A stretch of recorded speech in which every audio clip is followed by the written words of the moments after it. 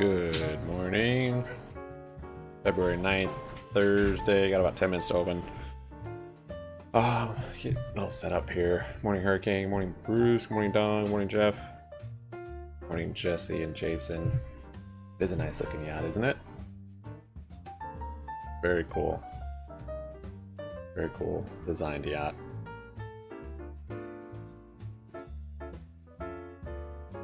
Don't know why it's not showing SPY up here.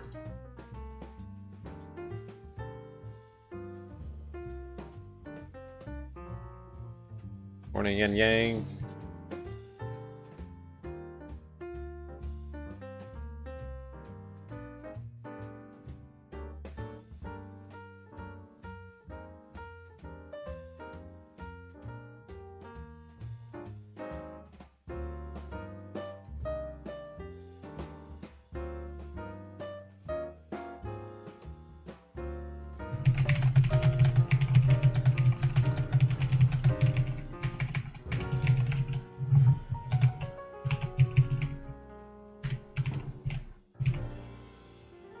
You guys are gonna be stoked.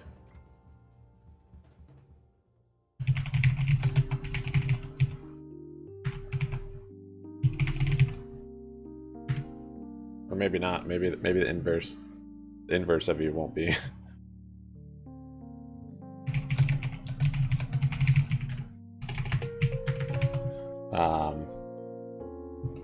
GME's options are cheap. Morning Mega Hunt and Sake. Old SPY overnight.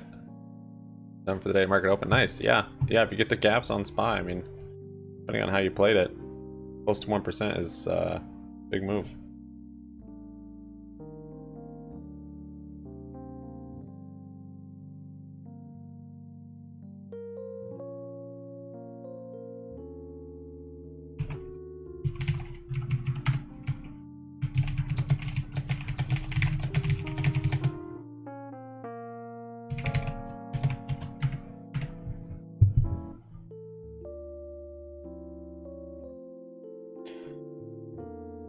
All right, barking is already barking, it sounds like.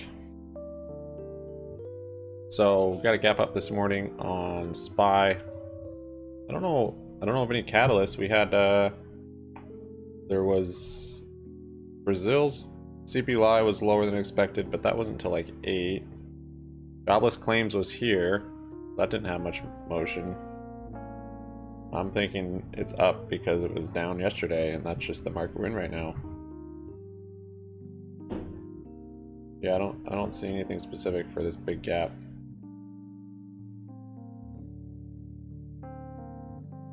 BBI dump today? Not necessarily. It's a pretty solid pre-market.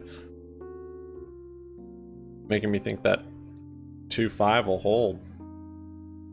Carvana's up 8% pre-market. Thoughts on Tesla? RSI is overbought. Maybe it's still on a hard uptrend. Just curious. Sorry, my long name. I know Tesla's way overextended, but we might be. Holy smokes, 3.5. Yeah, we might be in like the blow off the top of this kind of short squeeze. So there's definitely more room to the downside on it, but not to say it's at its top. This thing might hit up here first. 230, 235 is kind of that next resistance. Or no, I guess there are some back here. Supports, but yeah, I mean, it seems like the market might want to, I don't know, it could chop around still and not make a new high before CPI next Tuesday. I guess we only have what, 3 days till then, but this gap up is somewhat telling, and the jobless claims didn't seem to affect it. So yeah, if you're playing the upside, it's a yeah, you've got less upside, I think, on Tesla than downside at this point. But I do think it's probably gonna, I mean, it's already gone up some. I don't know. When does the music stop and it settles down? Coming soon. But yeah, it is super overextended. Also GME. Interesting. What's going on with that? Goes down to 2.6 right open. Might get us down there before open.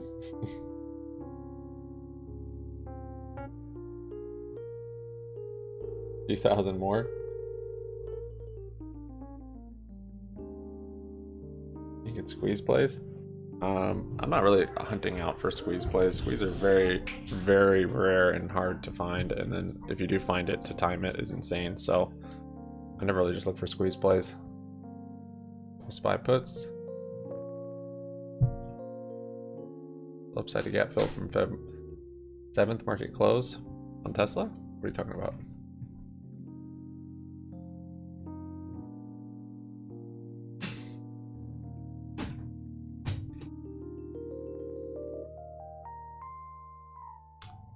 Thanks, Mega. Appreciate it. Yeah, Tesla can go crazy. I mean, it's already gone pretty crazy. Along with the SPY.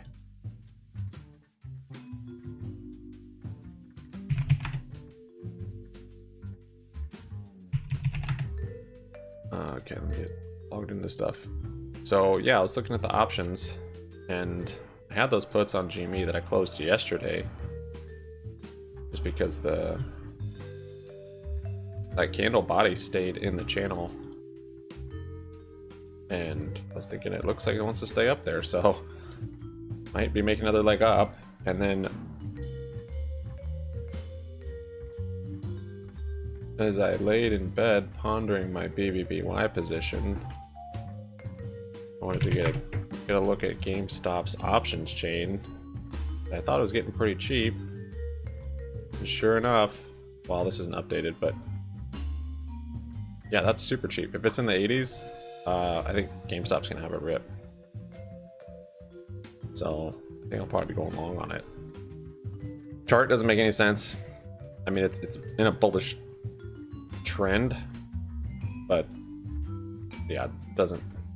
It's not a nice looking setup for a chart. But GME sometimes gives us great moves when the setup looks awful. I think what's been consistent has been the options, though. Once you get cheap options. And then I actually even was looking at BBY's options, and these things got crushed. Look, it's down under 200% on the day or weeklies. These are like 600%, I think, on Monday. And then next week's 180. So these have actually gotten much cheaper very fast. I don't know if I've seen data crush like that after just basically 2 days. Which is crazy. And it makes sense, I guess, because, well, yeah, I mean, it's crazy. It's like we just had earnings. So I'm going to be looking for longs on GME this morning. Probably some shares, probably some options. And then BBBY might do some cash secured puts, but now that GME is looking nice, I might not want to allocate any more to BBBY yet. Kind of what I'm thinking. Oh, for SPY there's a gap. Yeah, there's still gaps up here.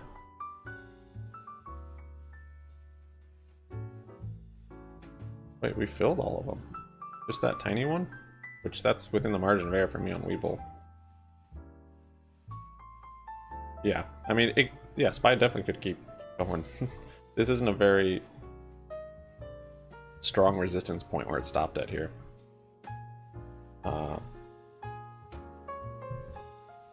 Just how high can it go before CPI? And then does it pump after CPI? Maybe it chops until CPI and then rallies. You know, I'm expecting it to sell off after CPI, but who am I to say?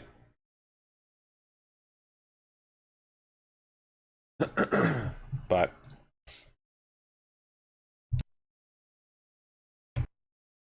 thank you guys for your thumbs up. Got some early morning people that are awake this morning. Got at 11.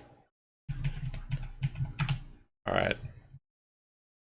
Bell has rang. Market HPCU is up. HPCO is up 72%. I actually have this. It's hilarious. BBY is coming down into open. So is GME. Trying to be patient, going long on options. Typically don't want to in the first hour at least. Buying, holding, adding options. On Hurricane on BBY.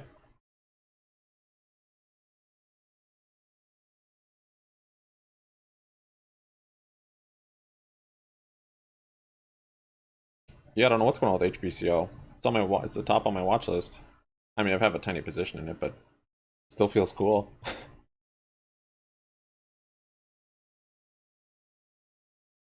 You want to look at 30 and 5 on SPY. Hold on before we start flipping this grip. Grip to 25. GME to 25 is not much of a rip, but yeah, I do think I think we might be in for an actual move.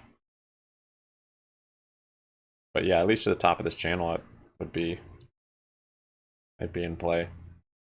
Well, 25 would be breaking that 24 support, so breaks there, yeah, we might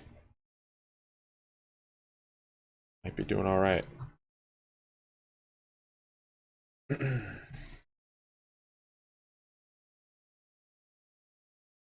Now the question is, which one has more upside and sooner? SPY's kind of selling off here.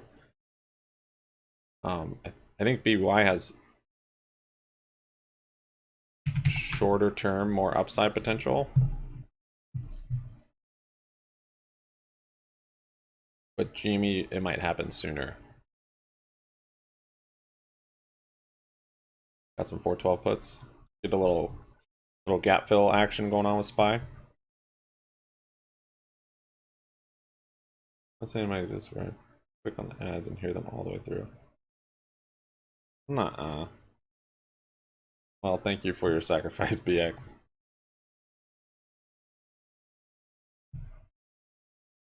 I actually got nat gas. I got one long contract last night for some reason. It is very, very cheap and at all-time lows. And I think it's gonna come up. Just have to wait on it. So I might just start scaling into nat gas. Weevil's kind of broken. I'm not getting all the things. Go before 12. I had 2 GME calls. Have you? Yeah, I'm gonna wait to get calls, but I mean, yeah, sometimes it just starts going right away. So scaling in, yeah, that's not a bad idea. I'm thinking some longer dated stuff on it. I'm really surprised how much BBBY came down on the premium. Like it's not even right now. It says 400. Hold on, let me look on a E-Trade.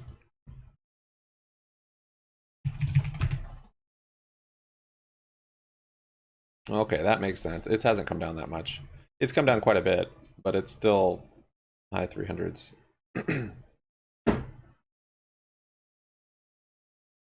So I might do some cash secured puts, some more on BBBY here today. Maybe don't even need extended hours on. Nice if I don't have to run that. Yeah, it's pretty easy to see what's going on. Watch if it breaks out to the upside on the 30. 11. I've been bullish. Have halted. HPCO is halted. Wow, seeing gap and gold. Well, I'll be smugly holding my 5 shares. Is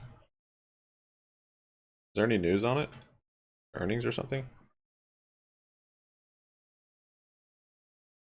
There's an offering that no, that's 5 days ago.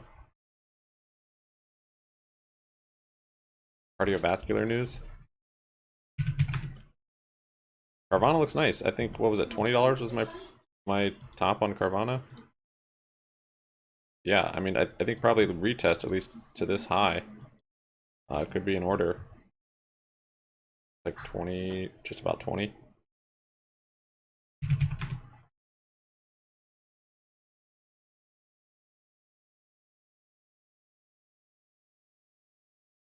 BBY is getting kind of frothy here.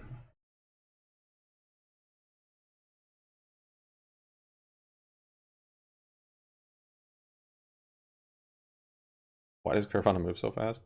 Probably a pretty low float. 95 million, yeah, it's a small float. It's like a little speedboat. It's easy to turn around and maneuver in the water. What a small float's like.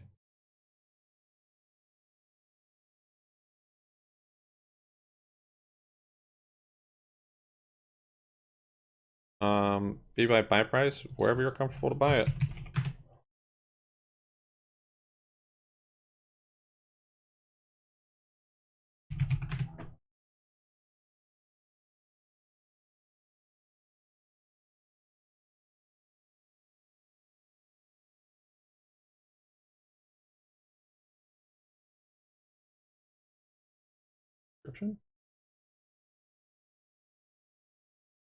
Yeah, the membership helps out for sure.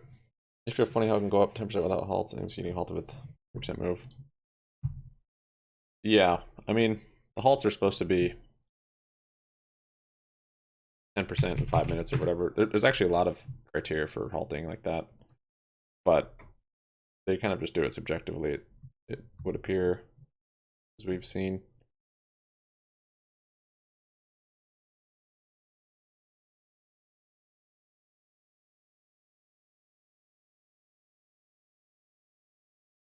Flies coming down.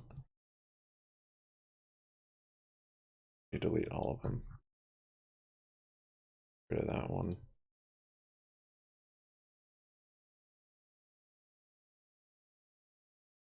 Put that pre-market low on there. Probably this high from yesterday, that little peak. See where we bounce. Zero would be a great buy. Morning, Thomas. Hey, Julian. Silvergate Capital? I don't have any thought about that. Silvergate Capital. Oh, SI? Yeah, well, I don't know what's going on with this. I've heard about it a little bit. Still looks like a nice bullish uptrend.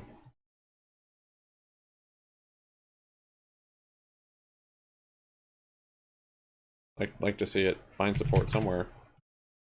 All right, SPY's coming down. GME is holding up 0.8. HPCO is still halted.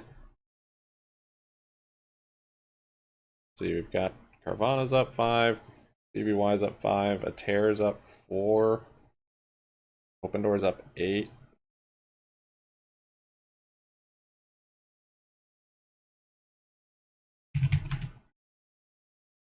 I feel like I think GME is just going to stay in this channel and go up from here. I don't know. The options is cheap. All right, let me check on here.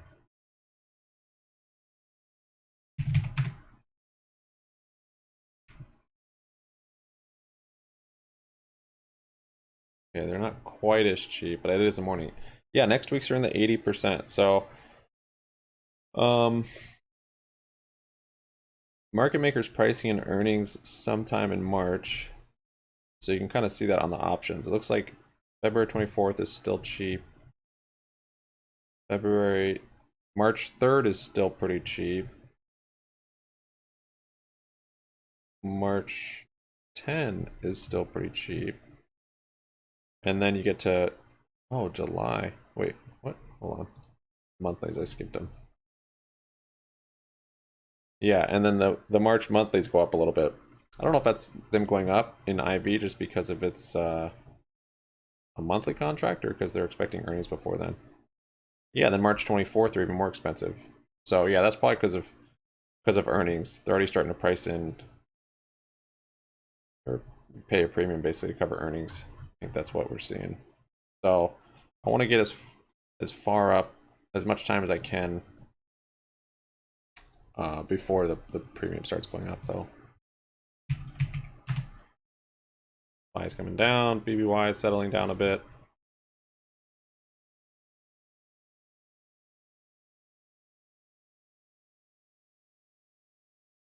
Thank you guys for your likes. Legit, we got 14 of them. Well done.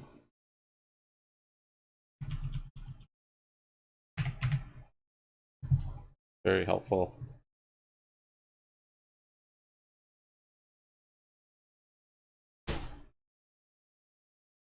So let's see.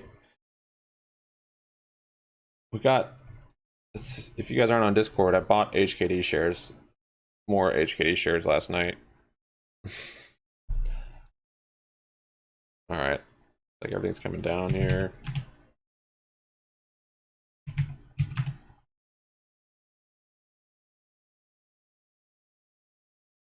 This thing's at like historic lows. Raging Bull said they had earnings coming up. Like, we don't even see earnings on the chart here. I don't know if that matters, but yeah. This chart does not look bullish to me, but the options, man, they hardly ever get to the 80s.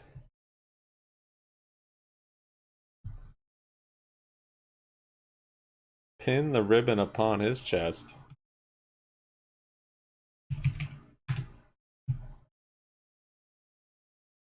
Um, 258. Maybe, yeah. That's pretty good support. See where it settles. Um,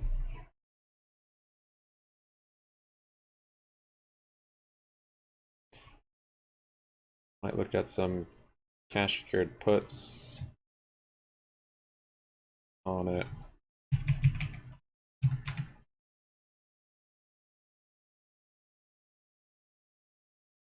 Yeah, I don't know. I think I want to put more capital in the GME right now.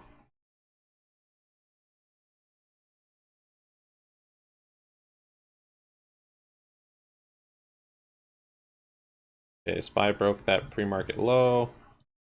Next level 412.54. Ah, my GME options. Yeah, more time. That's good. Lucid's going down. It's only down 1.2%. You'd like to just see it hold this 11.13. Pretty solid support. If it breaks through that, then yeah, the trend might be over. But otherwise, that's a nice looking bull flag still. Gotta wait for the market to shake out this morning. I needs to gap fill a little bit on SPY. Why is HPCO still halted?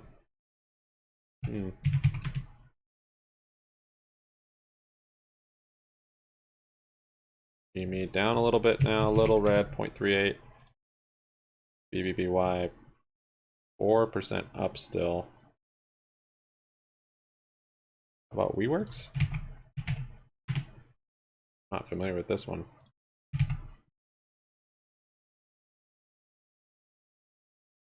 WE?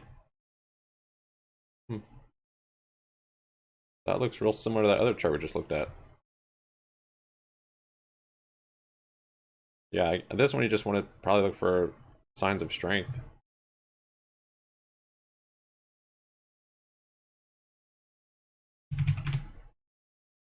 No sign of strength yet on it.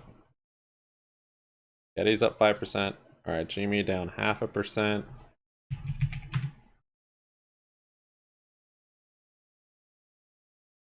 So might just get like a GME run into earnings, as we have seen before. Kind of back to the old school rally into earnings instead of after. Kind of like, well, actually, even here we kind of had that. But before he moved earnings back, he used to rally into earnings at that time. This time, rally. And this one was, of course, an epic rally. Something like this would be appreciated. I guess there weren't many, actually. SPY holding below that support.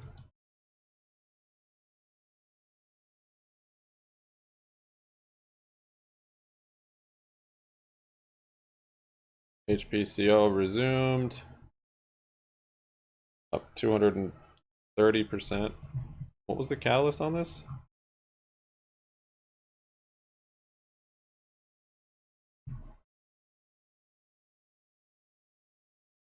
Oh, a lot of volume.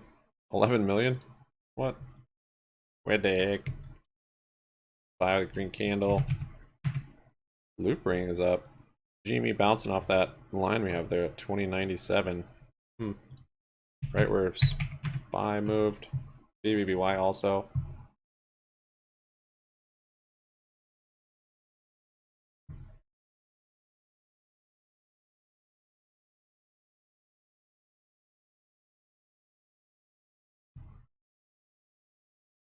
HPCO 236%. I made my shares free when I got this at IPO. But I'm still pretty far down on it. Morning, Brad.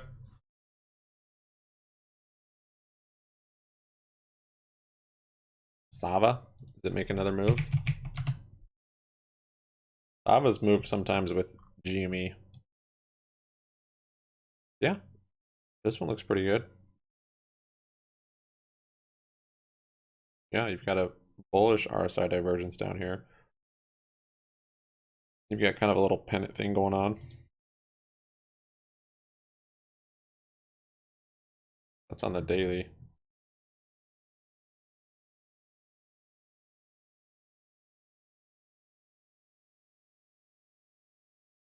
This one's a little choppy, but yeah. Big bounce for GME off of there.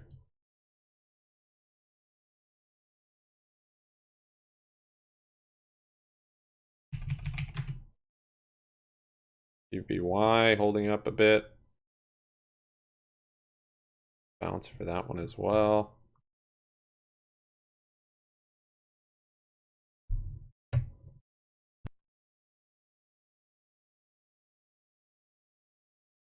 Ooh, a couple of sneezes. Moist. Wheel is 270 and push past 30 again. We fly. We fly.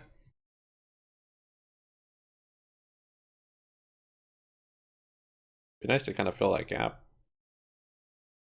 Experiment with constantly buying the close, sell the open.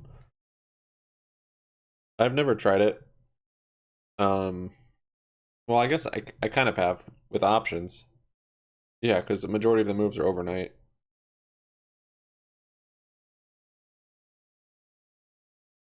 And I'm kind of doing it now with futures, trying to at least.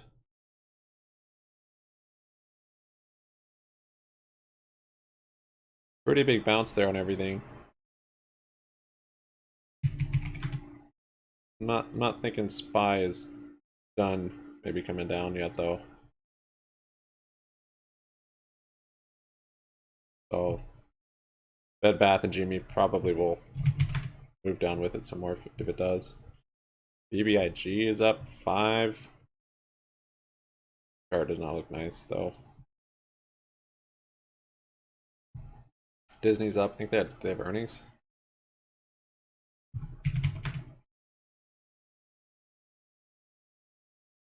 Yeah, I've shared DD on that before. Like, I think over the last, I don't know, 50 years or something,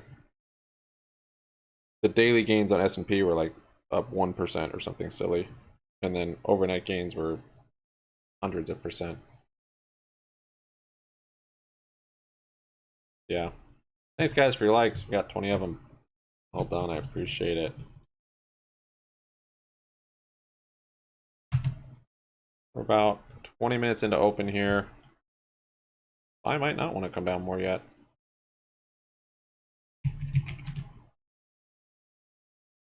Yeah, I was noticing actually GME's options yesterday when I was trying to cover calls and how they just weren't decaying. They kind of get to a price where they don't decay. I mean, they do, but it's just so much slower. Okay, I'm gonna find some options here.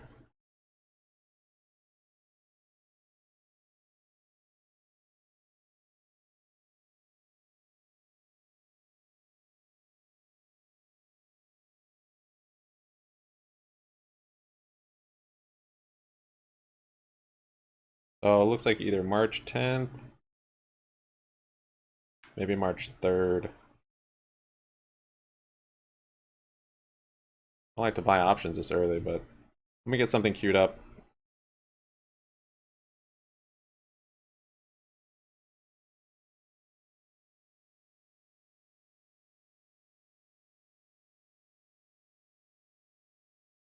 And it's starting to move. SPY's starting to move. GME's starting to move. Just chill out for the morning a little bit. Do an afternoon run when we get all loaded up.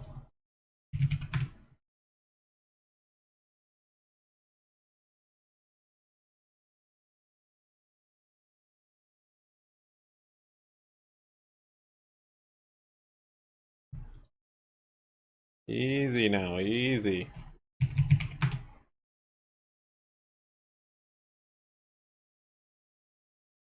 March 17, 30 calls bought last week. 140 down to 70. Not terrible. It depends on when you bought them. Of course, like, that is a huge factor. Heck yeah, I love some Thursday afternoon fun. Come on. Just chill out here.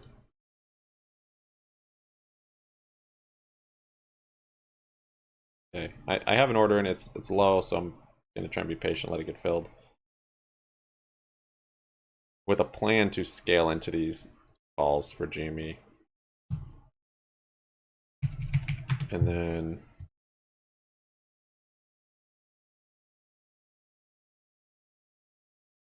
Bed Bath. Options are still expensive on it. We might need a... Oh, alright, so some of the calls got filled. I'm gonna put it in Discord. I got... Dang, I hate getting options this early. Anyways. Oh, GM rallying. What'd I get?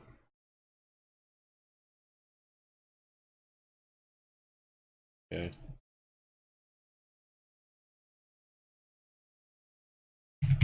What do I get? March. Give me March 3rd. 22.5 calls.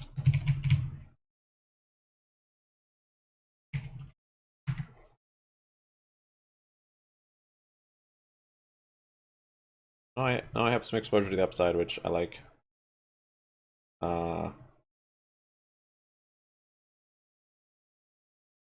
Maybe waiting for later in the day or for some confirmation of the move, and then averaging down or up, whichever way it is at that point. But yeah, with the IV in the 80%, that makes me pretty bullish.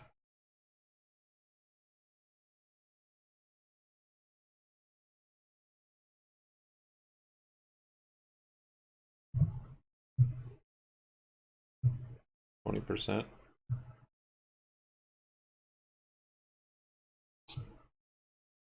You're down 20% on them? If this for a 3-minute candle on the SPY, and then the 5-minute would want to dip. Yeah, I still feel this gap here somewhat. Yeah, HKD did have a little gap up at some point in the after hours.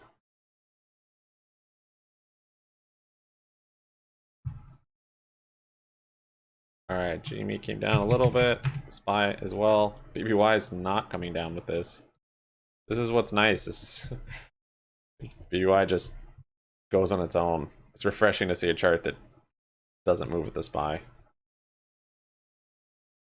also scary because, of course, it can just plummet for no reason out of nowhere. But GME did that the other day. 12%, and SPY was just hanging out. Weeklies are down 70%.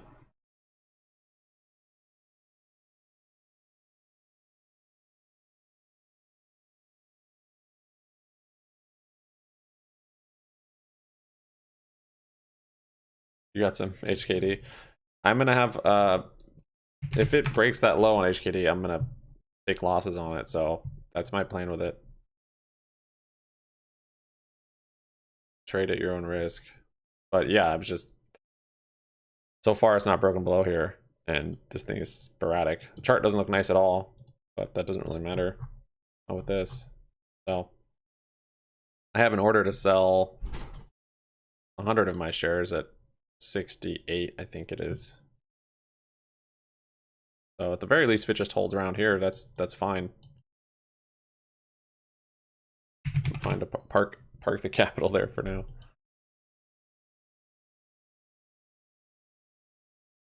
Yeah, GME, we can really just watch SPY and BBBY because GME will probably be imitating this for the most part for now. 3 before calls expire tomorrow. Your break even on them's 3 or your call strike is 3? Yeah, we saw that, Candyman. Someone shared that article. Their bankruptcy's priced in. Yeah, that's kind of what I was saying. If it's not going bankrupt, it's a good deal. So, and the news they came out with that offering seems like that's them not going bankrupt. All right, BBY, that's pretty poppy there. Pretty poppy.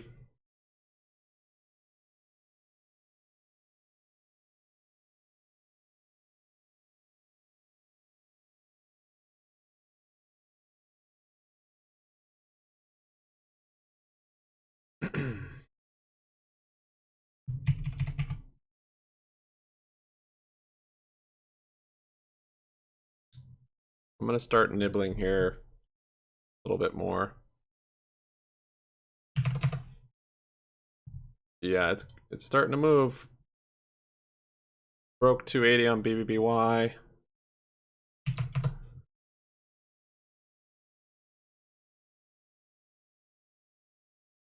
Okay, it's waking up. See, we're back to where I basically closed out, and like I said, I'm probably gonna be buying back in at the same price. The point is, I don't know how low it's gonna go first, so I was fine owning it at this price. It's just you can't manage it if it's gonna go lower. So yeah, I'm buying back in on some. Holy crap. Oh, this thing does not chill.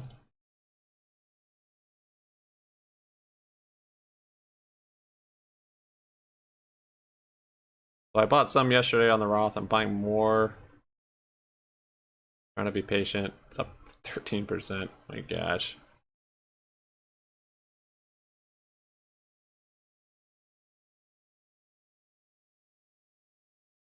Okay, settling down.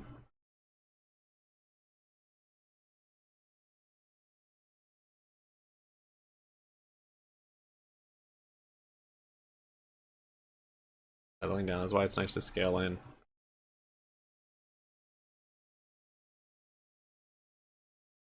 Okay. Filling out, that's good. HPCO up 320%. Wow.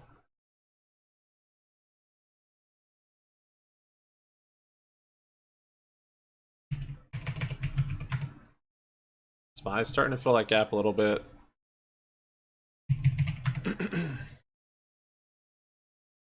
This is just making that 2.5 support seem more legitimate. So we could still come down and retest it, but it seems like there's a lot of strength now.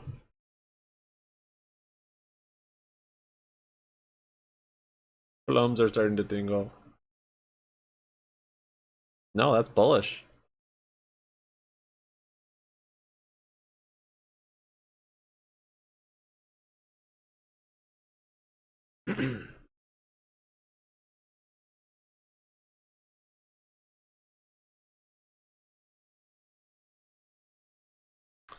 HBCO, it's like a hemp company, I think, like tobacco. Yeah, distributing tobacco with herb and hemp-based alternatives to nicotine cigarettes. I actually liked it. That was kind of a cool idea. But I kind of just played this one as an IPO. Made the shares free and now have a tiny position.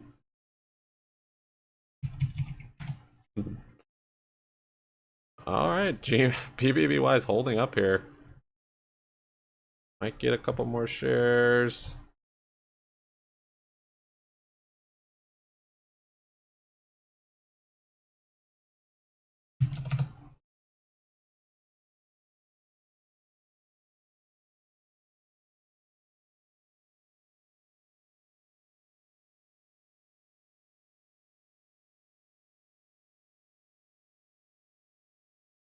You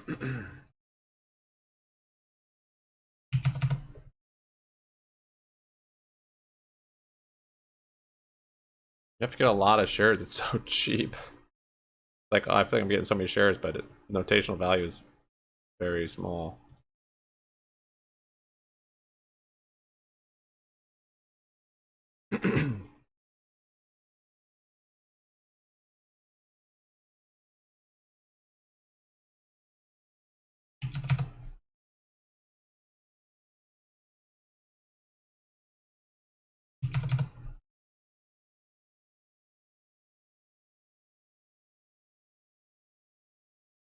See what's going on with the option at that 3 level. Oh my gosh, if it holds above 3, that's a huge amount of open interest on the calls. This option chain is just wild. 43,000. The put's like over here. Yeah, I mean, there's a lot on the put side too still. There's just so much liquidity on this option chain.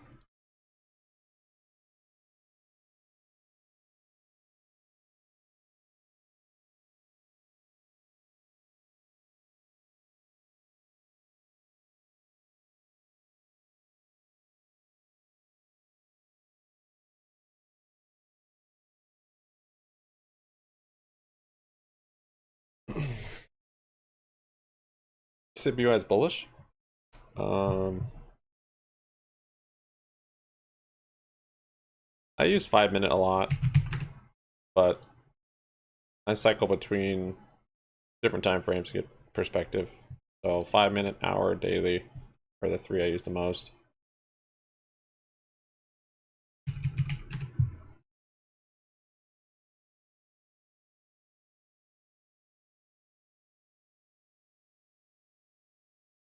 Three, 10, 11 call. You got 11 calls on BBBY? Oh my gosh, man.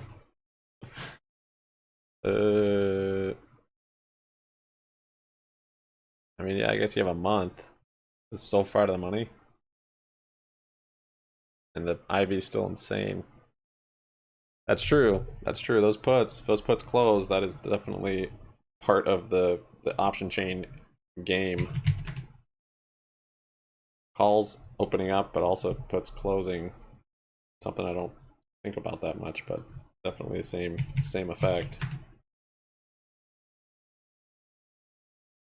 5-minute, 30-minute, 1 hour, and 4 and daily. Yeah. Yeah. What's up, Alex? Let's go. Thanks for your thumbs up, guys. Appreciate it. It is a nice morning for BBBY so far. I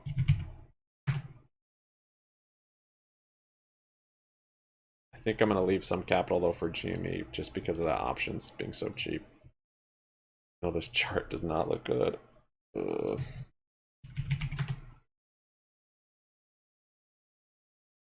I've gotten some shares this morning.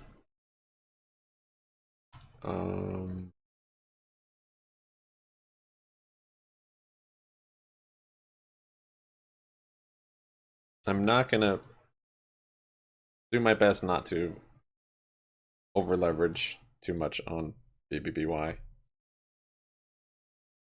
Just my greedy eyes get to me.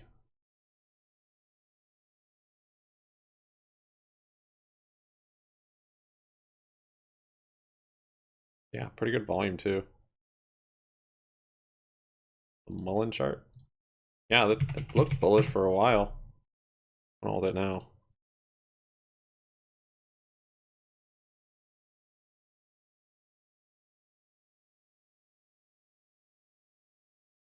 They kind of rejected that a new high, kind of double topped there.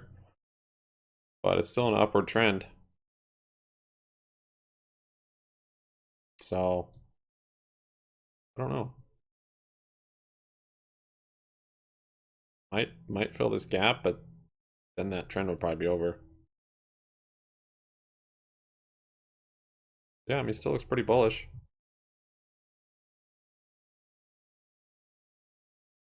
On the daily time frame there. Buys moving up here.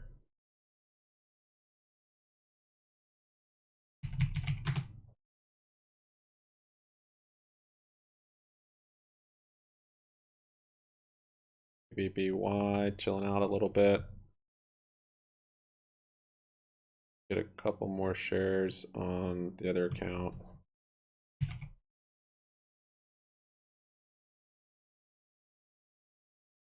Leave some buying power though if we come back down and retest 25 or even lower.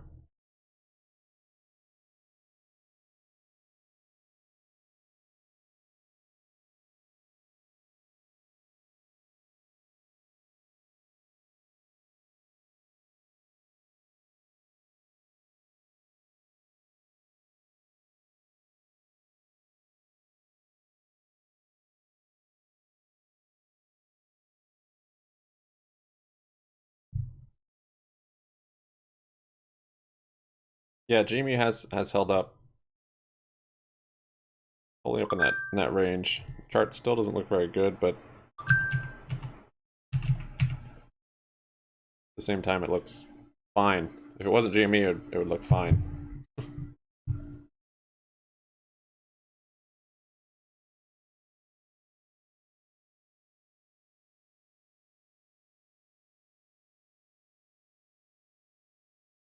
Yeah, BBY coming back down.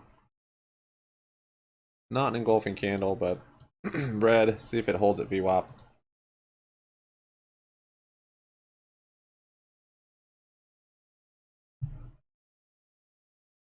Breaking through VWAP here.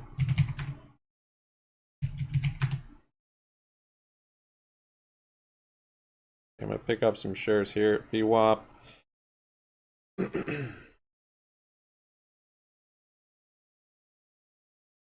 I'm gonna have a wash sale on them because those are the ones I just sold.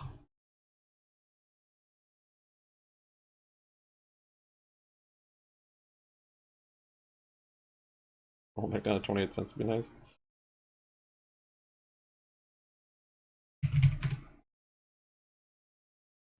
Yeah. Yeah, so I've got it in this channel, and that's part of the reason I closed my puts yesterday, because this wicked out of the channel. Didn't close, and then even yesterday, just wicked out of it, so seems like it wants to stay in here, and if it does, then probably move back up to the top of it. But I'm thinking potentially a much bigger move, like a proper GME move, just since the options are cheap. SPY bouncing up there.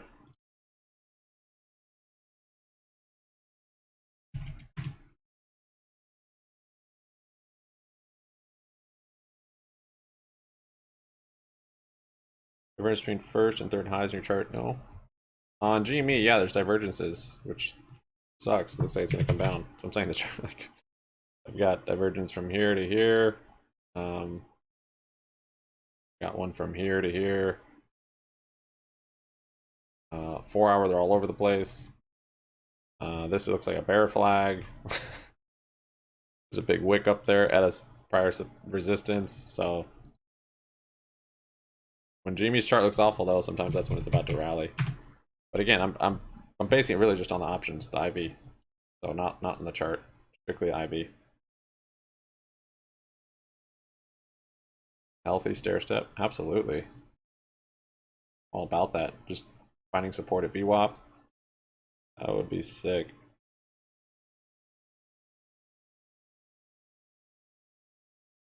130% day. So I wasn't paying too close of attention, but when we had this day, the options were still. So after this day moved up on BBY, you recall I was saying, all right, it's gonna might take some time of cooling off. Options chain might need to get cheap, more attractive, and before we have another rally. But I think this rally started happening, and I mean, of course, it's all relative, like what's cheap or not. But I think the IV was still like in the 200s, like high 200s, when this one happened. So, we could be waiting this same length of time for another rip. That's quite possible, or longer, of course. But that was 16 trading days, or it could happen sooner.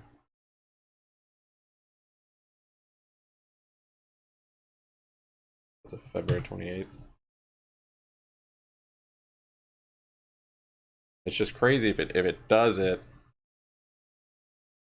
without the IV coming down.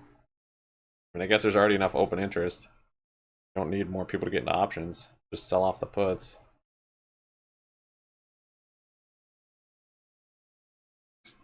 It's enabling some very bad trading habits.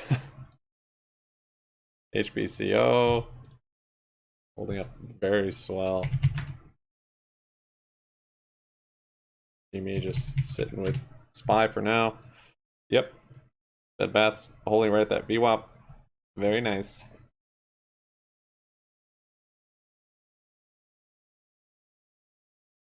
Elbiz is down 5% today.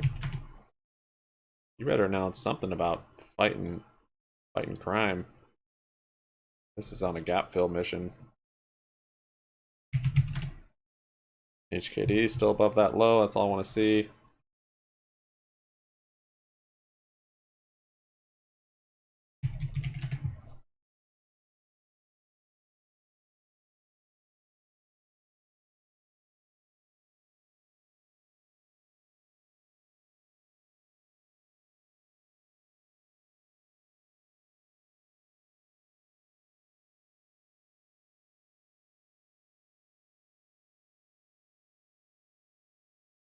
Still above VWAP there.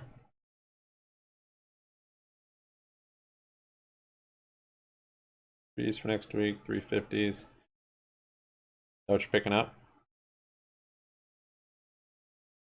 Get in while you fit in. I remember you saying that.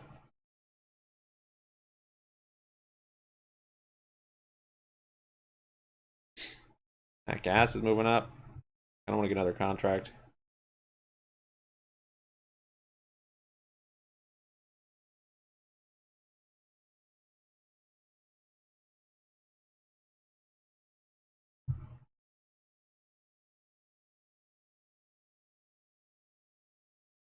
Holding nicely. Volume's chilling out.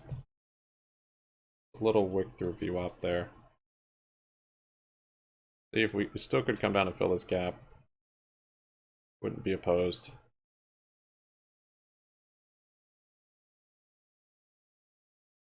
Fives and sevens next week.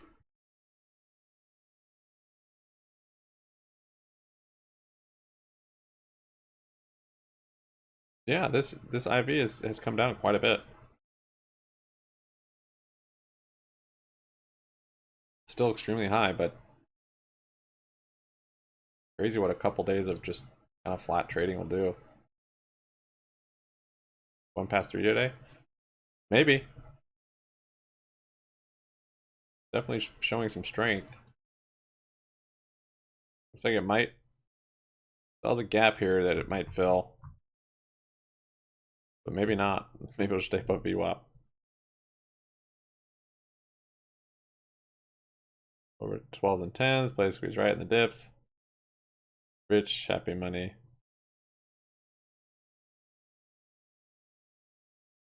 I'll do my best. Preserving capital.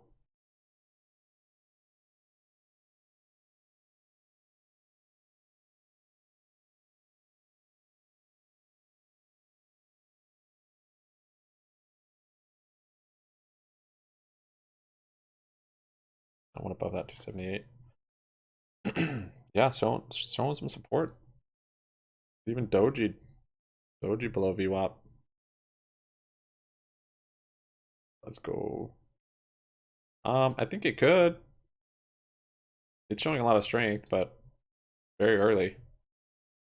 Only been like 45 minutes, so it looks like it's on the right trend. Even if it fills a gap, doesn't mean it's not. It can't keep rallying today. It doesn't seem like it will, but just based on the strength. But it's hard. I don't have a gauge. Like it's not moving with SPY. It's just doing its own thing. Hype. Got some Tesla calls. Oh boy. That thing go 5%. Yeah, so we're just in kind of this short squeeze mode.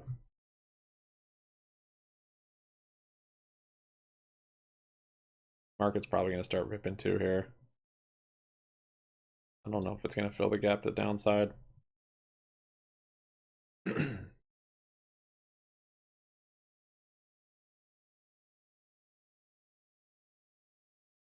216.17 I'd say is the next level on there. Or for Tesla. For Tesla.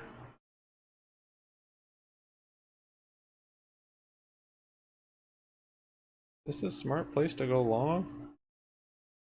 I don't know. I think so. Alright.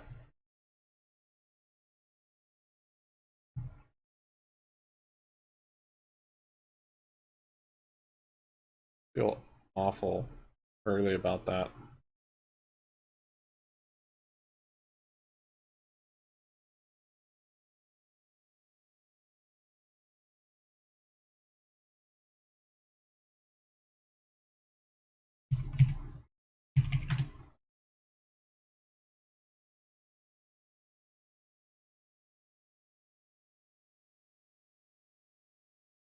Alright, BBY's holding the VWAP. Coming up more.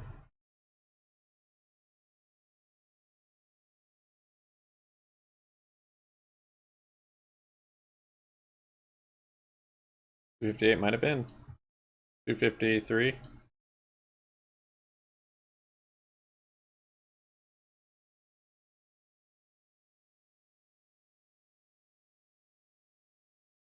Yeah, I don't like that entry at all on SPY. Just wicking above VWAP now. Look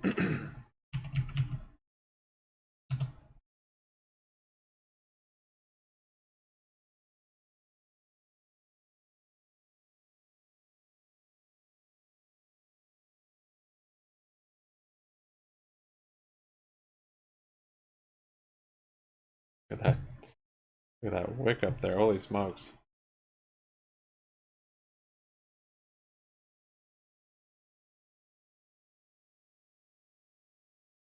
Going past 3 and beyond. Yeah, I'm closing out of that long. That's a stupid entry. Stupid. I'll wait for the range to be decided. There's still this big gap down here, which it might like to fill. About to become a multi-billionaire.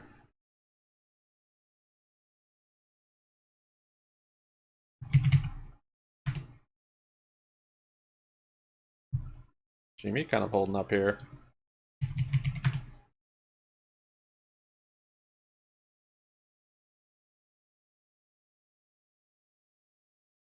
HBCO is still trading, not been halted. Holding up nice. That bull flag on the 5-minute.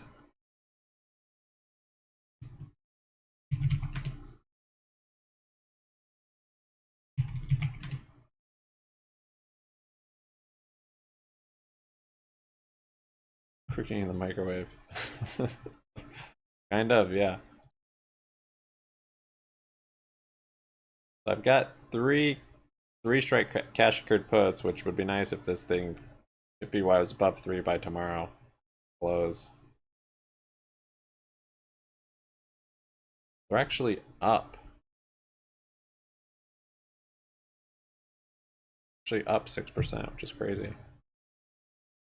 Oh, it was Tesla that had me thinking the market's about to rip, which it might. Tesla is on a mission. 216.17.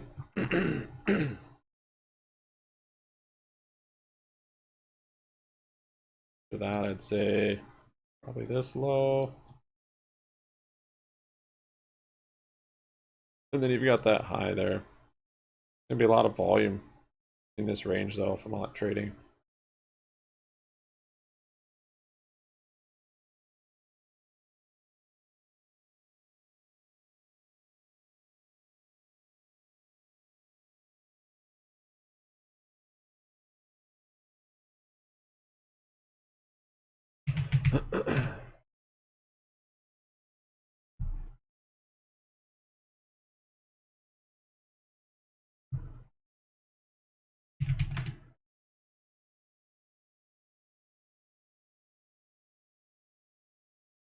High and a half. It's tempting to sell covered calls. To have a rally this soon from that rally.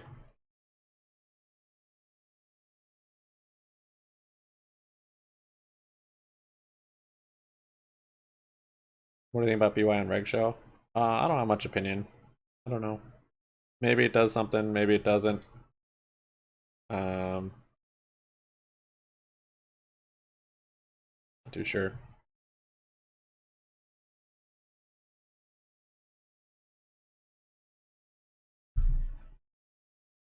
Buy melting back up.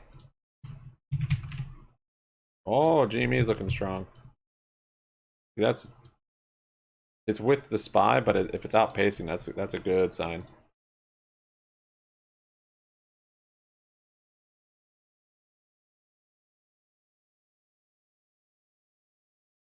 Yeah, that's a good sign there on GME. Good volume too.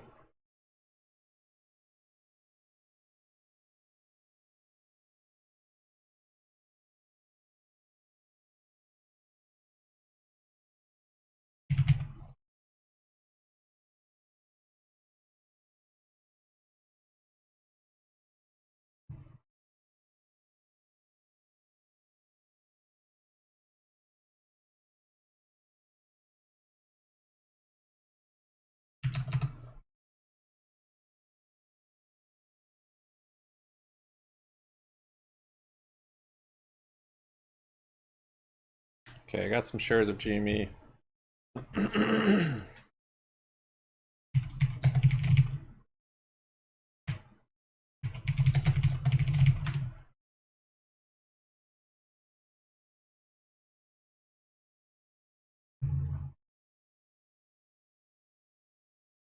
UK house prices fall for longest period since 2009.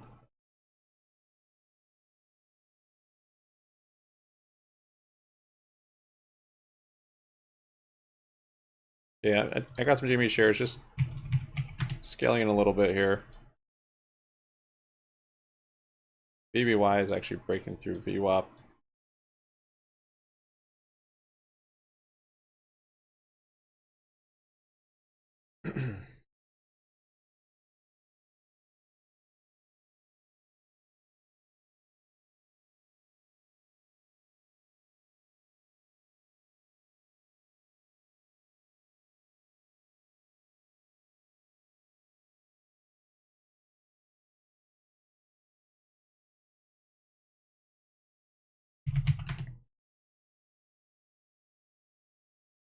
There's a wick, but look at that volume.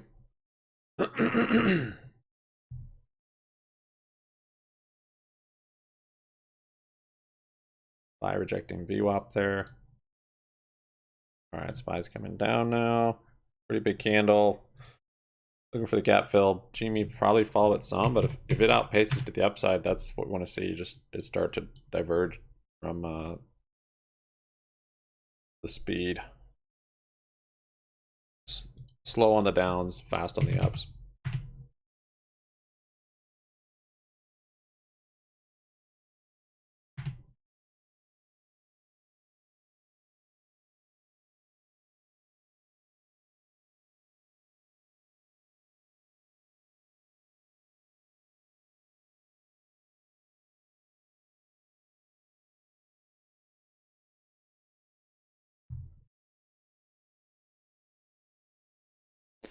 HPCO pulling up nice.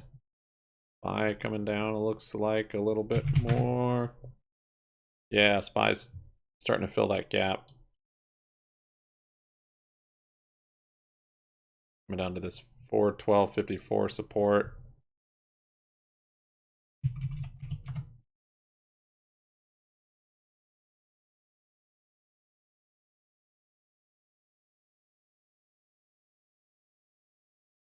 Yeah, that's kind of the next level. Here. Is that the, where's the gap at? It's about the gap, I think. Not quite.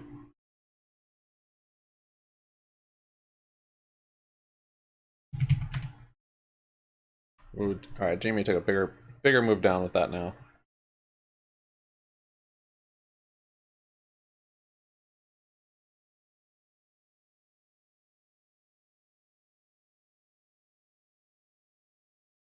Still holding your puts, huh? I thought it was quick in and out, like lightning.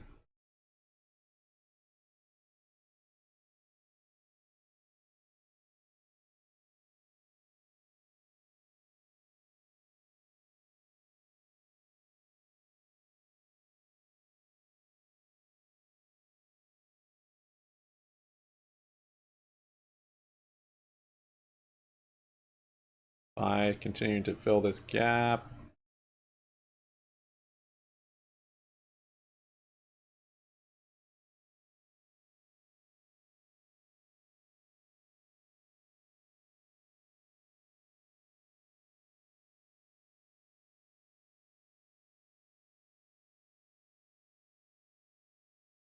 BBBY below VWAP. Gaps to fill below 3. I mean, yeah, there's this 260 right here we made this morning. And then there's gaps down here. 130. Whoa, big flush on SPY. 130 is the lowest gap I see.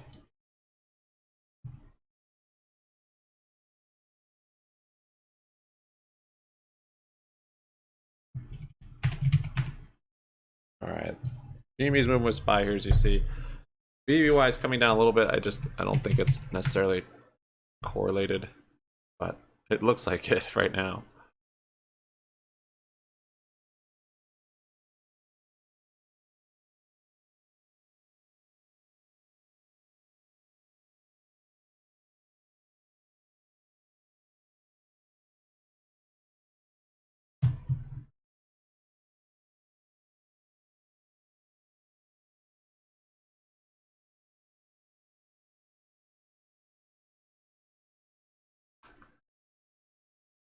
Basket they can try.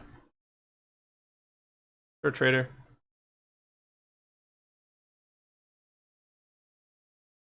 HPCO back up. Yep, holding up. Nice.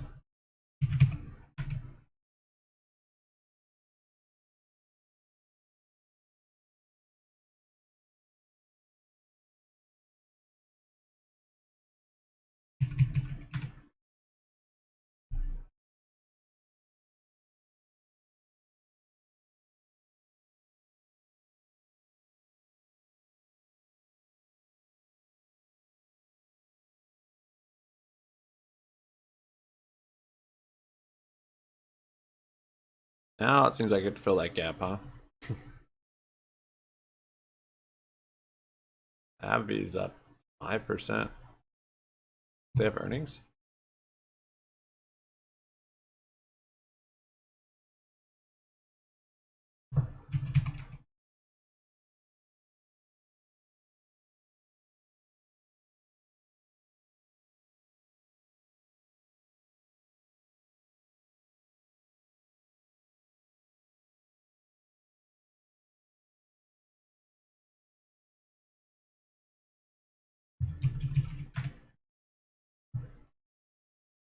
Okay, BY is coming down a little more.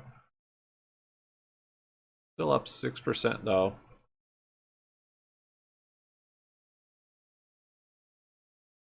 So very, very strong still.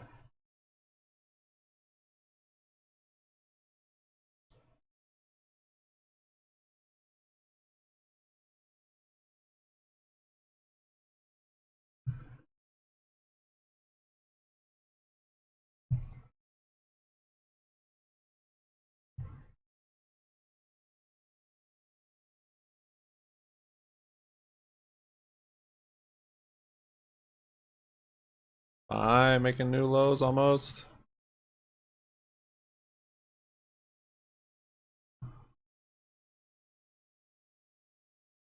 Bed Bath coming down more. Whoa, nat gas had a spike.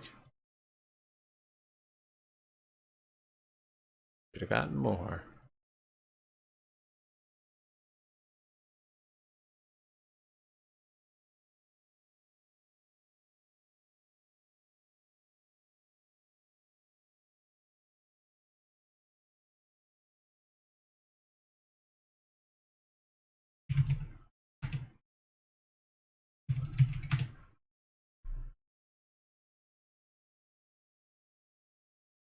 Went from 127 to 2-1.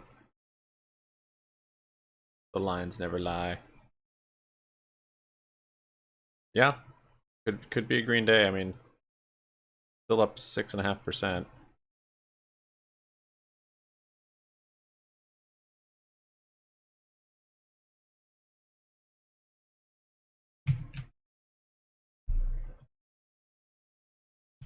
I think there was news maybe on nat gas or something. Look at, oh yeah, there was news. What is this? Natural gas storage. Oh, the storage numbers came out. It was negative 217 billion versus negative 151 billion previous. Estimates were negative 201 billion. The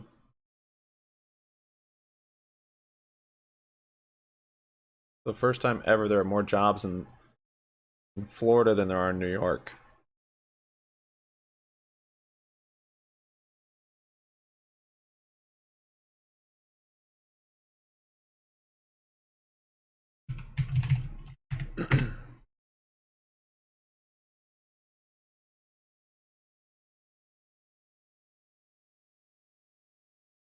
So yeah, we had initial jobless claims, natural gas storage we just came out, and then we have a 4-week, 8-week bond auction or bill auction.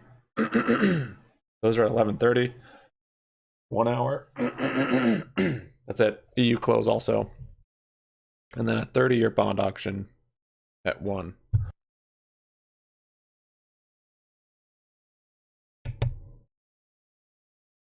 Okay, bit of a bounce here on SPY.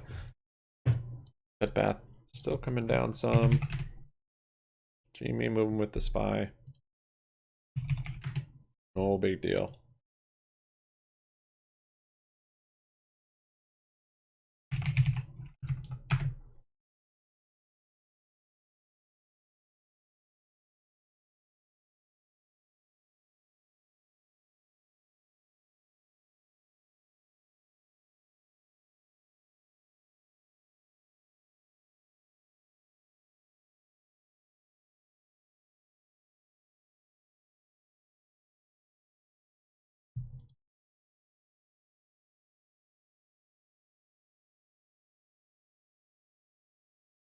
Yeah, that first hourly candle is pretty big. Wicks are large. SPY's bouncing back up here. GME able to outpace to the upside. Not yet.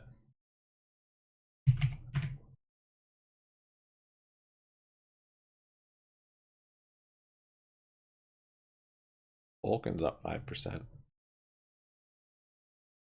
What about birds?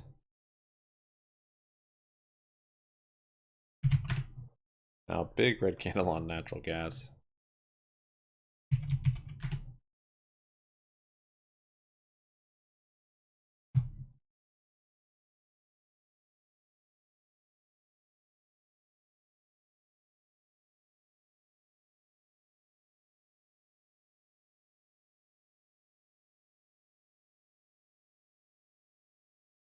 %70? Nice, well done.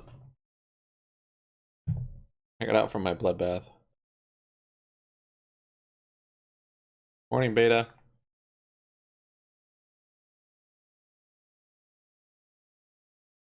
Might get an after lunch spice.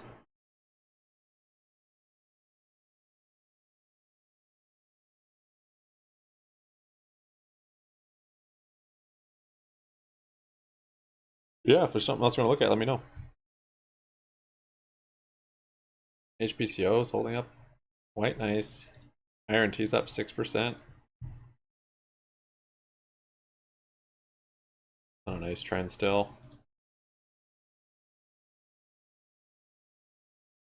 W keys tripled. Not since October, I guess.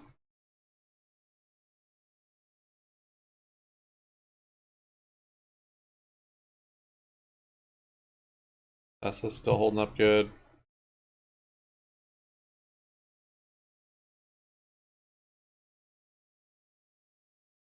Hold off on calls, probably smart.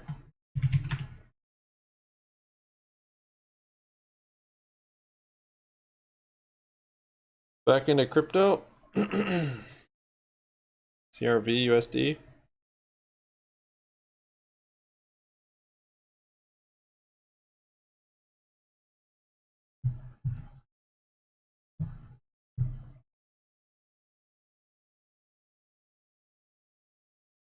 GME's volume is pitiful.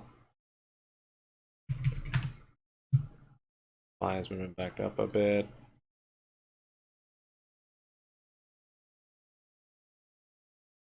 The volume this morning on BBY was good. About as close to the same as yesterday.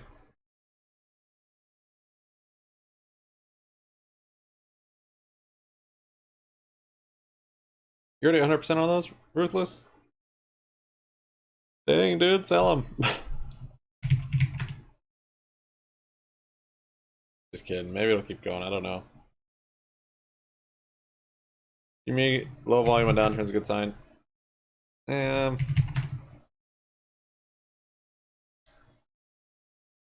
Yeah, I mean, so oftentimes at the bottoms we've seen volume pick up, even going down, to signify a floor. Like here, it accelerates the downside and volume picks up, showing buyers. Another one, volume started to pick up, but we're probably not in these patterns anymore, so hard to know. I think more volume is better for the bullish side. Low volume has always seemed like they can dump the price easier. So the fact that we've had better volume on this, but that's the thing, it's been sporadic. You've had some good volume, low volume. I mean, yesterday's volume was so low, so it's just all over the place. So the chart is I'm not trying to read the chart on it right now. It's more just the IV, playing the IV game. Oh, I know. I played Tesla options. They're gnarly. It's a fun one to trade for sure. I used to trade it before the split. So then it was really insane because the share price is like $1,000 and options were super expensive. So the split definitely made it more stomachable. You could always do spreads on it too.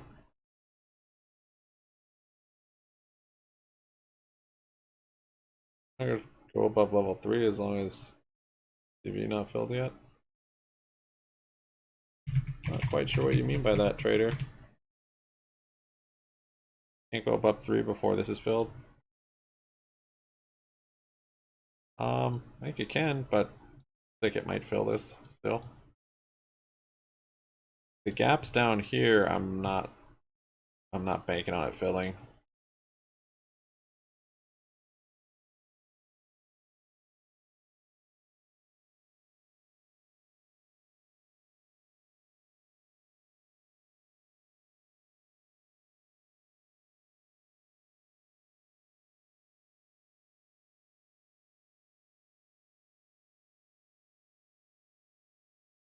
This was getting up to that 216, 17. Thing's pretty overextended. Very overextended.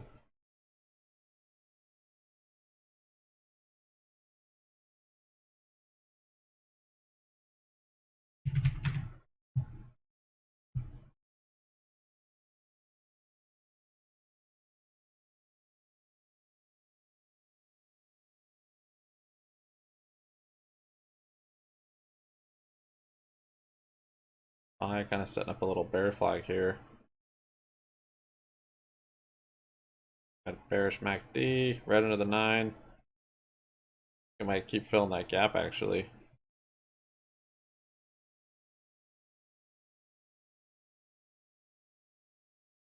I wanted to kind of go up for GME, but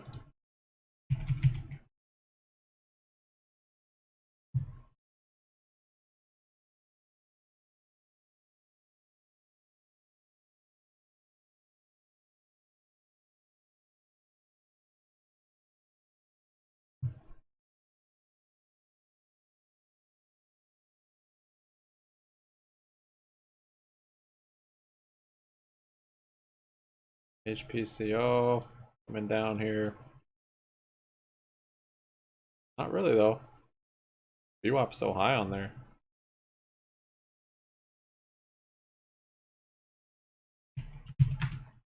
HKD still holding on to that low, hasn't broken through it.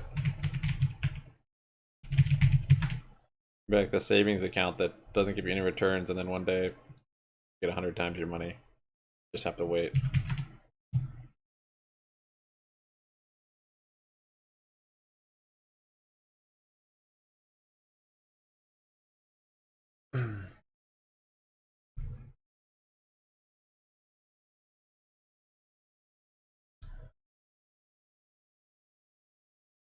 No, that was smart to sell them at 200.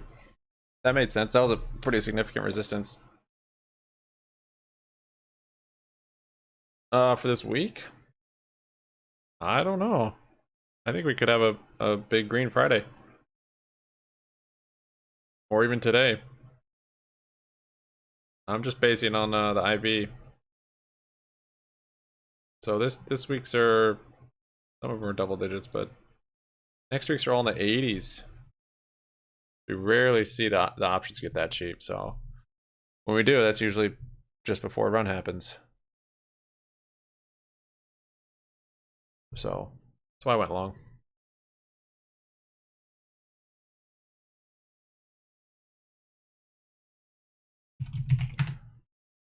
So that might mean SPY is gonna rip or hold up or go up as well. I'm not sure. Next Tuesday we have CPI, which maybe the market goes up on it.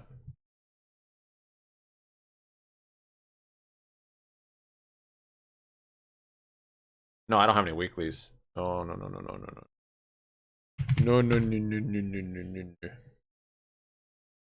No. But yeah, I think you could get a move this week still, but I would be cashing out on weeklies and getting exposure for at least a few weeks.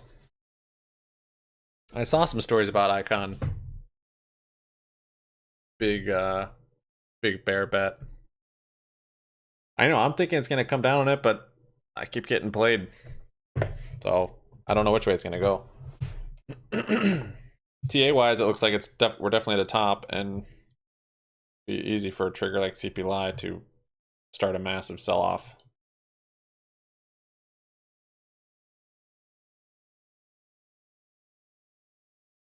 So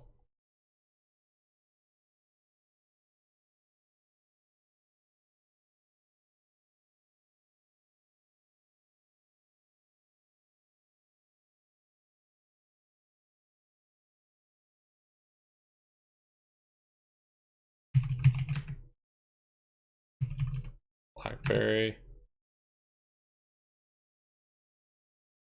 The bats, I mean, it's still up 5%. This gap fill, I think, will put it up.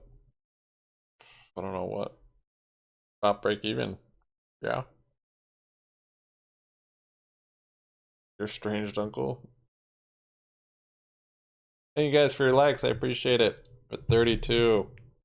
Morning, by the way, Ace.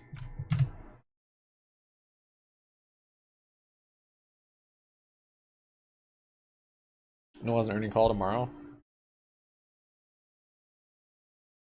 Oh.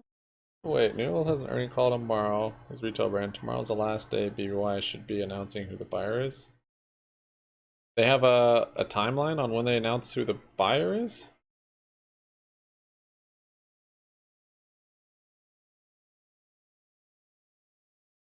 I don't know if they have a timeline for that. And if there's not necessarily a single buyer either, that's still just speculation.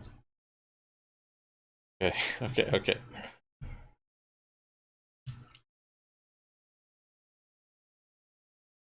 It's just random stuff thrown together to sound legit.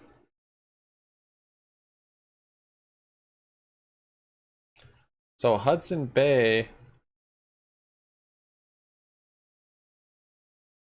looking back at it, someone mentioned, and yeah, the only source we had for Hudson Bay being the buyer was, I think, the Wall Street Journal article.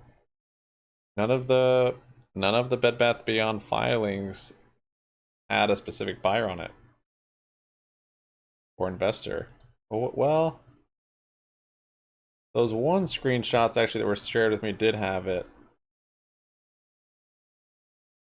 81% of people think tax will increase this year, according to a new poll.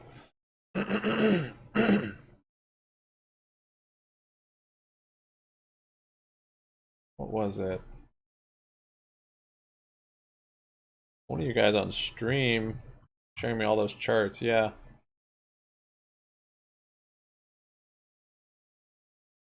Set it on these, I think. See if I can find it.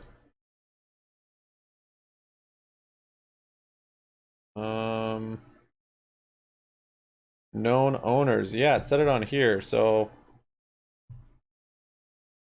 I'm not sure where Mooncake. I don't know if you're on here. I don't know where you got this from, but this says known owners. Hudson Bay on the warrants.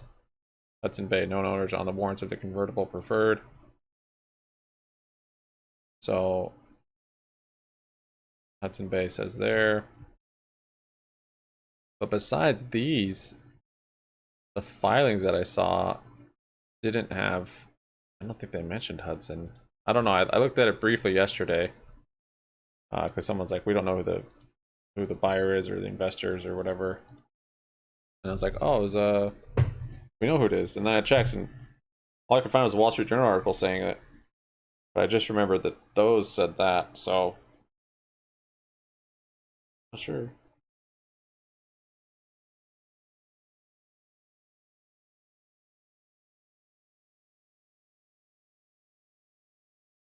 Dual brands. Press release data. Announces restructuring program.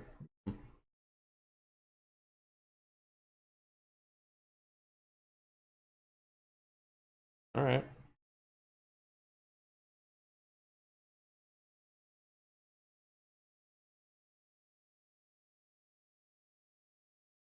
TV show.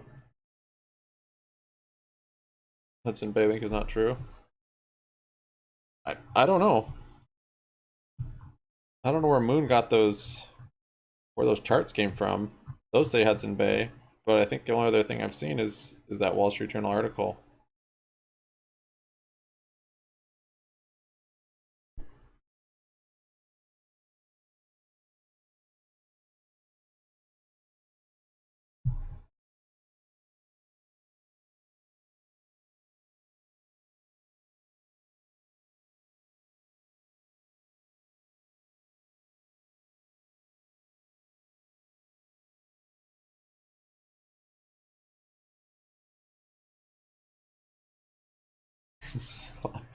Slopter box.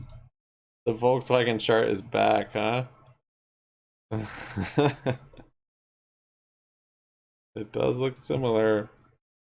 Was this even? I think this has been changed. I don't think it was quite like this on Volkswagen. I think you're reaching there.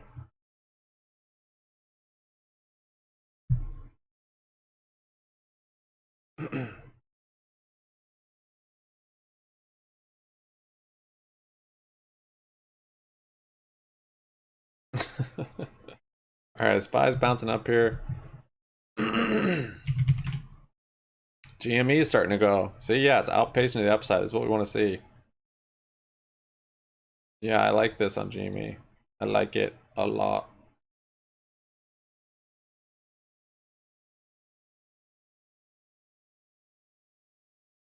Shares, options. I keep buying at the high, but it just confirms what I'm hoping for, so.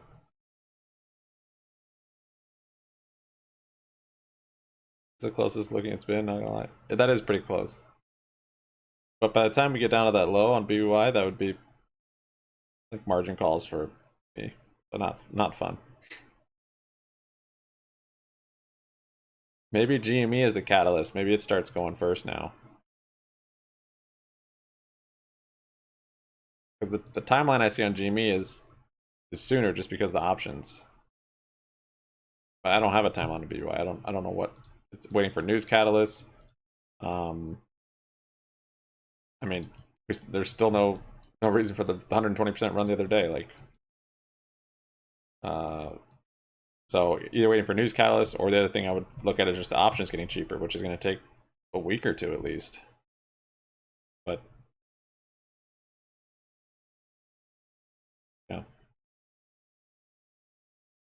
Go microwave your tinfoil. Look at GME outpacing, man.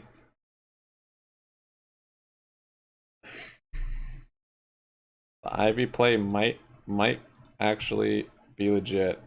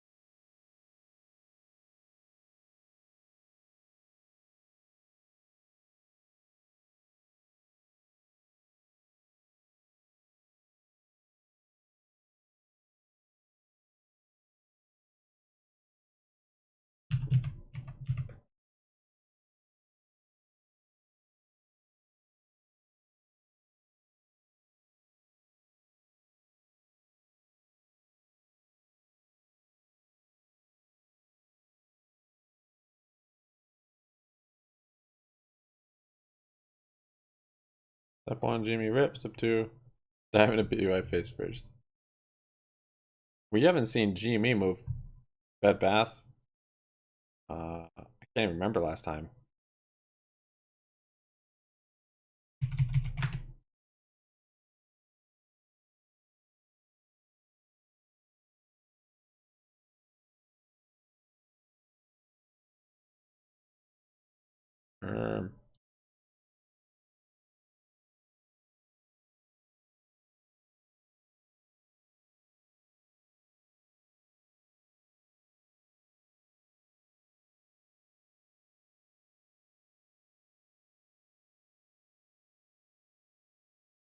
Future. So all in all, I mean, you have basically a company that's painting a picture of a new world, a new normal, and the fact that right now you have, a more high-risk lending environment, which is important to keep in mind. Street, I saw, does still feel pretty mixed. The lowest price target was about $12 a share, but it does feel like analysts see some optimism for this name still. It's just interesting to see it still up about 51% from its low, but now down about 28% just for this week. This name moves, Oliver, which is something you have to keep in mind, I think, also.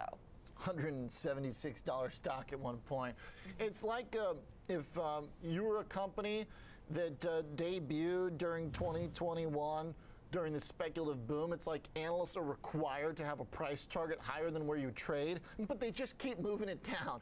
It's like every time a stock sells off, they keep moving it down. Amy with a big sell-off there. Why it would ever end when any major company can do this on their own? I mean, you can, wherever you buy from, the companies are now just doing it. I want to do it through Apple, I do it through Apple, I do it through Alphabet, I do it through Google.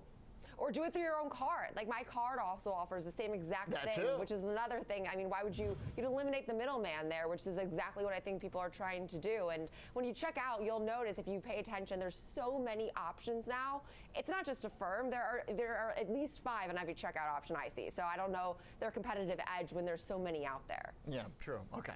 But yet analysts still believe it should be more than $12.80, though. Admittedly, the price targets are coming down. Thanks, Jenny, for the update. Affirm getting smacked. Market is firm, but a little bit choppy since the open. I got Nick Theodorakis here with me, Financial Risk Management Director, to close out the show here this morning. Nick, we've got stocks still up, but we're kind of sidestepping a little bit. It doesn't seem like we've gotten that takeoff, that critical mass yet, that escape velocity. What's holding us back? You know, Mr. Yeah, you can't sell covered calls in an IRA. Fast market, and I think the Fed is getting, so much of what they want. Right, they're getting some mixed data. They're getting, softening jobs report this morning, unemployment report this morning. They're getting certainly softening in the goods space. Labor in general is really strong, and I think that mixed signal and so much of what you're hearing out there in the in the Fed speak world right now is we're going to stay restrictive for longer. I think that's holding stocks back here, right? You're seeing a little bit of a bounce, but we were stuck at 4,000 for a long time. We've had a nice rally, right? We're 41.50, but now we're stuck here. I don't think we're going to see these just momentous upshoots like we've seen, like we saw during the pandemic, because so many of the names, like Jenny was just talking with the firm, are just not there from a revenue perspective right now. And couple the earnings, couple the kind of growth prospects with what the Fed's telling us, and there has to be that realignment in the market. And I think that's right. I can't day trade it, so I don't think I'm gonna do covered calls. Realization that the market maybe is coming through that the Fed does mean business. Some of the non-Powell speakers the last 48 hours have tried to deliver that message. Bonds fading off a little today, I guess, would speak to that point. The 10 years bounce got to 3.7.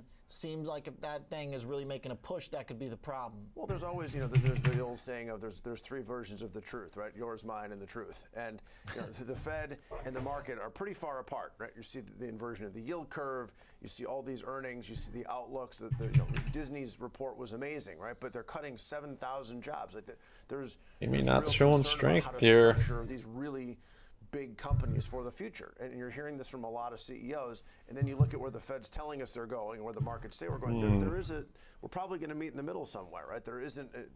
It's not likely the Fed's just going to change their mind. It's not likely the market's just going to snap in Treasury terms to what the Fed's telling us. So I think that equals some sideways sort of risk trading as we're seeing it right now. Yeah, we are. A little bit of a battle taking place here as stocks try to hold 41 in the S&P. Got roughly 50 points of buffer, but the push to 42 may not be happening just yet today. Thanks, Nick, for the thought. Appreciate it, sir.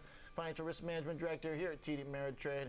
I'm Oliver Rennick. Thanks for joining MTL. I'll see you this afternoon for Market on Close. Hey, that's a nice aerial shot of our spot at the New York Stock Exchange.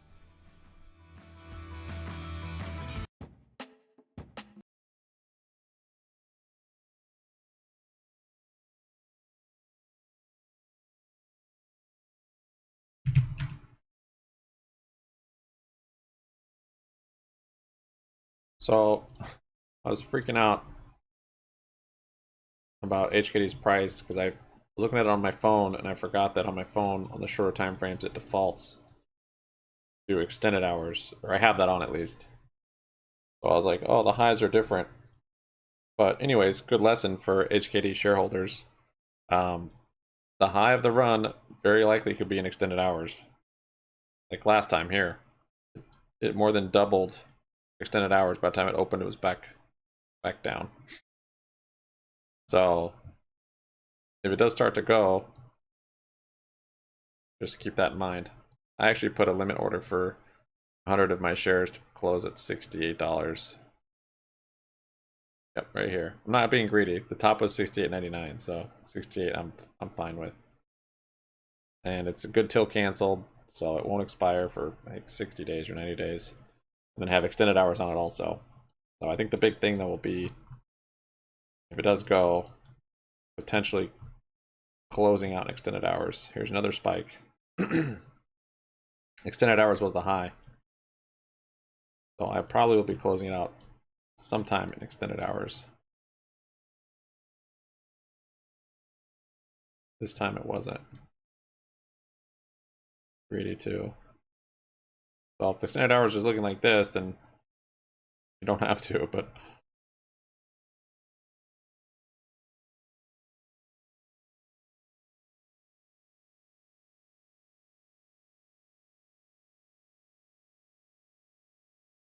and I think even the squeeze on this thing, no, it wasn't during the day.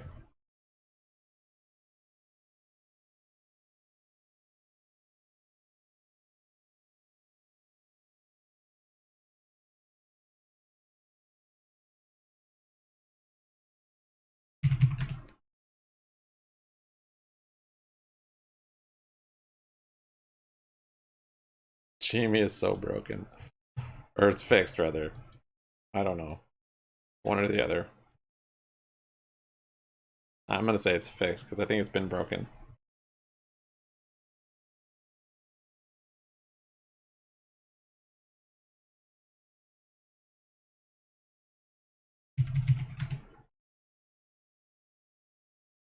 BBBY come down a little bit more. It's up 3.5%, getting too close to the open though. Extended hours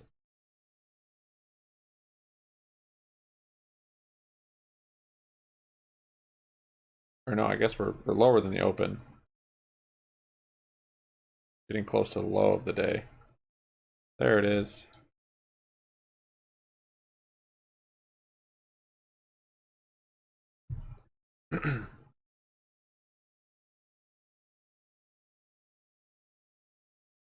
Some of what we lost yesterday. The Dow and the Nasdaq each dropped over 200 points, and look at this.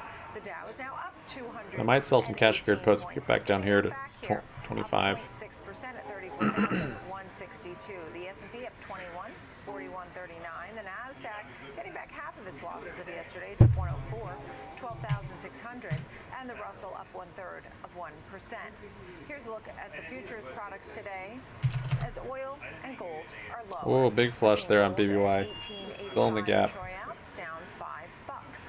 And there's oil 76.78 the barrel, down $1.69. Bitcoin 22,645, losing 235, down 1%.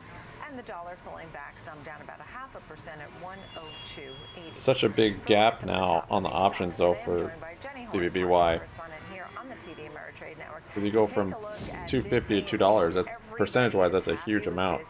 After the earnings report, your thoughts? I don't know if I want to sell 250s or 2s. There's like no premiums on the 2s though. In this earnings report, and Bob Iger does seem to be taking So over. gap got filled there on BBY. Still up like we're getting a positive 1.8%. His leadership, at least so far. From the street. Huge order for Shares 250. have Yep, already given up some of their 192,000. earlier intraday gains. Good, I want to point out good the call. rally Cold much shower. stronger, starting to fade. Although shares still. SPY's coming higher down in here. reaction. They did say Bigger their first GME is quarter also, revenue increased yep. by about 8% year over year, while still beating analyst estimates. The media and entertainment revenue Lucid was up coming 1% down. year over year, while parks Yeah, it's just experiences getting and pulled products down with the revenue SPY. jumped So it did kind of 21%. break that Disney did say its support Disney on Plus Lucid. subscribers totaled just shy of 47 Isn't a million. good sign. This was up very modestly from year-ago levels, although did still signal growth, while international subs came in around 58 million, also higher from year-ago levels. And Iger did say after a solid first quarter, they're really embarking on a significant transformation. See if it bounces out of there. It might just be wicking down there. I don't know. That's totally your decision. There's no way I can answer that for you. They did say they will reorganize into 3 units: entertainment, ESPN, and theme parks, and plans to slash about 7,000 jobs. And is targeting. You have to see it is probably getting momentum from SPY here, pulling down the rest of the market. They do also plan to restore their dividend by the end of the calendar year. So this is, I think, really the takeaway here: the fact that they are most likely bounce. How high it bounces. They are going to focus on is it higher than it is now? Initiatives, and they are going to separate No way to know. those media arms into So SPY is filling that gap. I think has been BBY filled the gap. some time. This is such a massive company, Nicole. I do think it's important to break those apart. The big orders at media 250 on loosely, but these BBBY. are all each their own standalone businesses at this point. The 255 absolutely. And isn't I as think big. also some big news over the last hour is Nelson Peltz, who had a proxy fight and had a Are you lot of subtly trying to tell me I should do 250 cash secured puts? That fight is over because of this restructuring. He said it's a win.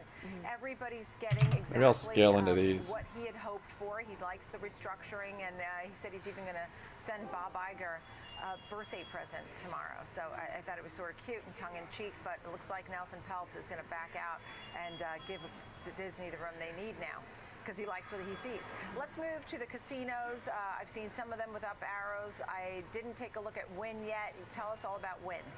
Win, so it does seem like the street is only MACD crossed bearish today, depending on how today ends. Already been up Got about red into the 9 for the year, even before today's open. Now shares are up about 6%, and now see where we find support here. 10% off their Already have 52-week low. So what significant amount of cash secured puts on it. They did post adjusted loss narrowed as revenue did decrease from a year ago, but did beat street expectations.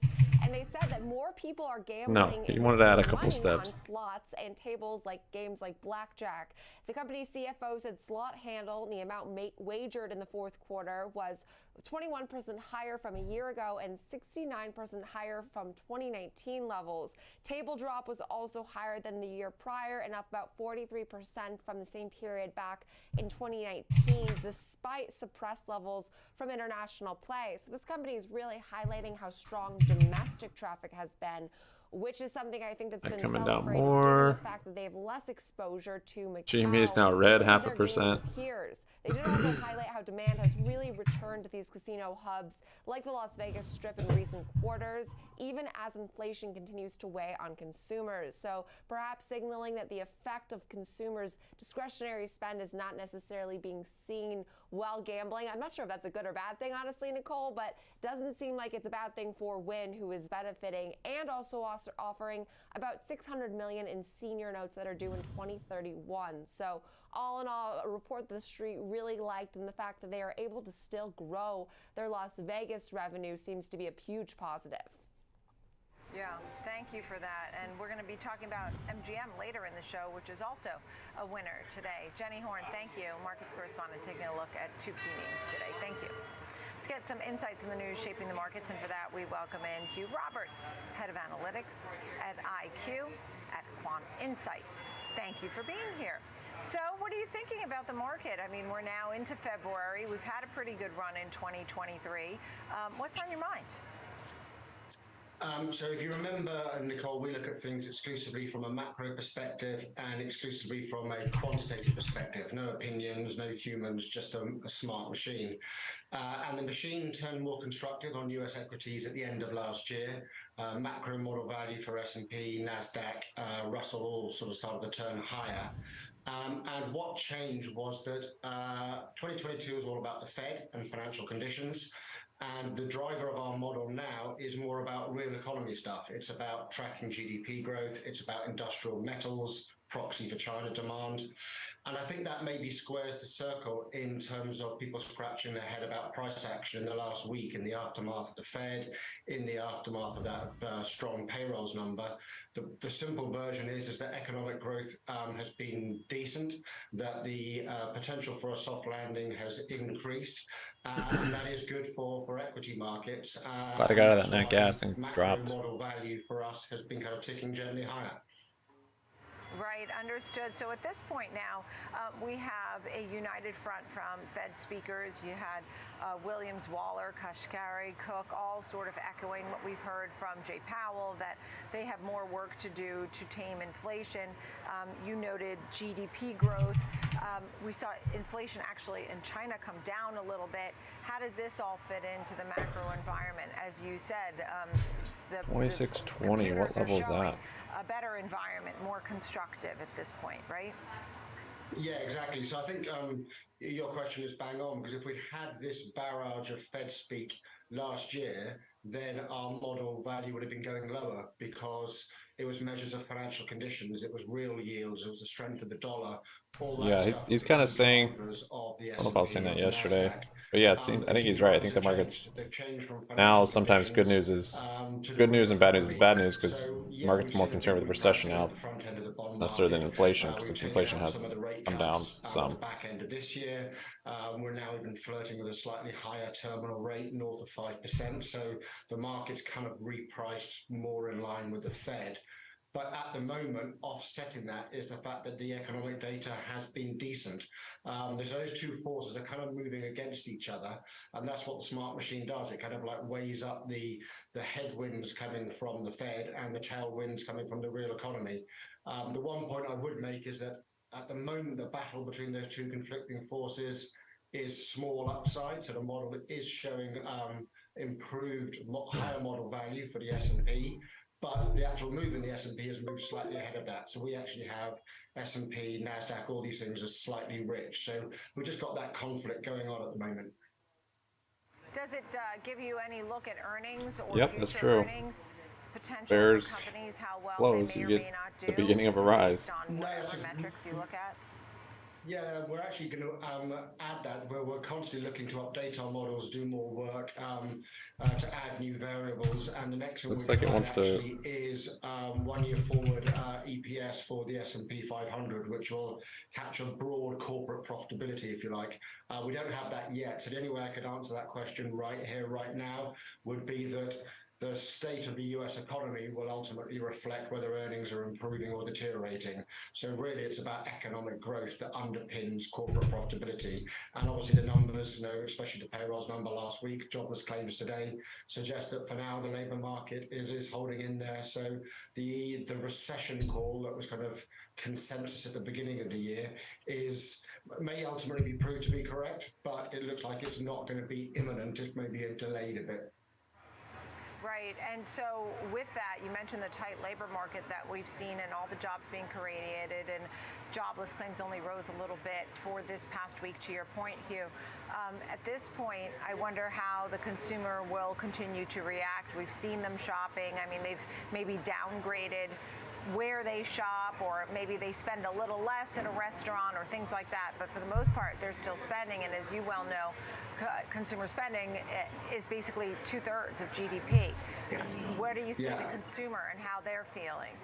That's crazy. Yeah, so I think the key for that is, at the risk of being slightly circular, is back on the labour market, because I think while people still have jobs, then they don't become distressed sellers. They don't have to downsize in terms of accommodation, or they don't have to really cut back on discretionary spending.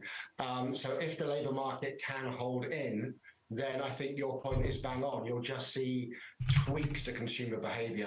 We know already that people have consumed all the goods they wanted during lockdown. They bought as many devices as they could possibly handle, and the shift has been towards more experiences, travel and eating out. For the lower kind of quartile of the consumers, they may have to downgrade a little bit as they work through their savings, and all the stimulus money that was received over the last couple of years. But the key point really to answer that question is what happens to the labour market. If people can hold on to their jobs, then I think it will be about tweaks to behaviour rather than wholesale changes. Yeah. Good to see you. Hugh Roberts, thanks for being with us, Head of Analytics IQ at Quant Insights. Thank you, Hugh. Cheers. Plenty more to come right here on Trading 360, our 360 Spotlight. We'll take a look at big box retail ahead of earnings coming out in the next couple of weeks. And today's disruptor is Appleven. Stock is hitting 3-month highs. Appleven? The earnings. George Sillis has what the heck? That's like as good of a name as McLovin. Is that how you're supposed to say it? Appleven? Or is it Appleven? Price target raised. They have earnings? Yes.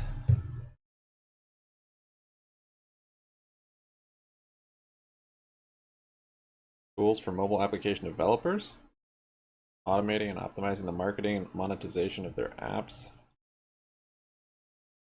Appleven.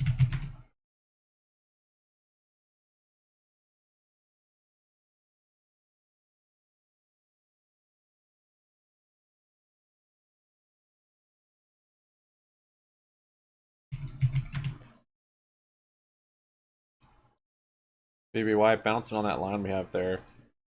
I don't even know what it's from. Oh, maybe the low back here, 2620. See if that holds. That's right about at the gap fill, so gap is filled.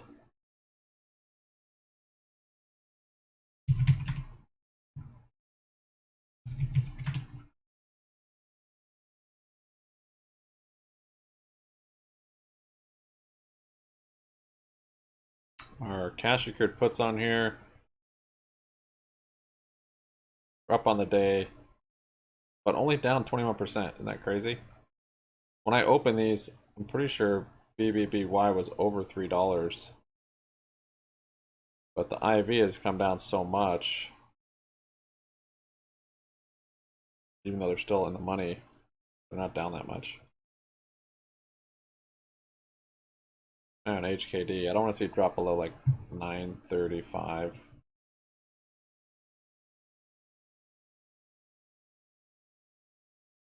Regression trend breakdown on BY for today. That's good. You say so. Yeah, I mean, it looks good. I don't know what regression downtrend is, but trend breakdown. But it seems like it's solidifying that support from yesterday of 2.5.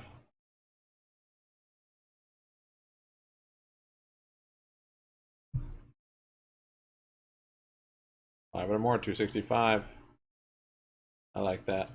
I'll grab some more here too. Gaps filled, makes sense. Let's see, cash clear. Yeah, maybe I'll do some cash clear puts actually.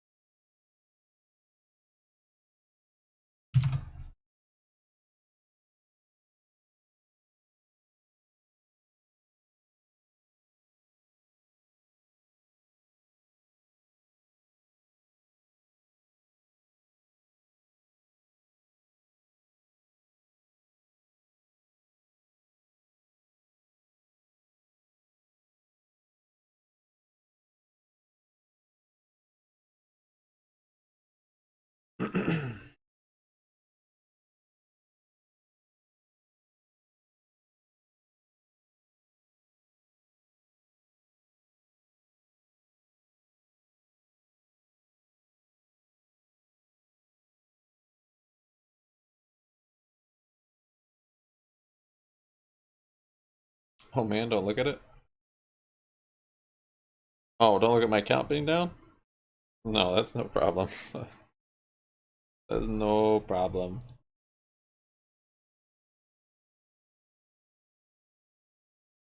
I lost that. What those shares are down on that account, I lost that yesterday in like half an hour.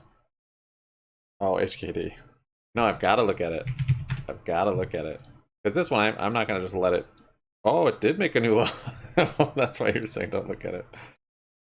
It is interesting. Okay, made a new low. Who are bear dojo options? I don't know if anyone's calling you a bear specifically. It is interesting. We'll see. Yeah, it bounced pretty good out of there. Keep an eye on it though. GME just moving down with the market here. It's got a little gap there too, it could fill.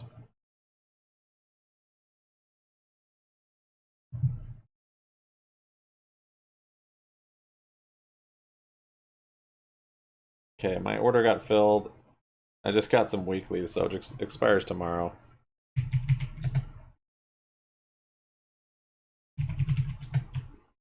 $2.5.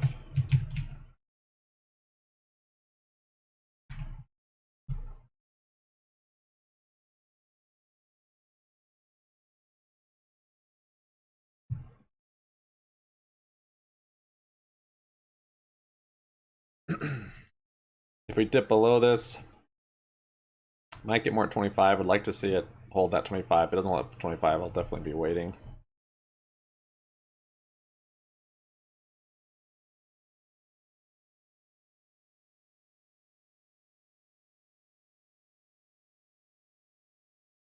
Okay, so announcement is tomorrow.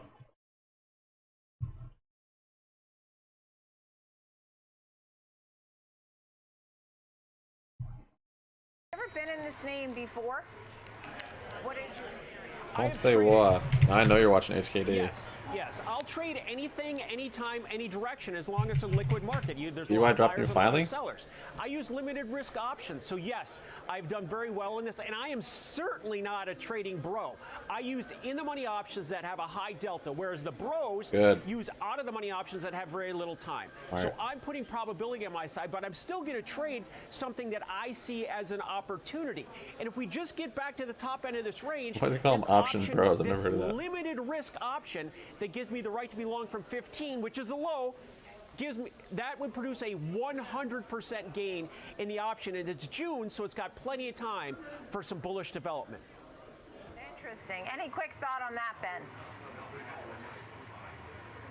We're still in the middle of that range for the most part on the daily time frame, and still have yet to start to turn on the hourly, right? We still have yet to invalidate the hourly or the value moving to a higher level. Once that stock starts to roll over, that's when I guess the bulls should get a little bit more concerned. My point was just on the longer term, the bears still seem to be in charge. Yeah, the dollar rising. All right, the dollar and the bonds don't agree with the market right now. You're looking at this one. It's at well, today they're correlated inversely, but you have $85. Dollar's been rising while the market's been rising, and the bonds are way down. So well, we've seen either bonds need to come nice up or the market needs to come down, or NASDAQ, some of both. obviously, in 2023. Now, there are a couple of stocks that really haven't rallied as much as some of the leaders. So this is a good example of that. GOOGL is the one I'm using. There are two. Now, this is 35% off its 2022 top, whereas the NASDAQ is 25%. So it's got some catching up to do. Just a filing showing how much Vanguard owns. This had been a high flyer, and as the next stock we're going to get to as well. So compared to what happened in Tesla and what's happened in Meta, which were two stocks that were down and on the mat and almost out, those have had 100% bounces off their lows. So I like this in the big picture. I'm looking at Google here. It's been between 85 and 105 for 5 months. Breakout of that range targets 125. The midpoint is where we stand right now at 95. So I'm looking at that as a weekly solid support level to lean on. I'm going with the April 85 call. Again, 83 is the low. Google makes money. They're solid, and if we get a macro comeback, as I'm looking for, this is going to perform very well. So if we just get to the 115 level, this option, again, doubles in value. That's what I'm looking for.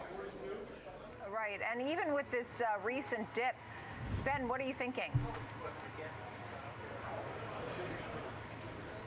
This year, if you remember, we rallied up and have lost momentum to the upside since. Not only lost momentum, but giving back some of the ground that we established on the way up. So you can see in this instance, again, a pretty well-defined bottom left corner to top right corner spike up to 112. But once you start to draw those areas of value, and again, this is where Google's a little different than what we just looked at in terms of GME. GME had yet to invalidate on the hourly time frame, but look, Google taking out the middle of the balance area 96, the balance that formed prior to the one that was established as we were kind of teetering and just kind of horizontal form pattern around that 105 level. So this invalidates the working assumption that we're trending higher on the hourly time frame, which feeds into that bigger picture chart is taking a look. Again, a similar situation where we were rallying a more intermediate counter trend move relative to what we're seeing on the bigger picture. So that move we just looked at a small piece of the bigger picture. Buys coming down here, filling the gap. Playing out here, you can see shares of Google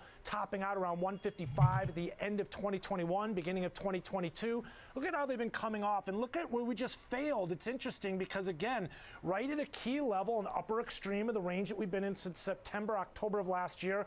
Right now, working our way through the middle of this range here. I wonder if the market rips on CPI. For a retest, which again is just in line with the trend that we've been seeing to the downside. Google potentially a little bit of a leader in terms of some of the momentum to the downside. It'll be interesting to see if the broader market kind of falls in line with this. Taking a step back just to show you where we are. Google, look at this, a brief test above the 200-day moving average. Breaking now below the 50-day moving average. Look at RSI, supportive of the move lower here to the downside. Google coming under pressure. Again, short-term move up, starting to get invalidated. Longer-term trend to the downside. This is exactly what the bears are looking for. Typically, yeah, the market and bonds usually kind of inverse. The last flirting a couple of years, I guess they've back down. I mean, giving the shareholders been correlated. Because bonds are usually safer, stock markets final thoughts there. usually more risky, and so if the market's risky, people move their money to bonds. I see the same But thing that they I haven't saw in Meta, and moved the same like thing that I saw in Tesla, much or I saw a bullish divergence bottom when it made new lows. more recently. It did not make new highs. So in dollar high going up, volatility, usually the market so that going meant down. that short sellers were running out of strength. We've had a bounce off the bottom, nowhere near the extent of the others. But if you look at the risk reward, I like the upside on almost this filled on stock. SPY. And this 95 level is a midpoint of this range right now. So I'm looking at this as a level to hold on a weekly basis. So let's see where we can go from here. A limited risk play, a deep in the money option. Plenty, we got some time for some development here, and I would look to see if there's going to be some rotation back into this high-flying stock if the market gets a little bit more stable. All right, and let's get to Yeah, gold. I'm not too sure on those, Wizard. We watch it. We got so close to I gotta find 2,000. a broad You're index watching structure in this Barrick bond market. Gold in particular, which today is trading around $18, just over $18. Alan, your thoughts here? Well, I think gold is something that we've talked about in the past. We've had many plays in gold. I think we had Barrick Gold about 4 or 5 months ago. Gold has stalled and pulled back. So it's not a strength chart, it's a second chance chart is what I'm looking at here. So I'm looking at the same thing. We had a bullish divergence bottom, and I'm looking at buying some time. The call here is the June 15 call. It's trading for about 4, so the expiration break even is not far away, and I'm still confident that the trend is down in the dollar, and that would be up for gold. And this pullback below 1900 that we saw in the gold itself, you know what a boring day means? Second chance swing. Good day to buy. Okay, what do you think here? I mean, Ben, you follow good day to so open. closely. You're watching Barrick Gold as well. Good day to go. What's the chart telling us? Well, I think it's important when you're talking about Barrick Gold and some of these other names that Alan just mentioned, just to remind the viewers they're not a proxy to gold futures, right? These names could move tick for tick and then oftentimes completely diverge. But in terms of what we've been seeing, a nice rally up, right? This is kind of a mix of the two Lots names. of BBY shares today. There you go. GME CDB. and Google, because intermediate trend to the upside Hold here the line. that, well, much like GME, still is yet to invalidate. That's something born 2 days ago. Show you we've got the areas of value that have formed on the way up, and you can see that we're still holding above 17, right? So HKD. again, this is, although on the more intermediate time frame, similar to the other two names we looked at, you're going to see that low. Longer term trending lower. Now, not necessarily as well defined on the daily time frame. Let's move away from the hourly candles. Here you can see the daily, and it might not be a good buy. It's got to kind of hold this level. Last year we traded up to 26, down if it to holds 14 that level, I think in that's a pretty, the fall of last year. Pretty fun Look, play. as you can see, here we are, right in the middle of the range that was established. So kind of a pivotal area. No real lean here. I would say when in doubt, zoom out. Let's do just that. And here's where you can see some of the conviction, the trend environment, which if has you have been conviction on BBY, this from 56 back in 2011 could all be the a way pretty down good to price lows we saw around today. $5, $6, $7 back in 2016, and you can see how we've been forming a bit of a range since. So let me just kind of sum it up here, because I think this is important. You've got a trend to the downside on the longer term, good stuff to buy. just like the other three names we red. looked at, or other two. More short-term trend environment to the upside, but again, like GME, gold has yet to invalidate that trend to the upside on the hourly relative to Google. Google, high conviction of the downside, took out that balance that the bulls in these two names, it's still a nice uptrend. GLD, or I'm sorry, GOLD in this instance, are holding on to at this point. So again, you've got trend environment on the more. If you think CPI is going to go good, stuff's going to keep pumping. Longer-term trend to the downside, but this again, definitely has like some. GME is a stock that could have a little bit of room to run to the upside here before it kind of runs into the upper extreme of that longer-term trend to the downside playing out. So keeping an eye on this one. Kind of a pivotal area here on the longer-term weekly time frame. This should be one to watch in the coming weeks and months for sure. All right, excellent explanation there, Ben Lichtenstein. Okay, I wasn't Alan, MSGM, that one's just here. Sketchy. You know, we've made it through so much of earnings and Fed, and we just had a guest on who does a lot of statistics and uses computers, and he said basically that the macro environment seems Upstart looks awful. What do you see for 2023? I've been saying the same thing, and this is the first guest that's been on before me that had a somewhat positive outlook. So I'm glad to see that.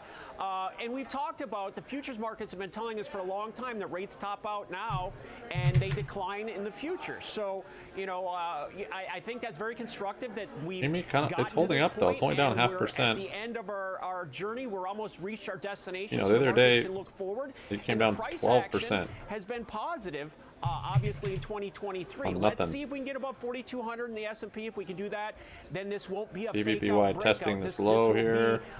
This will be for real. So I did get 2 coulds from Ben today. I got 2 out of my 3 stocks. He said could move higher. So that's a good start. Look how happy he is. That's because he does safe options. You could be that happy if you did safe key. options. This is like Fed speak. We got to watch the language. Freaking out. I will watch for 4,200. Tripping all the time. I'll see it when I believe it. Alan, all right. If I see it, I'll believe it. Bed Bath. Let's see. We've got $2.50. Ben Lichtenstein, great to see you. If it breaks that, there'll probably be some velocity.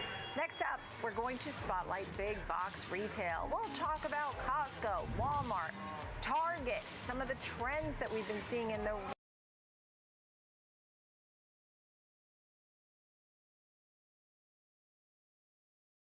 Better version of ChatGPT predicts market crash on 15th February. Yeah, I saw that post. Has internet access? 15th, so that is a day after CBLI. Yeah, plausible for sure.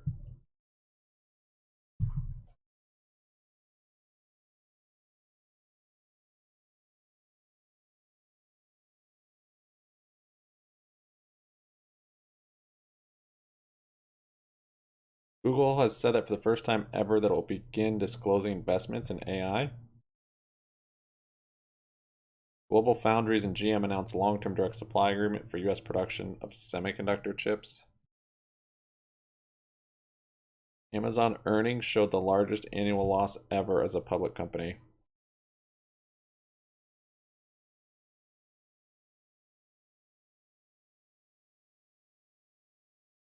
Stock market is poised for another 20% decline this year as the bubble enters its final phase, according to GMO's Jeremy Grantham.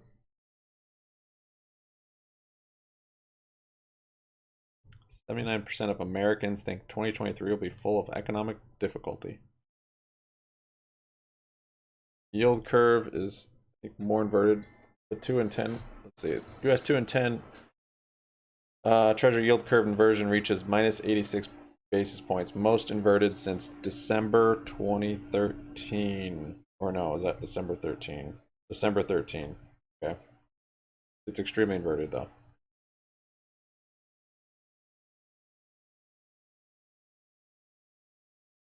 Retail trading orders have accounted for 23% of the market's total volume in late January, an all-time high. Yeah, I saw a chart for that actually yesterday. That was surprising to me. I mean, I can't believe it was more than after COVID.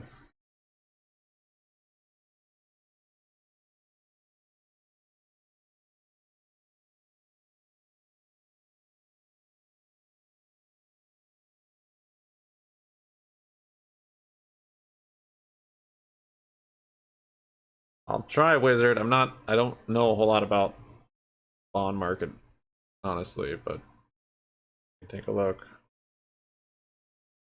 Start doing weeklies. Broke as a joke.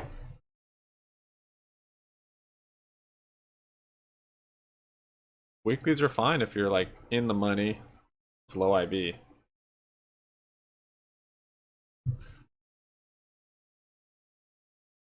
Or are you talking about selling weeklies? Yeah. Now you're speaking my language.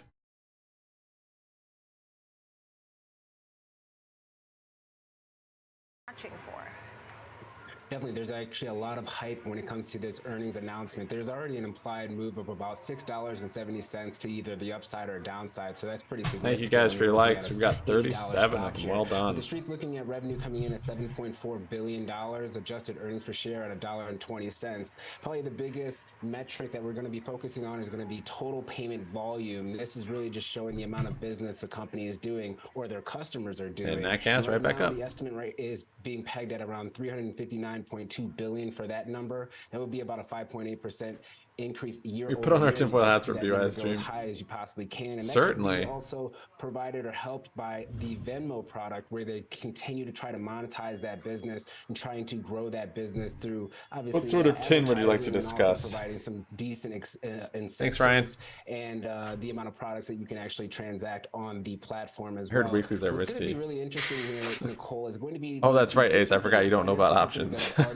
SoFi reported earlier. Or you haven't traded them much. Saw robust growth within their deposits. Yeah, don't do weekly. That's true. A really nice net interest margin increase, which obviously helps out the bottom line here. There's a direct correlation with my viewers that they continue to see customer know and trade options, the ones that don't. The correlation is the ones that know and trade options never donate. Those are both benefits for PayPal. But those that don't still have money into their earnings for this quarter. i.e. Ace Ventura. Thank you for that. I mean, there is a lot of anticipation. So don't do options, Ace, please. Thank you for all the details on PayPal, Kevin Green. No, I think options are good. You gotta. I think selling them is definitely the way to start and the way to finish. But every now and then there's an opportunity to go long, and it's when you think the market maker has mispriced a move.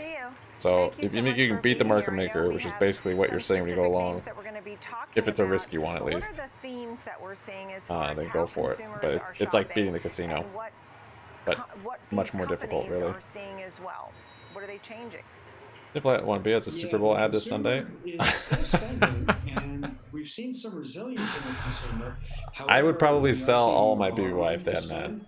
spend. Revolving credit has been ticking higher, and where they're spending has been very focused. I would It's still think very that's focused very. on The leadership consumables, is on so food, poor. I don't care if they're not going to go essentials bankrupt for a the few home. quarters. It's really not been. They're going to go bankrupt after that. Discretionary spending remains soft. See, there you go. Ryan is a. We're going to start to hear that from some. Thank you, Ryan, for your the next few weeks. But, donations big ticket and for not discretionary items, playing with things options. that were bought heavily during the COVID pandemic, that's really been softer. And with inflation, SPY's coming down a little more. Still a little gap there. Where it's still running low double digits. That just I might pick up a long at. I haven't really found a support anywhere, but it really tells the story when you mention the revolving gap credit. or We've seen maybe even down here, 410. What's this and line? that's worrisome, especially if people aren't saying, hey, I really would love a new fancy this. It's more about, as you noted, looking at consumables and foods and things that they really need. And that's worrisome. Let's talk about some of the names that you're focusing on here. You have Outperforms. You love some of these names, like Costco, for example. What's Costco So we'll doing do a right? little options lesson. So I sold cash secured puts on BBBY. Management team. And whenever you're selling options, you receive a credit. That's all you're gonna make on it. HPCO is halted. Oh, to the downside. Ouch. Providing them with great value. So selling options, you always just receive a credit. The goods that they're buying at Costco. And that's the max gain you're gonna get on it on the option play. I sold a 2.5 strike on BBBY for tomorrow. And as you get into the store, they do a very good job of finding ways to kind of. So to open that option, to open that position, I had to have collateral to buy you walk out with a BBBY TV or something. So for $2.50 a share. So $250 is all they needed. Execution is very good. Because it's so cheap. Pricing's right. And so they just provide a tremendous value to the consumer. For me to agree to buy that for $250 tomorrow, And, that leads me, before I get to the I next names received here, Bed Bath & Beyond 11. was very much the same way. You went in for one thing, you had that big cart, Listen to and then her. next thing you knew, you had hundreds of dollars that you had to pay for at the register. What went wrong with Bed Bath & Beyond? What are these retailers that you have Outperforms on doing right versus what Bed Bath & Beyond missed? Yeah, I think Bed Bath & Beyond lost its way several years ago, and a big thing was it used to be a house of brands, and a house of brands related to home furnishings and anything that you might need for the home. And you might go in thinking, I need to buy a potato peeler, and you come out with a small appliance. They did a really good job of having a very strong assortment across everything you would need for the home. They got away from that. They went towards private label. They shifted too aggressively to the private label brands. And they really never kept up with the digital side of the business either. And they were very early in online. And then everybody caught up and surpassed them. And Bed Bath never really kept that up. They also didn't have a very good supply chain infrastructure. So all of these things kind of came to a head when Walmart and Target and Costco and Wayfair and Home Goods and a lot of other people sell these home furnishing products at the same price or better. They started to have more brand offering, and it was just more. They lost their differentiation, and the excitement and enthusiasm to drive the customer to the store wasn't there anymore. Now, you would never get in at $2.60 or try and do this Home Depot play here, right? I mean, even though they're trying to go for a lifeline and avoid bankruptcy.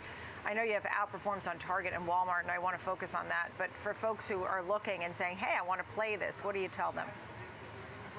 I think Bed Bath's going to be in a tough spot. I mean, I think that they did get a lifeline the other day, and that'll support them for a little longer. But it just seems like the vendors are not willing to supply them right now because they are worried about getting paid. So even if there is some money, which you need to meet payroll too, and then there's not a lot of extra to be able to buy more goods from the vendors and to really execute the transition strategy that they want to bring more brands back to the store. So I think it's going to be a challenge for Bed Bath, and I'd be very wary of purchasing that stock at this point.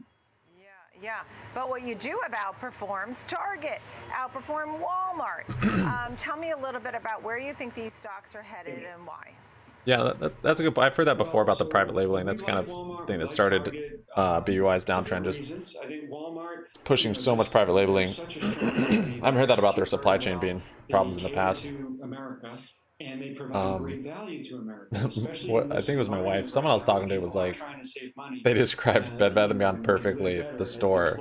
They said, oh yeah, Bed Bath & Beyond going in that store is like going into an infomercial. It's like you go in, and like he said, you go in for a potato peeler and you end up buying an appliance. Like, so in that sense, it's really good. You go in, you always end up buying way more than you intended to. Target, on the other hand, yeah, it's like it's like waking up in front of the TV and there's infomercials on, and then waking back up in the morning, you've got like 5 Chinese knives and a new pair of shoes that can walk on the moon. And I think that's going to carry through this fourth quarter and likely into the first quarter. We're hopeful that for Target, you'll start to see profitability improve as the year progresses. As they start to recover, they're controlling inventory a little bit better. Maybe the consumer's wallet opens up a little more towards discretionary in the second half. You got a 2-minute, 45-second ad. We prefer Walmart in the near term. Target longer term looks pretty good. Why don't you have ad blocker? Long term too, but Target, I think, is more about a second half Costco. than really the Costco doesn't have that pull at all, though, because everything's way more expensive in there. A lot of it's in bulk. I mean, I don't have that feel in Costco. Being very discriminating. Oh, that Vanguard filing has value hunting. GME is on a sense of fatigue right after a couple or GME dropped a filing about Vanguard's holdings. Financial stress, so we'll see. Joseph Feldman, great to chat with you today. Thank you very, very much. Big time fun. No, I mean he's telling the truth. They're right. Next, the disruptors. George Sillis has his eye on Apple. They got a lifeline. Apple loving this company. Who made the changes? BCG. I don't know. Just a guess. Our season on the BBY ad for Super Bowl makes an exciting announcement. I like where this is going. That's nice. Oh, iPad, that's true. You don't get a... Oh, you just want a pat on the back for watching the ad. Okay, I was gonna say you couldn't skip it.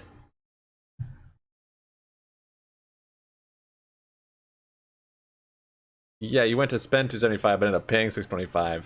Not because you got more than what you needed or wanted, but because everything ends up being way more expensive than you thought. It's hard to leave Costco without spending like, yeah, $500.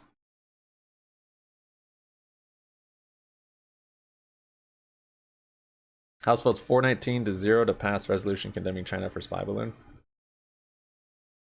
What? Fund. Oh, Wiz King, fixed income.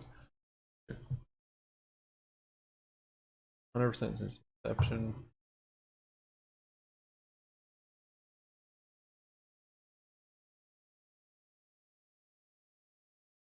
Yeah, I'm gonna maybe some other people will weigh into that too. Wizard. Investment fund. Fixed income investment. Aren't you? You're pretty young to be trying to get into this stuff, aren't you? You could be in some more speculative investments, it seems. Unless you've got just like a mountain of cash you came on and trying to preserve it. SEC filings for GME came out. More holdings on Vanguard. Is that what it's showing?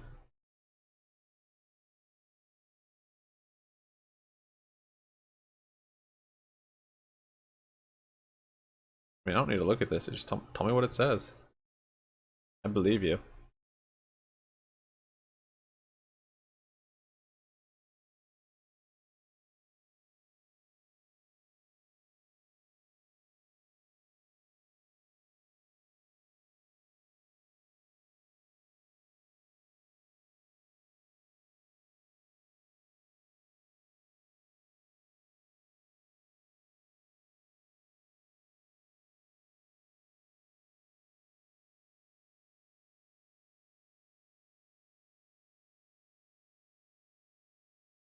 That's what I was trying to say. BCG had the in at the exec level making these changes, driving the company down. Yeah, could have been. You like Carvana? Yeah.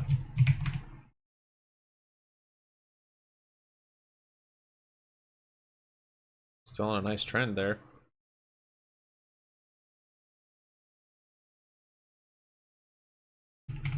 Did Lucid get a bounce back? Not really.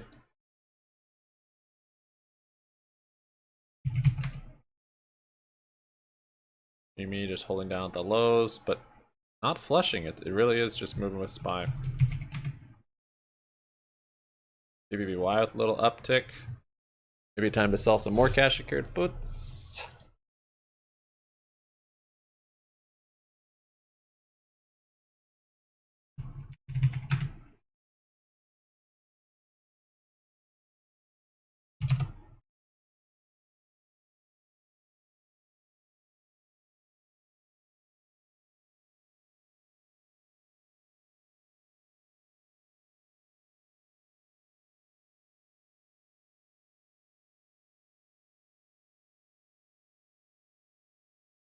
I still hasn't quite filled that gap.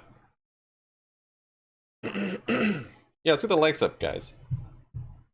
Old Shower's right. I appreciate him though. 44 of them. Thank you, guys. About 25 million shares of 8% of the company. Vanguard. All right. Go buy BBBY again.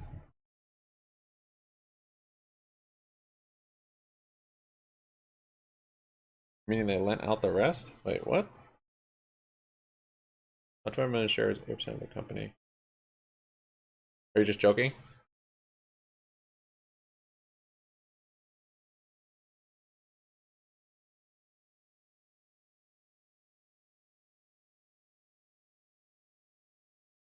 Put them in a separate ticker? Oh, let the tin begin! Separate ticker is gonna be a spin-off! Oh, that actually is really weird.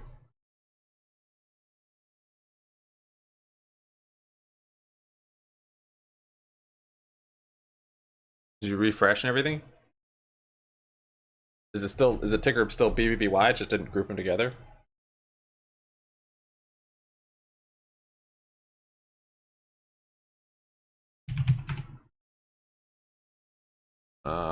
There's a little flush on GME through the low. I mean, this looks like a perfect little bear flag. That's what makes me sad. But the IV is low. I gotta stick with it. Wait for some support on SPY. Low IV on GME makes me think SPY is gonna rip on CPLI.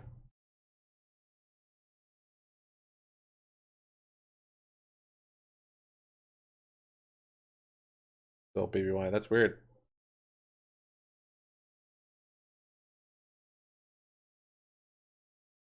Their cost basis, maybe. Oh, look at that. HPCO halted down and then just ran back up to VWAP. Wow.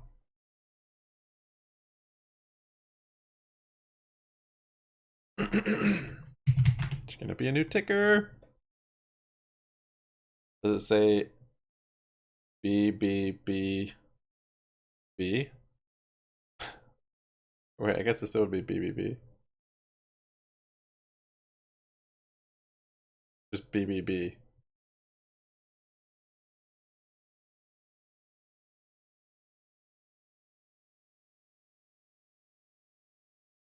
Options, so we can capitalize on that high implied volatility, but also the potential for that gap fill reversal back to $15. So we can go out to March and I was trying to go more buy baby, but put option. We could sell the $15 strike or $15 put for about 90 cents a share or $90 a contract. I don't think I would want. Essentially, what we're doing here is GME allowing flexibility. The stock could pull back about 9 or 10%. And we could still achieve a yield to strike of about 6%. I mean, the stock might go up, which is cool. I can make money, but or premium relative to the strike price of $15 is about 6%. And that's pretty good in the next convincing for that to 36 make sense days to me. or so. But you have to caution: there's a lot of volatility in the stock, also in the market. That there's a possibility the stock breaches the $15 level. but you're not at risk of losing or beyond break even at $14.10, which is quite a ways from the stock price right now. So this gives us flexibility. It allows us to participate if the stock continues to go higher, because the premium will continue to erode. But it also allows the stock to pull back between 9 and 10%. What are we burning our money on? Full profitability as long as the stock stays above $15 between now and 36 days. Oh, buying BBBY. All right, George Sillis, thank you for that. GME coming Appreciate down. it. A good look at App11. App11. Coming up next, Is that how you're it's supposed to time say for a it? 360 round. We're headed straight Like to the she's kinda casinos. kidding. We're looking at MGM Yeah. in particular. The stock is moving higher by about Yeah, it doesn't make a whole lot of 7%. sense Already for getting that. a March Madness bounce. But I think Let's take a we look should at expect something the with numbers GME. coming up. You know, they said it in their earnings, so. When Games, but for babies.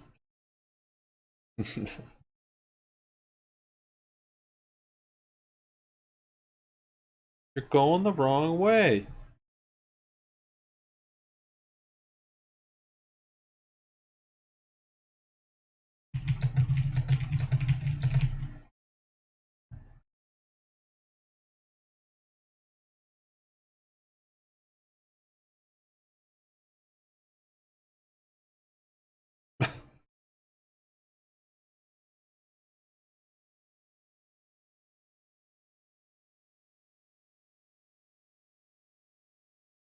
Megan takes bed bath, Jimmy takes baby.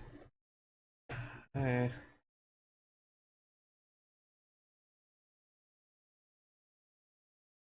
I don't know. That's almost like AMC buying a gold mine to me.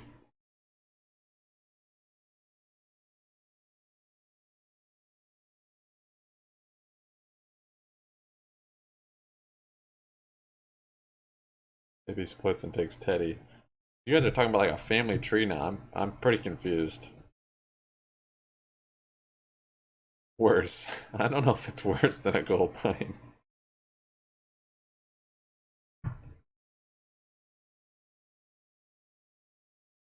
We really like what MGM's doing in the space. Obviously, they have some exposure to China, which we like, but they're executing. About to fill it. You know, record EBITDAR in Las Vegas and regional operations, and revenues of $3.6 billion in the quarter was up significantly. So that's all with. That's a little harsh. down Zero potential in very BBY. significantly in the quarter, down 44%. I mean, clearly in China. People don't think that, or they wouldn't have. It's unbelievable how you said gotten, on the call people were really cash. focused on the Macau story. In particular, I do want to get to Wynn, where I know you have a sell opinion there, but let's stick with MGM. Wow, Jimmy flushing. Lee, your thoughts on the positives and negatives here for MGM? Yeah, I think I agree with Zach. I mean, I think they're hitting on all cylinders in Las Vegas. They also said vis-a-vis Macau that people were asking on Macau that they're making $5 million a day now, at least in January, which is a high for them. The other thing is they did mention that they have $1.2 billion worth of debt at 6% that's coming due. I think it's in March, and that'll give them an additional $75 million in free cash flow when they roll that over at a little bit lower rates. Has that chart? The last one thing to keep in mind, though, they are making great strides, but they did say that they have 28,000 employees, remember, and they have labor negotiations for contracts later this year. So they don't seem worried about that might affect margins, but I think we have to watch for that. Yeah, and also buying into the rest of the betting site too, right, Zach? I mean, is that a good thing too, as they get more of that? Yeah, they're not a market share leader. They're in the top four. Obviously, DraftKings and FanDuel lead market share there. They are the third player in mobile interactive gaming. Which we see, driving a little bit of upside, but we think the upside comes from Macau and their exposure to Macau over the next 12 months.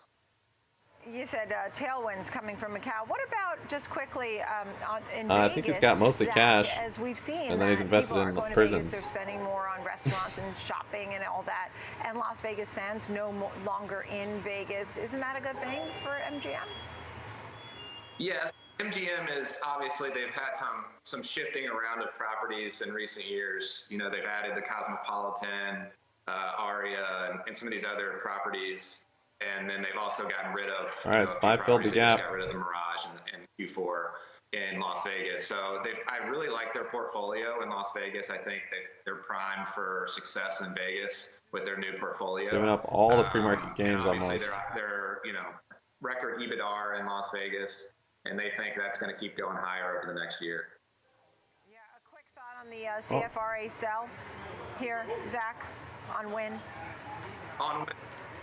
Look at this price action on Bed Bath. That's very similar to like here. Wynn as a company. We don't like it as a stock right now. Wynn, shares are up 75% at this point. They're trading near It's getting $110 very a flat. share. And we Here? just think a lot of Here. China and Remember here when I started doing that. Priced in. Yeah. What about the dividend, Lee? I know they were cutting into that dividend for there MGM. too, though. What else are you watching here?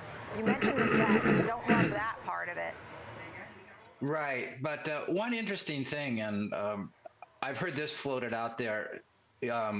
Zach's right. They aren't the leader in the online betting, but they own 50% of BetMGM. There is some feeling that they want to do M&A. They said, would one of those be buying back the 50% share that they don't own?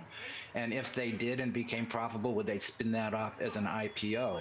Also, Barry Diller has just increased his stake from 12% to 16.5%. I don't think he'd be doing that. Right now, yep.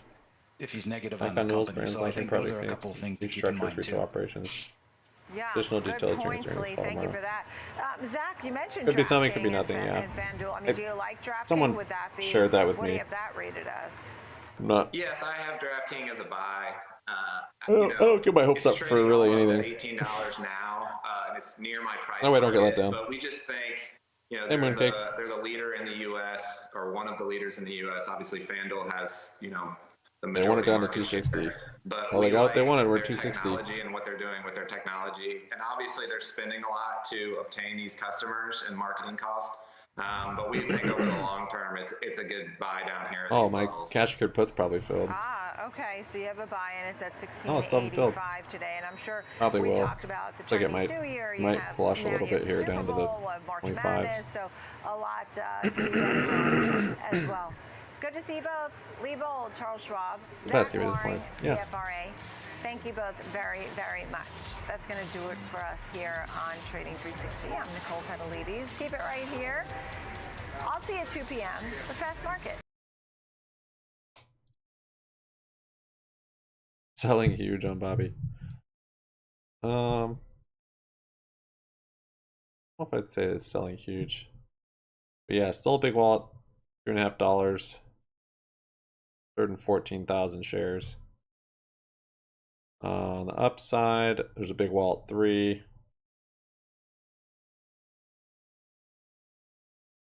2980.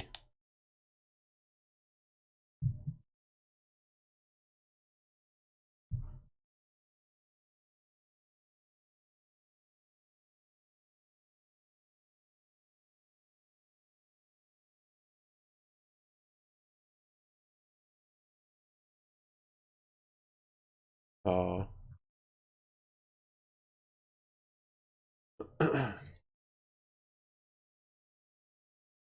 don't know what the heck I'm doing.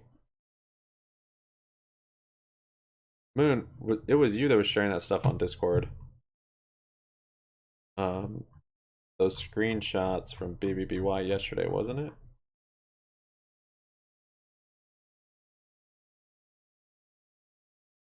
Yeah, these ones, Mooncake.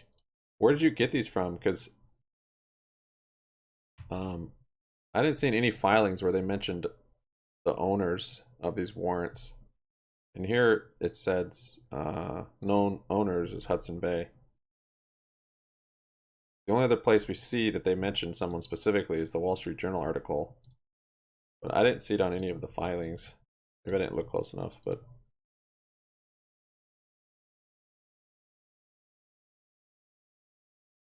usually over 100 shares times 1,000 comes down to algo. Vanguard 7.3% of BBY. Is that what it was?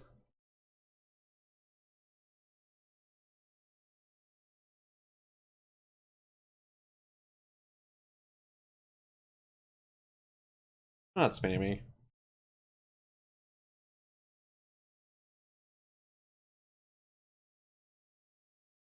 You don't need that witch hunt? What are you talking about? This is the same kind of barcoding that we've gotten before rallies. And drops, though, to be fair. Sort of here, but I think it's happened more before rips. Kind of finds a floor and then just barcodes, like this day for sure. Then here. And then even back here when it was hitting that 2.5. Short selling to algo. All wrong channel. Vanguard now is in percentage. There's also filing. Oh, SPY bouncing up here. Also filing for GME in their holdings.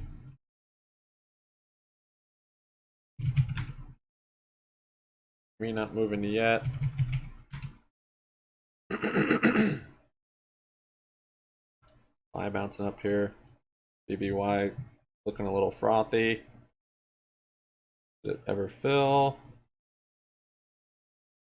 Cash good put still hasn't filled. Change it to 12 cents. Okay. More cash secured puts.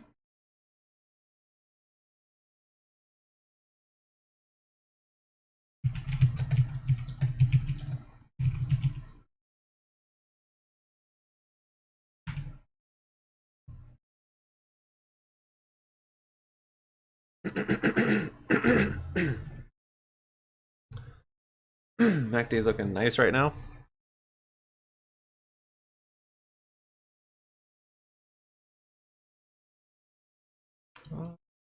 RSI is looking a little nicer, a little tick up. MACD, not too much yet for me.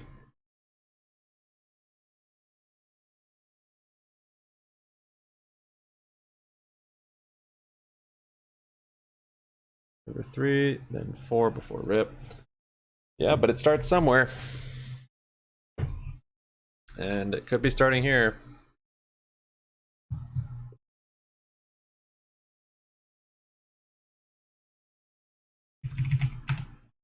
Gonna get some more.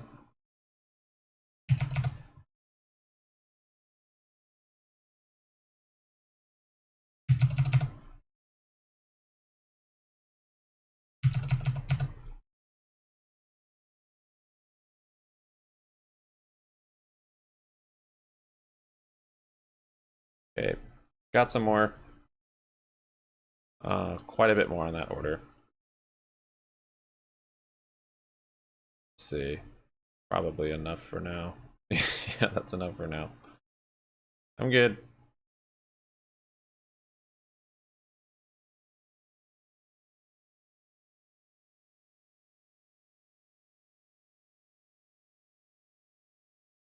So we'll see if it works out. Looking for a bottom and looking for signs of you know, strength basically.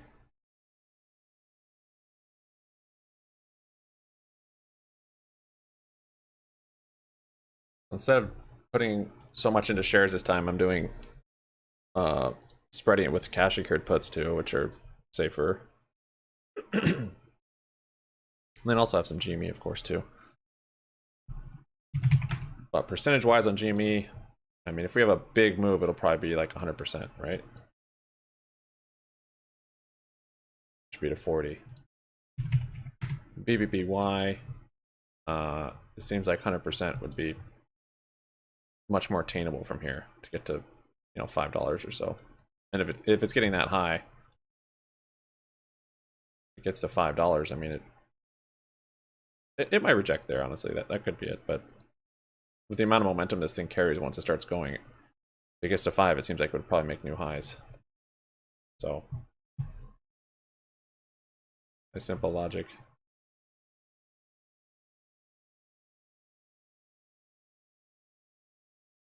GME cover call paper. Thought you'd never ask.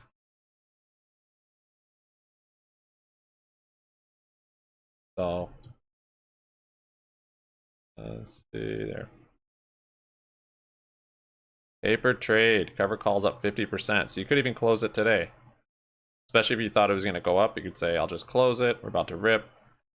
But even if you thought we're going to rip, it's quite possible we still stay under 24.5 by next Friday. So this is where you could decide to roll it down a strike, up a strike. 50% is where some people take profits on data farming.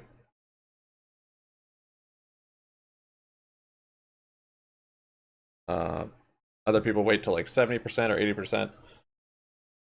The law of diminishing returns, I think that would apply to how that is, but basically it loses value much slower after like 80%. So the last 20% is very slow, and it's just not even worth the risk of having it anymore. SLQT. Let me check it out.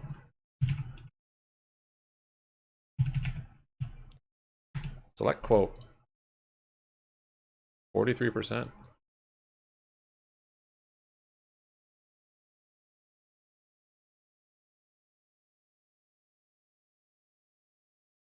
Does it need to fill the gap? Maybe eventually. Got a lot of volume traded in here though, before it would start filling that gap, I think. This would be a lot of resistance, right? 2.7 to 320 you're gonna see. I guess the upside on that, I would say, would be I would just look for the top of these candles over here first. Or even think, does it need to fill the gap down there? I think it's super extended.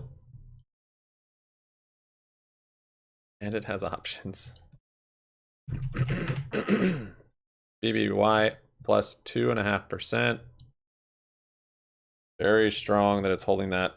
It's continuing to show support. That 2.5 and kind of 2.6 today was the support.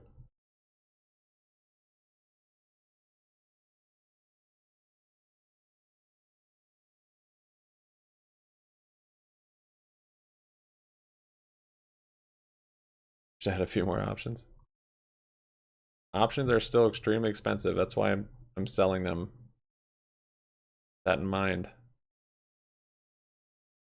Unless you're doing spreads, you're going to be paying a very high premium for that option. You're buying fire insurance from someone that knows that your house is on fire.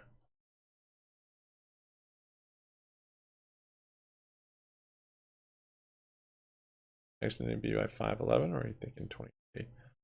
I don't know.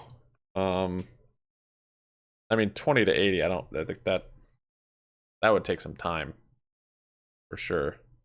If we get to 5 or 11, and it's gonna slow down. It's gonna have pullback, so you could exit and get back in. If it starts showing support and then signs of strength, then yeah, you get back in. Kind of the same way, I guess we did it here a bit. I put most of my capital I did today was here. Once it started showing strength, that first kind of showed a floor. Now it doesn't mean it can't still come down here, but this is kind of the way I'm trying to trade it. Sometimes I don't have the patience for it or the discipline, but that's more or less the strategy I try and go for. Try and play into some momentum, into some strength.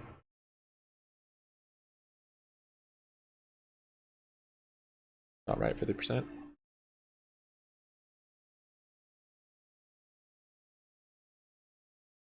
Yeah, I suppose so. I mean, again, we sold them at an awful time. And the IV is just, it was low when we sold them. And then it pumped a bit, but now it's back low again, so. The SPY's moving up here too. GME's not not really getting the move yet.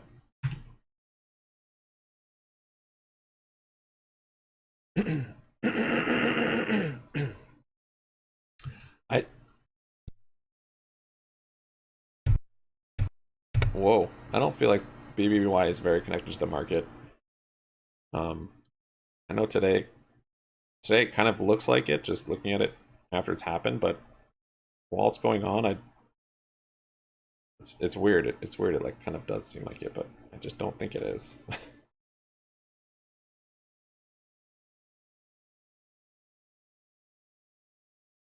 You got the insurance for nearly 1/3 of the price. Yeah, I know what you meant.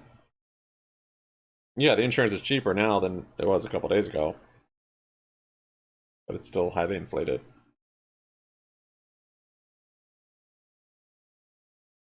I mean, like a million years ago, but returned to Apple to make it an even more profitable company than it had ever been before. I do think there's something to be said about why they brought Bob Iger back, and it's his vision for growth, his way to handle costs. And right now, more than ever, it's important that a company like Disney, with its massive scale, that they be focused on trimming some of those costs, especially given their reach into media. We call this a media company, which I think doesn't even really begin to describe the vast reach this company has into so many different age demographics in our lives. But there's a reason they brought Bob Iger back. We've also heard the fact that they are adjusting some of their prices at parks to make it more accommodating for families. I mean, this is really just the beginning, I think, of them sort of undergoing a cost upheaval, Kevin.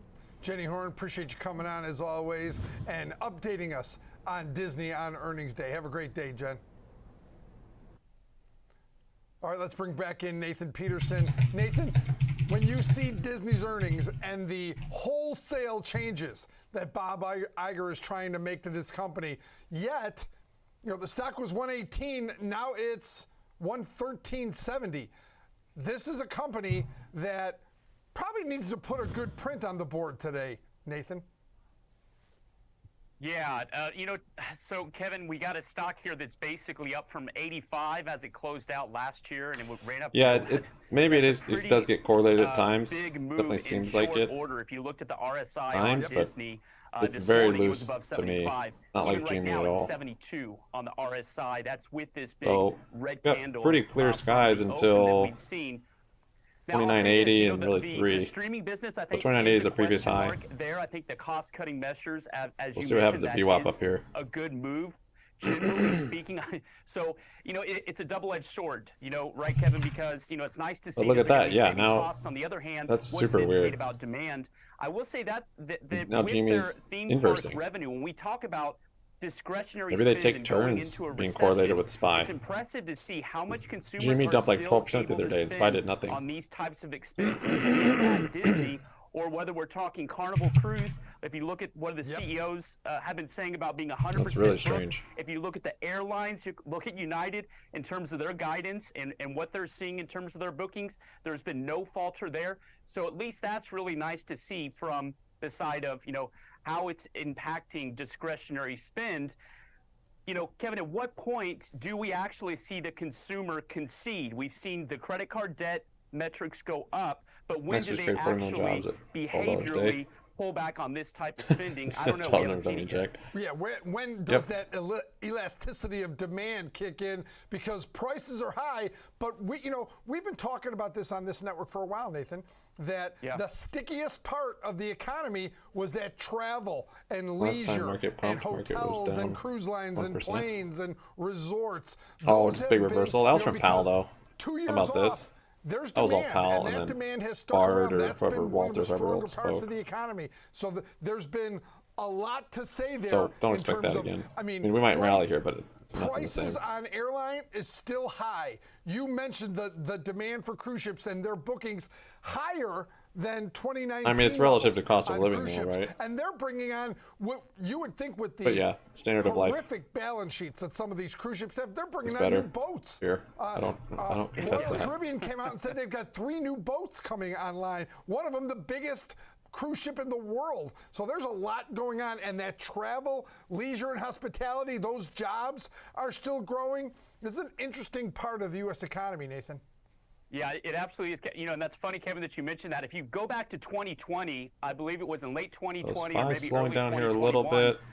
It might have been one BBBY of the smaller not yet. operators like your Carnival, but I think one of their ships, they were staying out in international was it on waters this day, because they were looking to get that ship repossessed.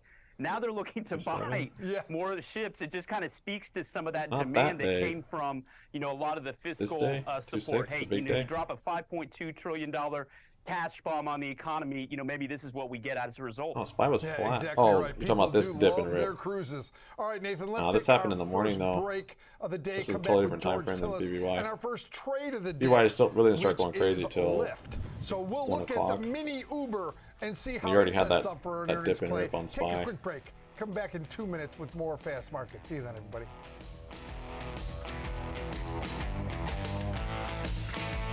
But yeah, it does look somewhat tethered right now. Strange. And GME is inversing. One of the most commonly used features Really? on Thinkorswim. Weird.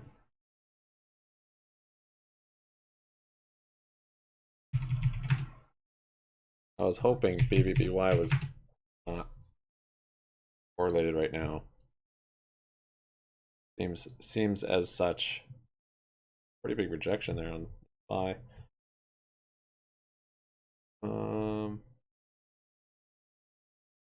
BI says evidence on balloon components origin could be used for intelligence and possible criminal charges.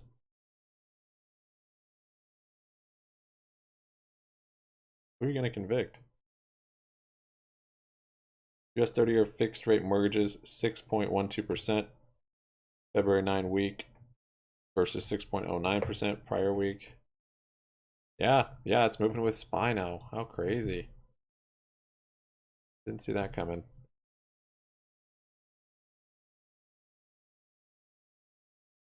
White House, U.S. will take action against Chinese entities linked to surveillance balloon.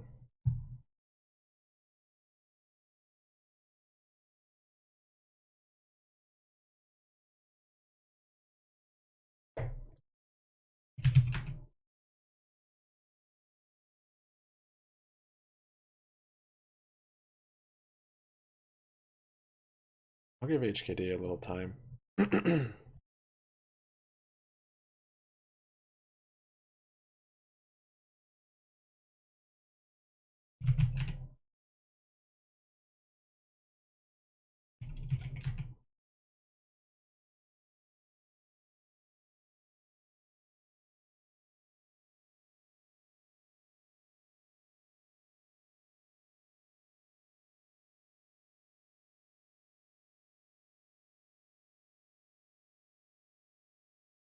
What's up, Mark? Am I moving up or down? I think it's going to move both ways. What's your time frame for SPY? Very choppy and just consolidating in a range.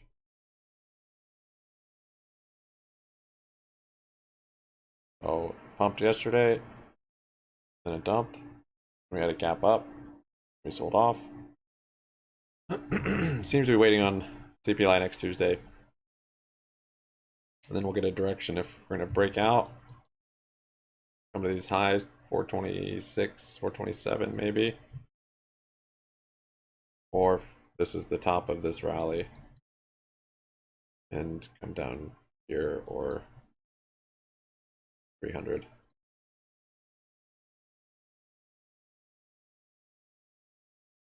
SPY's flipping that candle around to green.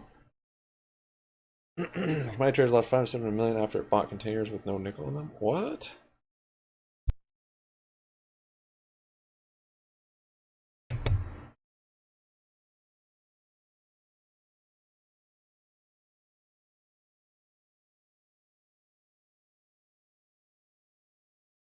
Was there supposed to be nickel in them though?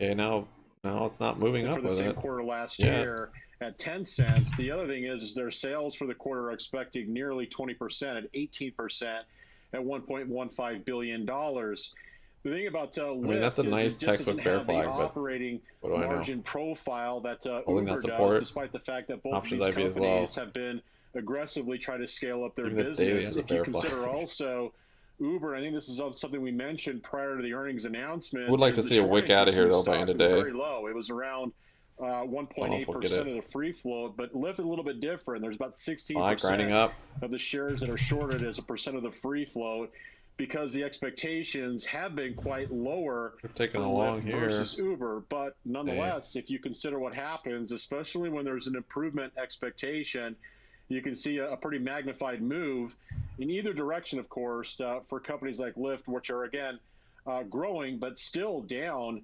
and trailing their competitors from the standpoint of bookings growth, as well as horizontally integrated growth, including food delivery, which Lyft does not have because it's more of a pure rideshare player.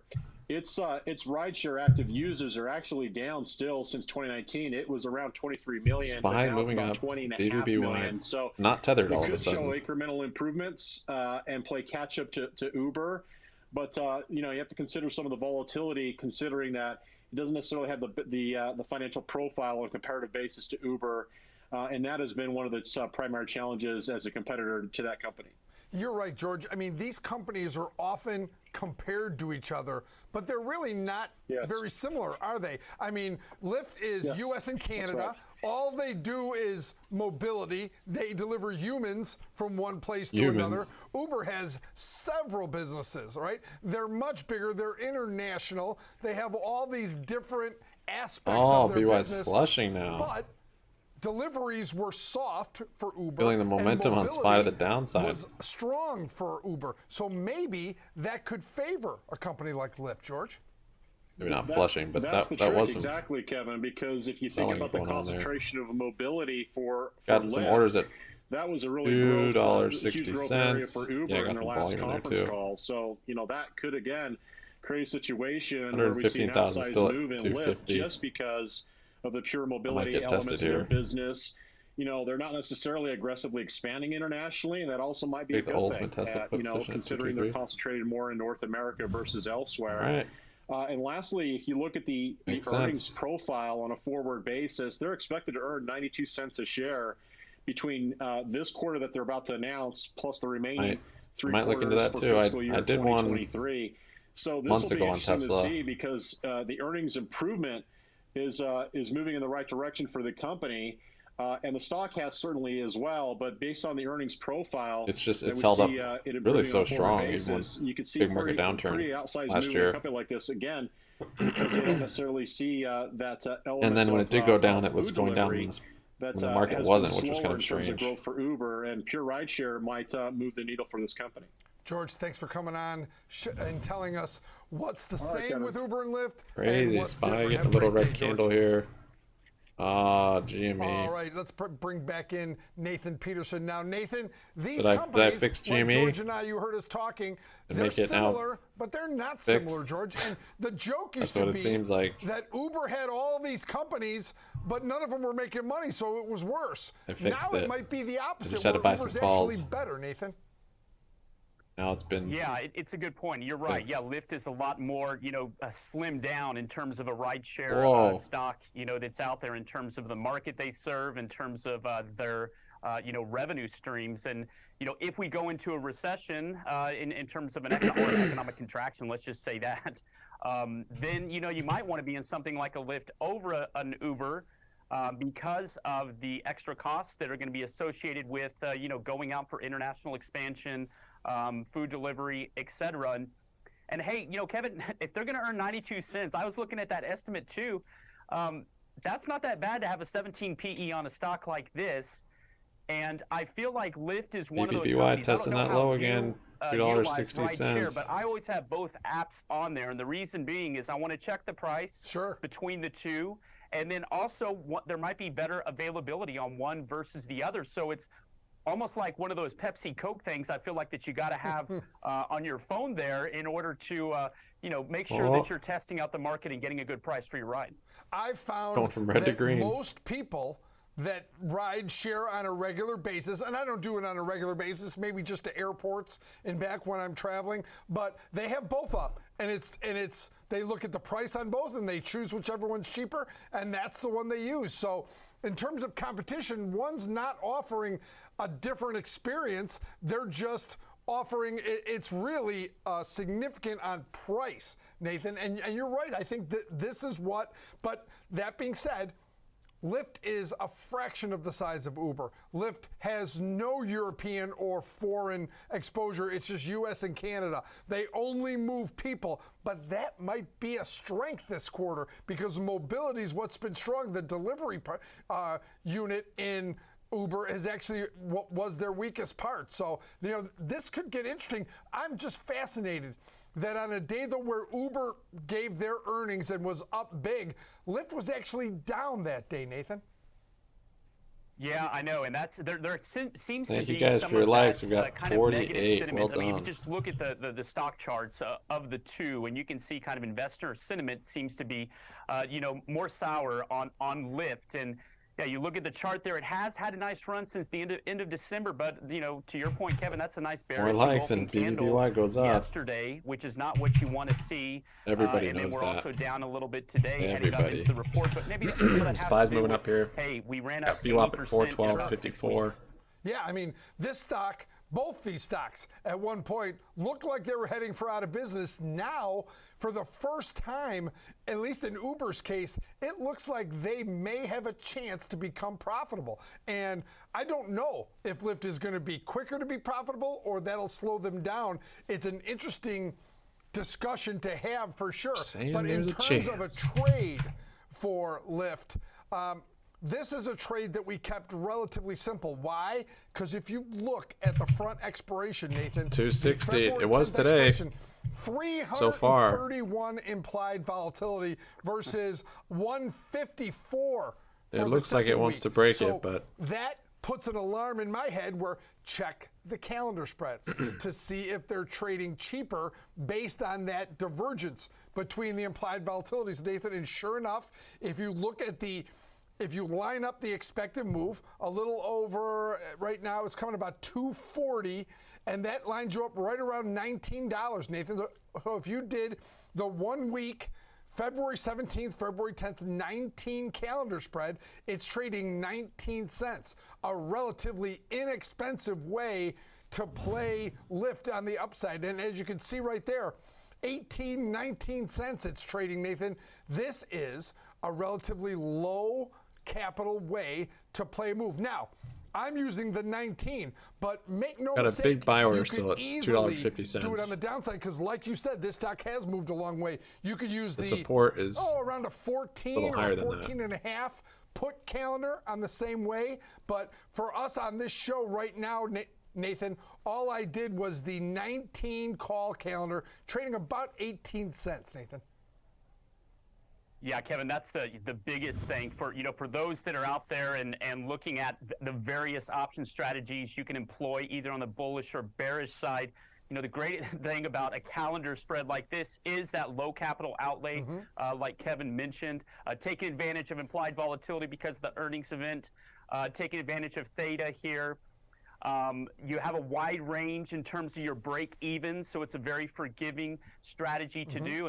And you're right, given the run up, and then you also have a combination of both some bullish developments in terms of getting above that 200 SMA, and then also coupled with some bearish GME, you're supposed to hold that. Hey, maybe it has run up quite a bit.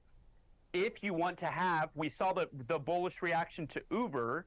So if you wanted to might have close some out kind of of those a bullish calls position like end this, of day hey, throwing on a out bounce. 18 cents Hopefully like it's not a this, big and it does 12% depend day. on the number of contracts you employ.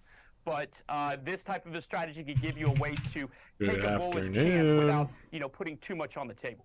Exactly right, Nathan. And this is, remember, we used to talk, as market makers and floor traders, we used to talk about finding edge. Well, there's not a lot of edge anymore. In Excel, you got some profits on it? From the retail side. But this, when you find BBBY, it looks like it really wants to flush through. Let's see. Maybe Let's this see gives here. you your best chance for some edge when you see 150 points between the first expiration and the second.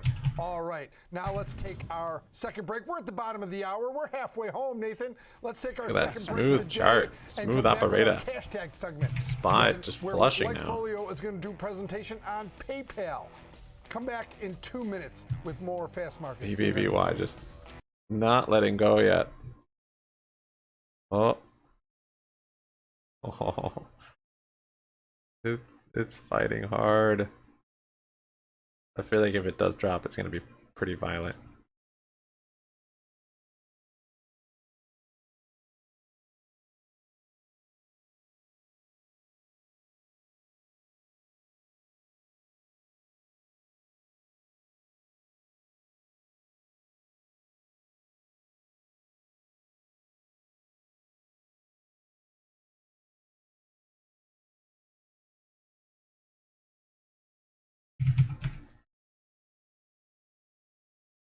Bouncing off the 260. I haven't bounced off it yet. It's sitting on it. It's sitting. Use an example, if there was still $200 million of convertible preferred left, and lowest daily bought price in the last 10 days was 2. Can convert into 200 million. 8 million shares.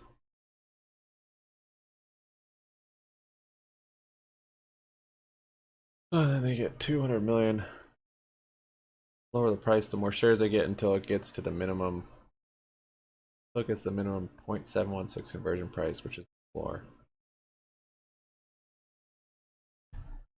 So that's the stock price being at 0.716 is the minimum conversion price. Is that right? That's not like a spread between different shares or something. Accumulation? It could be. Could be some accumulation. SPY's flushing now. BBBY is not giving up the ghost. GME totally is. Bugger. This is what we've been waiting for so long, and you... Bear flag. Yes, we've been seeing this bear flag. Yes, now it makes sense. Alright, SPY moving down. Let's see if 410 holds. BBBY still not broken through it.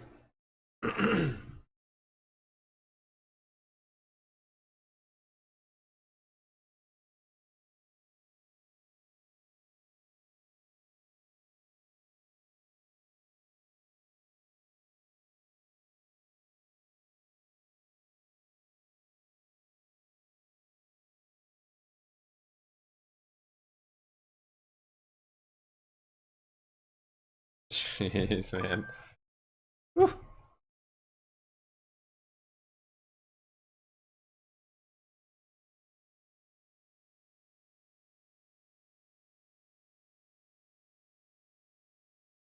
Another pop. Imminence? Imminent. Good news. Houston is bad. Hudson Bay is bad. Pretty big move there on SPY. 410.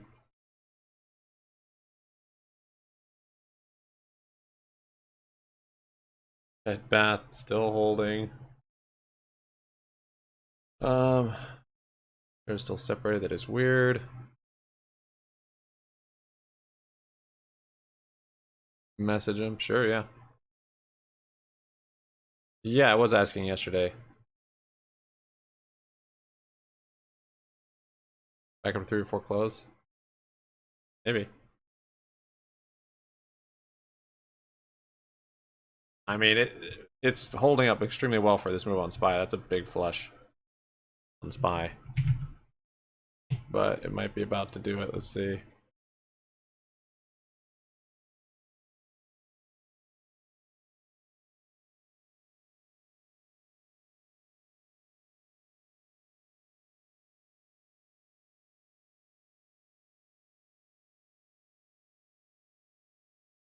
If it can hold on until SPY starts to get a green candle.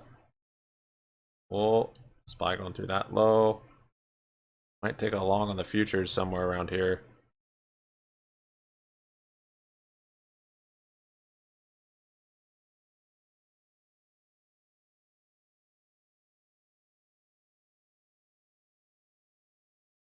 You guys noticed that yesterday was the first red candle we've had in like 1, 2, 3, 4, 5, 6 days. And there's only been 2 in like 20 days, 15 days.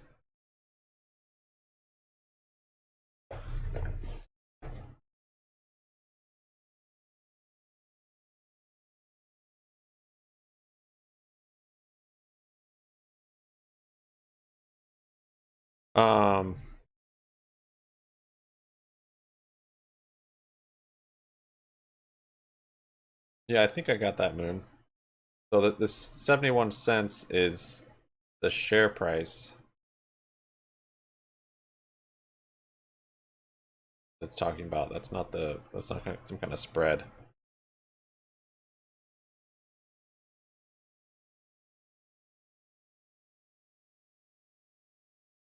I don't think Hudson Bay is bad. If it's people that are hyped on Icon or Ryan Cohen, they think it's FUD. So to me, it doesn't necessarily matter.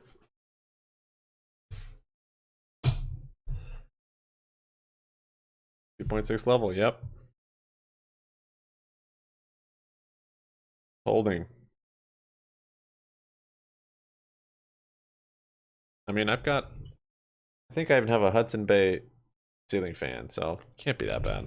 It still works.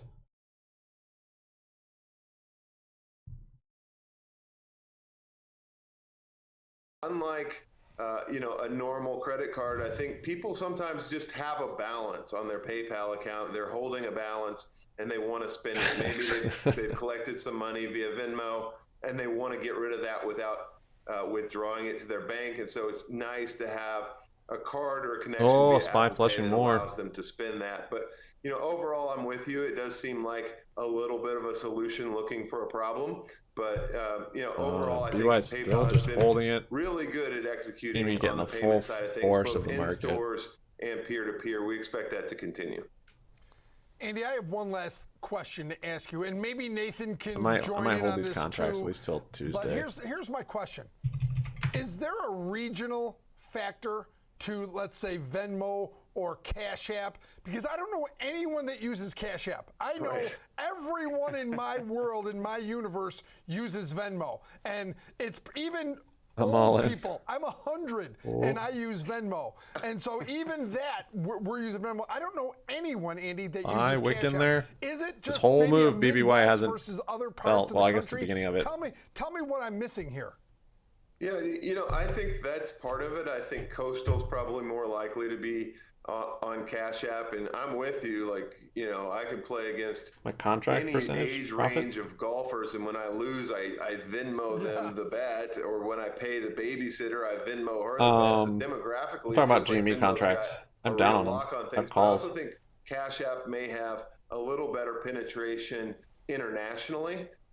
If SPY starts to get a bounce here, we'll see what it does to I'm with you. BBY. It feels like, just from my own perspective, barcoding though. As a user, if someone says, "Can you Venmo me?" Yeah, it's not a good idea to sell them, but and then if someone says, I just bought them "Can today?" you Cash App me?" You're kind of scratching your head, like, "Wait a minute, do I?" Sucks because all the TA looks bearish for the most part, but that's what it feels like to me. But the IV is low. Overall, we always have a run when the IV gets that low on the call side. Capturing the market share faster and faster. I had to try it. Andy Swan, co-founder of Likefolio.com. Thanks for coming on as always. Having some fun with us and throwing out some data. Have a great day, Andy. You too. Appreciate it. All right. Nathan, do you have any opinion on the Venmo versus Cash App? Because here in the Midwest, like I said, I don't know anyone What's it? The A convertible uses preferred stock Cash is App. not so good.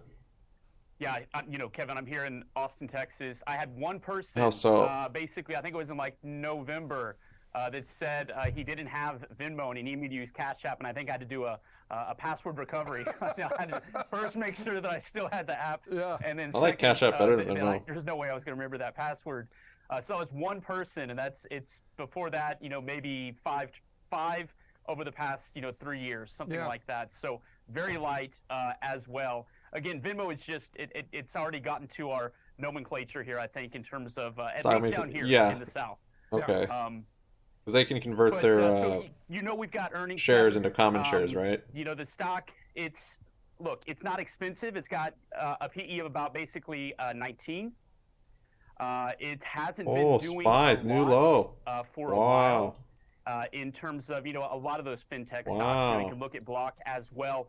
We just heard from Affirm as well yesterday. Not seeing any they're news. doing a big reduction in terms of their workforce. I believe 19%. See if it holds down they here. missed on earnings, etc. We do know that PayPal does have some overlap there in terms of their buy now, pay later.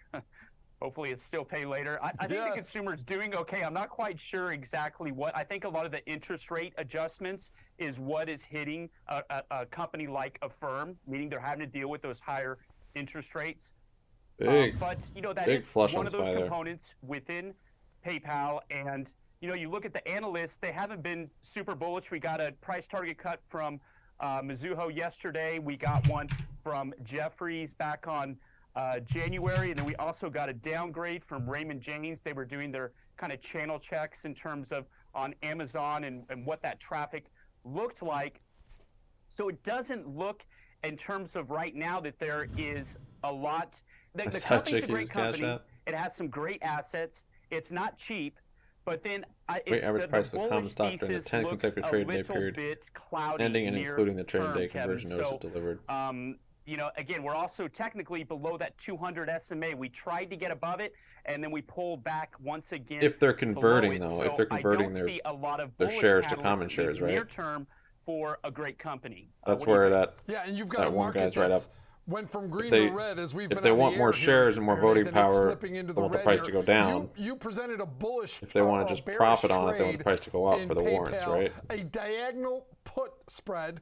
Tell us what you did here. It looks like it's about a week wide, and it looks like it's got about a 22 short delta. Yeah, absolutely. So you know, this is an example trade. I'm not bullish or bearish. You know, I don't provide those kind of recommendations for a stock like this, but I do have to present some of these, the setup for the trade and those downgrades, the technicals, the affirm miss. Those are the types of things. If I'm looking at any type of trade going into an earnings report that I at least want to, take a look at. So if you had a bearish view heading into an earnings report like this, you know, one way you could position yourself is looking at that's what I heard too. Some of that discrepancy, and you could do that. One way, at least, is by doing a long put diagonal. And what do I mean by that? Well, I want to look at selling an out of the money put for this week with the higher implied volatility, and then I'm buying roughly an at the money put which expires next week. And I don't know. Specifically, I was selling this week's 75 put and buying the 80 strike put for next week. The debit was around $2.40 last I checked, but as you mentioned, Kevin, with the market move, maybe it did kind of break out of that range. So yeah, it's drifting higher. It's closer to 270 now. But here's what, and remember, for our viewers, when we give you a strategy like this, Nathan presents this strategy. Breaking out of the range, bear flag. The learning part of the show is the strategy. You could do a call diagonal on the upside if you're bullish. You can do a put diagonal on the downside if you're bearish. I'm holding this the level most of important barcoding. thing you should take from this is the strategy in general, developing that menu of trades that we talk about. But you've got about, you know what I like about this trade, Nathan, is that with one day to go, you've got about $112, almost $113 in theta. That really lowers the net debit of this spread. And can you turn this into a vertical spread when you roll? Of course you can. So there's a lot of options here if you get that move on the downside that you're looking for. I like the theta. It's directional. It's about 22.5 delta short, a little bit of vega. Some vega will come out of this spread, but you're really playing the divergence between these two implied vols. I got about 20 seconds, Nathan. Final thoughts.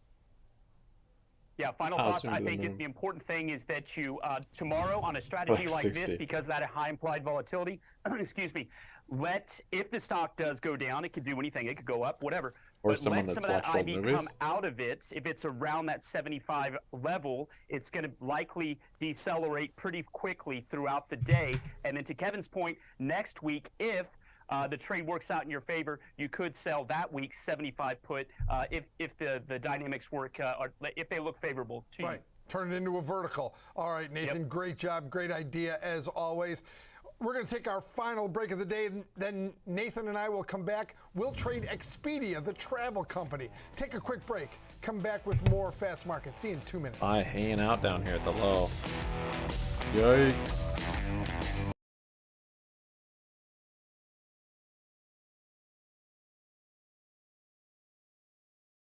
Might just put a stop on my shares for like this 25 level.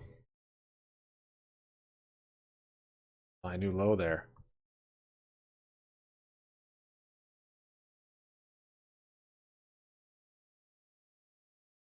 Whoa, SPY's flushing.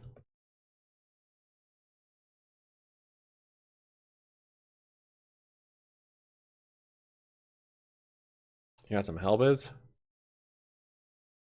Yeah, there's potential for that thing to go. There is potential.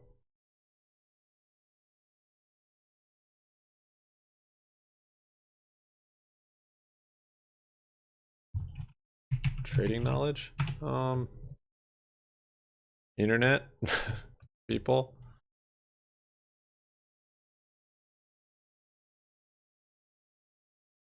Years and years and hours and hours. I'm nervous on Helbiz that it's filling this gap. Especially now that it broke that support. Because we haven't heard anything from them since their jeez, GME freaking illegal naked short crime fighting. We haven't heard any plan since then.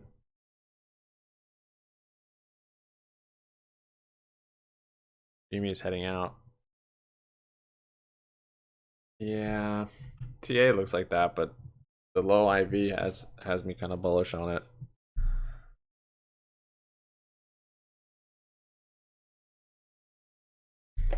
Whoa, SPY. Under that 409.43.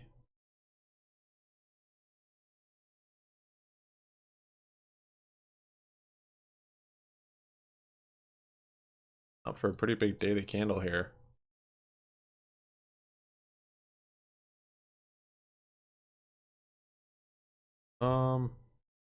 Think anything in particular. ECB. Nagel says needs to pick up speed of app roll-offs. Core inflation, decisive gauge for monetary policy. European Central Bank saying some stuff, but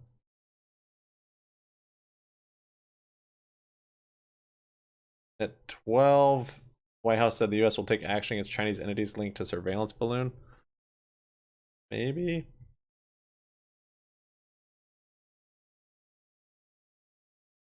Maybe it was an excuse just to get in a war. That's why they didn't shoot it down the whole time.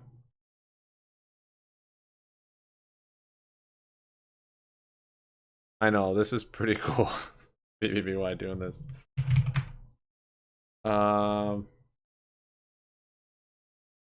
Yeah, I mean, we saw the bear flag, saw it breaking out of the channel, but I'm not so certain yet.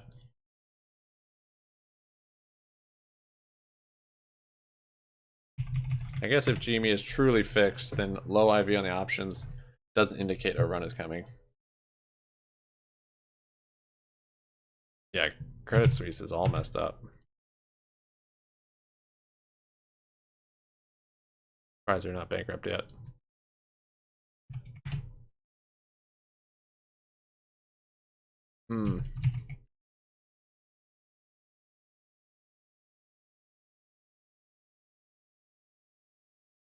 SPY looks like it wants to break this low here.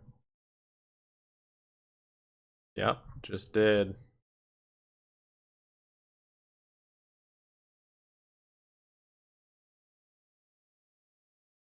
That's probably kind of the next level there, 408.57. Market's just getting kind of scared coming into CP Light. There's the flush.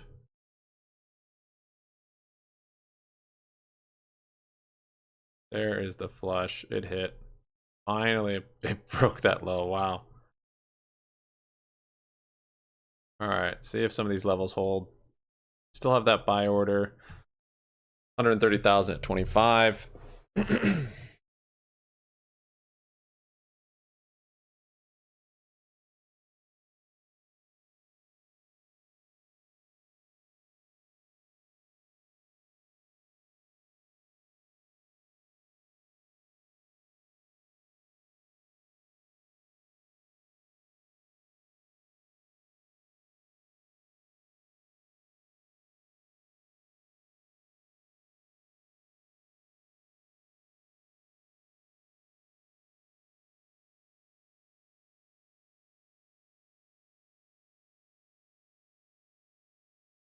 Why ever has SPY puts made some good money today? I think not me. Does or doesn't? Not sure.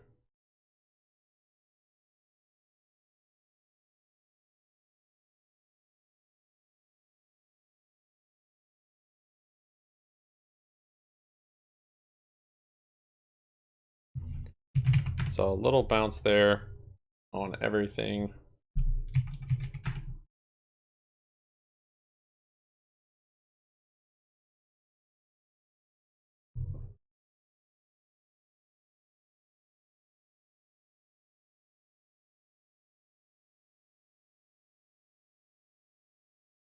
Showing it hit 256. It's real close to that next line down.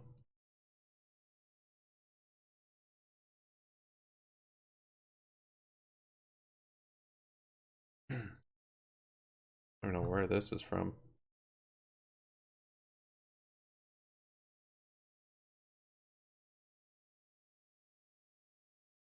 Oh yeah, this got moved.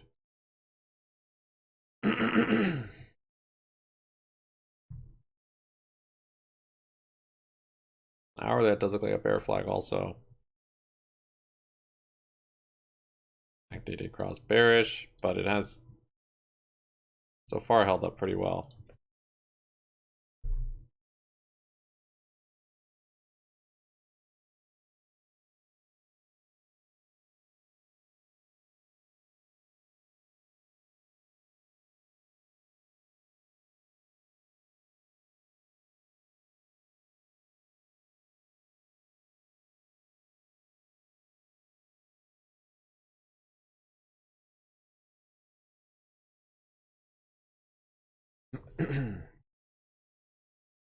I forgot to stream Discord. Not really. I guess. I don't know. Was that a benefit to anybody?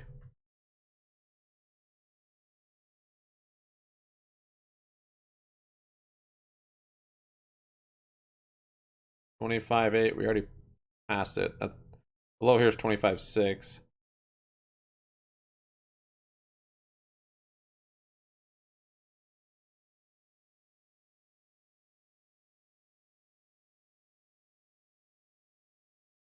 $25.30 is that low over there.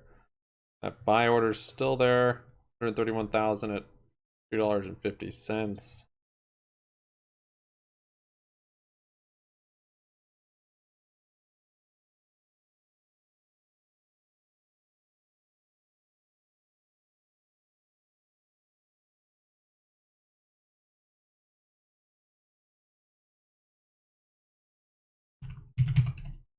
Coming down more. 254. 10 cents more will be the low from over here. 3 calls, so a 120, 130, 133 unbalanced butterfly, Nathan. And so this is one that's got an upward move to it. It's got about a 21-22 delta. If you look at but I don't know. I'd have to look it up. Short strike, which is the 130 strike, it's pretty much in line, a little above the expected move. Donating on Streamlabs you are insulated from any losses. It has the best commissions. On the upside due to there's a link for that, I think, in the description. Vertical and a 3-point vertical. Nathan, your thoughts? And they might even have like a subscription type thing. And, you know, with these types of strategies here, Kevin, you know that do it monthly, that short strike like a membership is basically would. Where you're targeting at expiration, and you know, guys. You can be bullish, bearish, or neutral. You can use calls or puts. Thanks, Meg. I appreciate it. Like Kevin said, he's being bullish. Thank you guys for your likes too. 54 likes. Short strike is that BBBY's 130. down That tells you where he 2% wants the almost. stock to go. You look at the implied move. We'll It's see. about a little over $8 there. We will see if post earnings. So Kevin's on a trade like we hold this. Kevin low would be from looking yesterday. for the stock to make that implied move to the upside. You do have a profit range there. And then to Kevin's point, you know, why do split strike versus, you know, going with the standard equidistance of 120, 130, 140 by bringing that strike down to the 133. It changes the P&L Showing some dynamics, support. And specifically, think about it, you're short 2 of those calls at 130 instead of having that go all the way up to the 140. You bring it down Seems to like the it probably still could go down more and then you before can the see on day's the right over. side of the 1 chart, o'clock. that allows Kevin We'll to see though. It's just potentially, consolidating should the now. stock move, get out of there with a profit. Yeah, think of Meta's earnings. How this stock you probably have went more upside way through from here than its downside. expected move. Now, I've lined up the expected move, but if you're wrong and it goes through the expected move, you're still Bounce before insulated. close. Like a calendar spread, you would lose all that money as it came back down.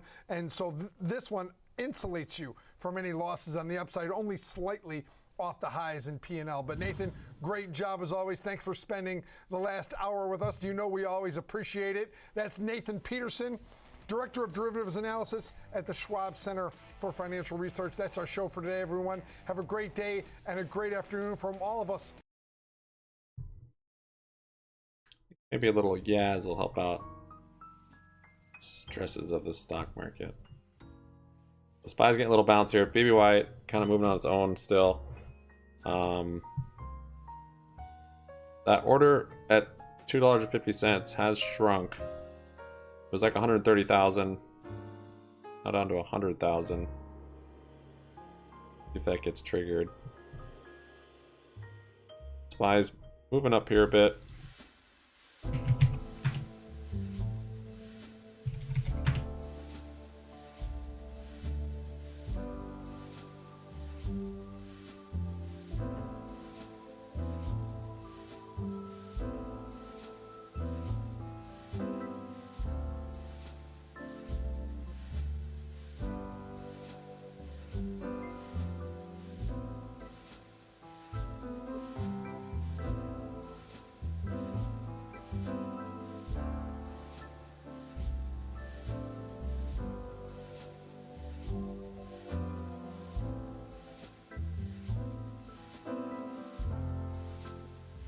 Oh, nat gas is moving up.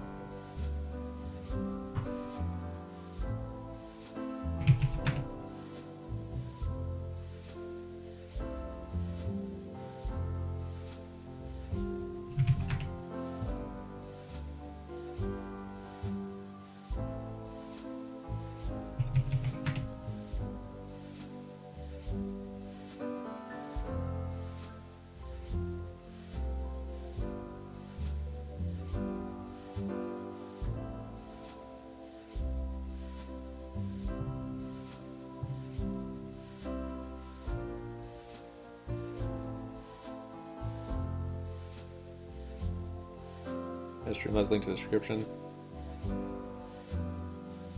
Thanks, Ace Ventura. Appreciate it, buddy. My #1 non-options viewer supporter. Thank you. How about adding a Streamline's link to the description? I think it's in there. Is it not? Oh, you know what I didn't put in was our Discord link today. Thank you, Ace Ventura. Very, very generous on a day where BBY is down almost 3%.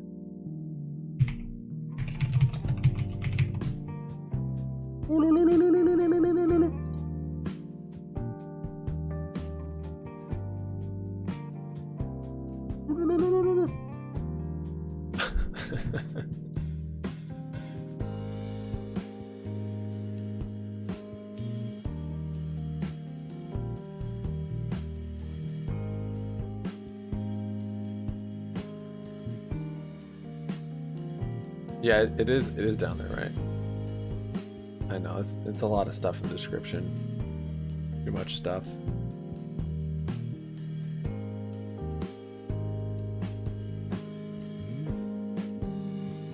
I'm not an Apple user. All based on that Discord.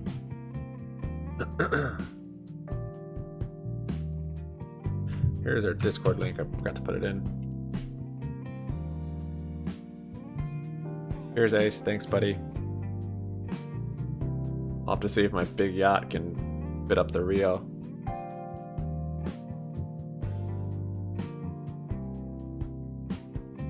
Oh, the $100 phone. yeah. That's Pixel, man. I love Pixels. I like the old Pixels, though.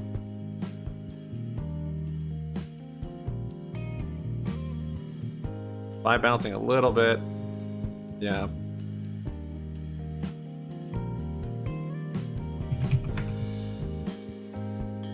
Yeah, a little bounce.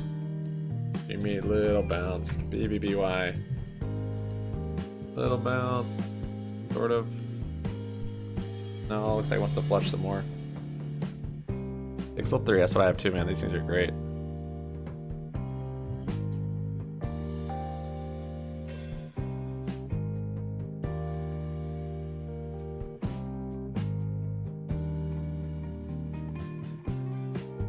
Oh, 25.30. I don't know if that's gonna hold. Got 24.8 for the next level on here.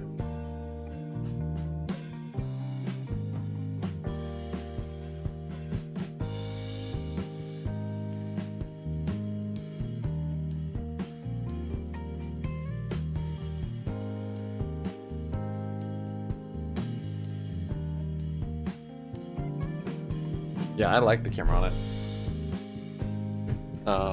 The newer Pixels don't have the 0.7 times or 0.7 wide for the front camera, which I love.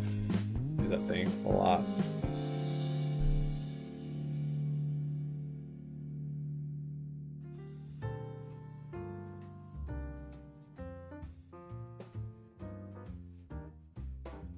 Ultra wide, yeah, I can take a picture with like me and 7-8 other people with my arm. Seriously, and they look really good. I mean, I know all the new phones have wide-angle front cameras, but Pixels, like computational and their photography is, those old Pixels still have like some of the best looking pictures. I mean, the new ones too, but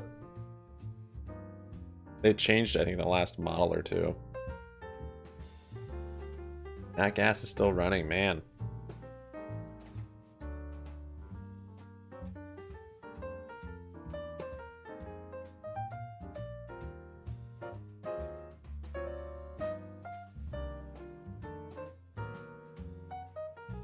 Did close out of that contract.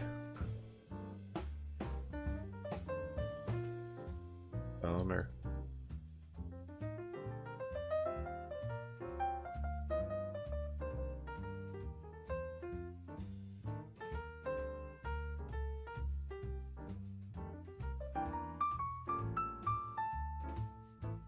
Okay, broke that low from over here. 25.10 is the low there.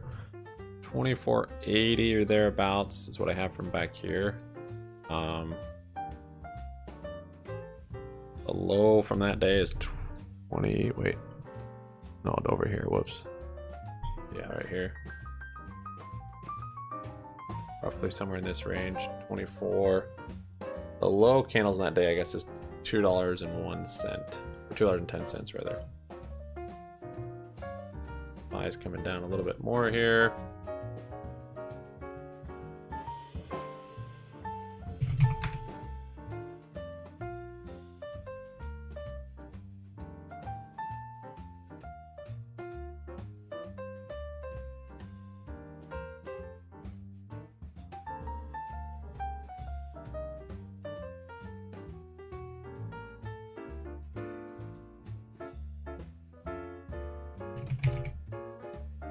Yep, SPY probably making new lows.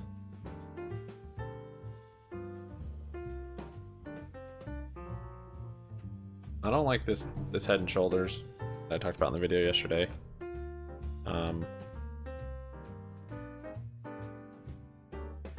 If we're not getting any news, I mean, TA is all I really have to look at. This support will be pretty big for me to hold that. If it does, that'd be great. If it doesn't,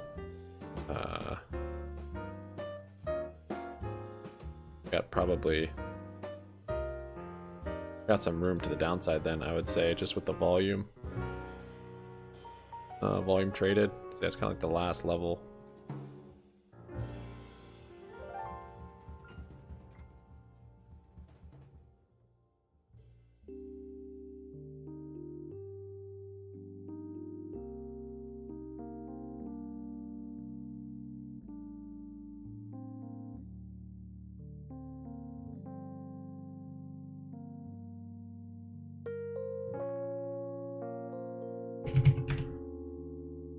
There's a lot of time left. Day is still pretty young.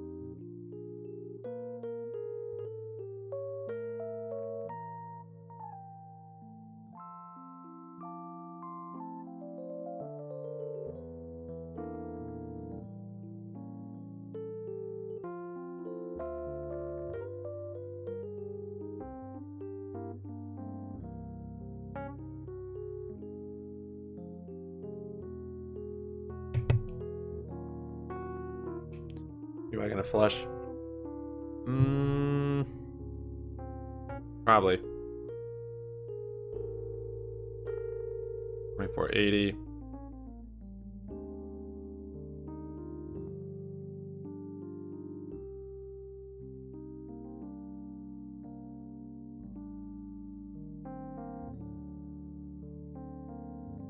Very sucky day. Ah, we suck again.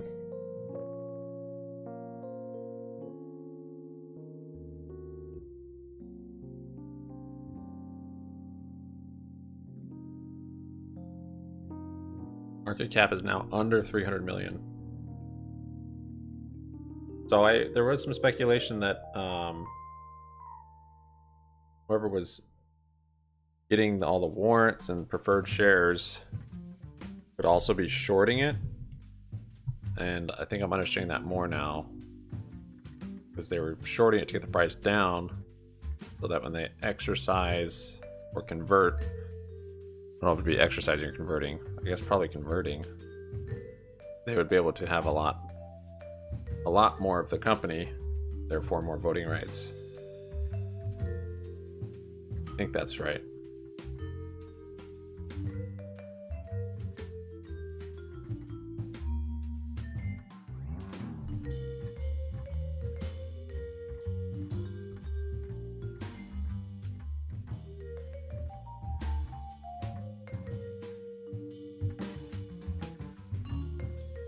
I can't already know. Ah, we flushed again.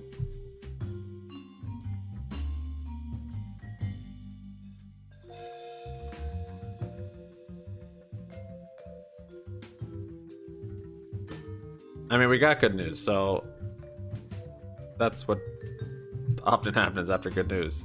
You buy the rumor, you sell the news.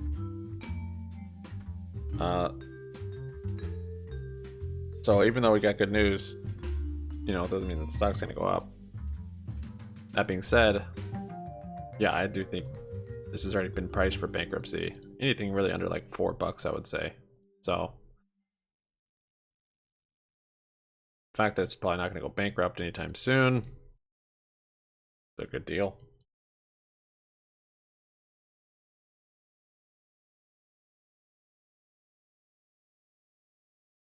It's very difficult to time the market. How close to the yacht?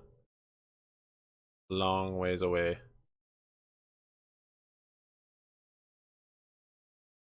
Oh, I've gone the opposite direction of the yacht.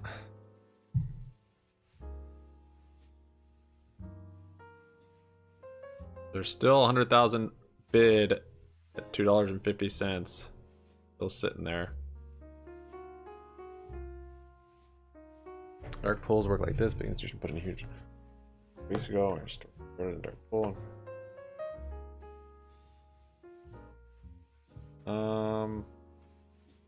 I mean, there's probably, yeah, there's delayed stuff like that. I don't know if it's quite that fraudulent, but yeah. I mean, all the internalizing of shares, like that's basically what's going on. Internalizing it and then buying the shares or selling the shares. Thanks, Tree. Appreciate it, man.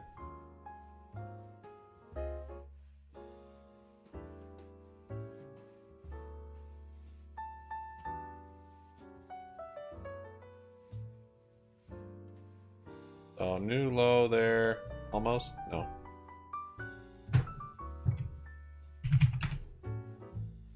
GME, this one. I played your game, GME. I did it. Now you give me this. We're gonna have to wait for CPI. See what happens with the market then. It was kind of crazy seeing how BBY actually was moving with the SPY today, though. I don't know if I've really seen that. BBY about to make a new low, I think. Look forward to start barcoding for our support. The barcode support pattern.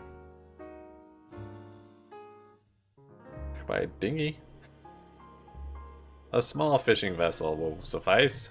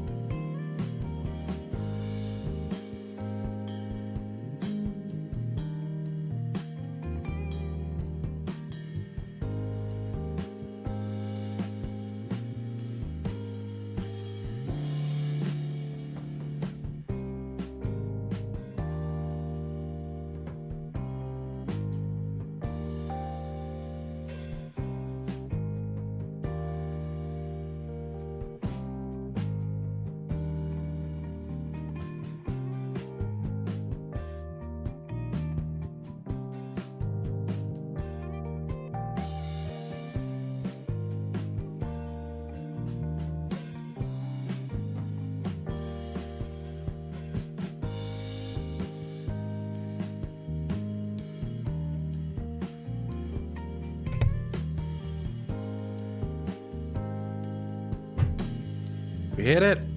$2.50 even. That buy order not get filled? No, it's still there.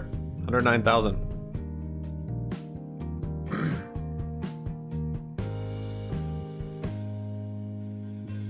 Unless it got filled and he reloaded.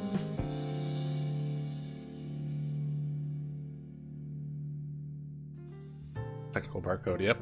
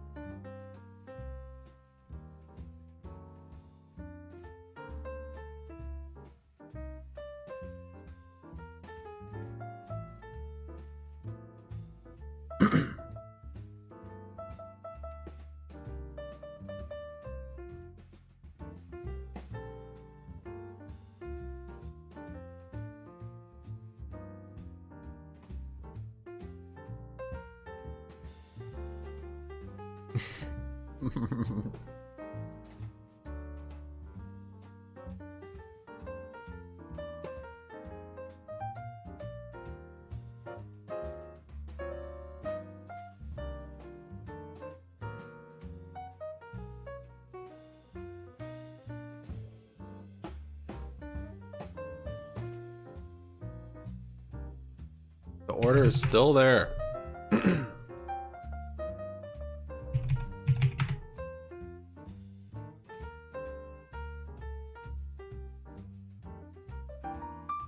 Pop this out.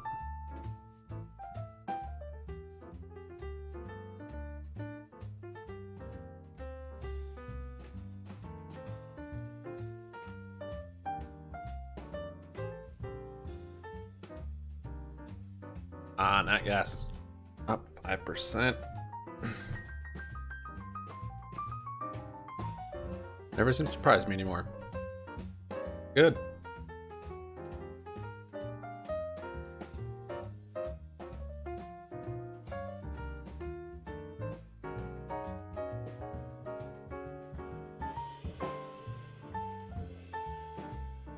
If we are repeating the Volkswagen chart, this dip will be like to like here, basically zero. So if you do think that, then you should sell everything you have right now. Wait till we get down there.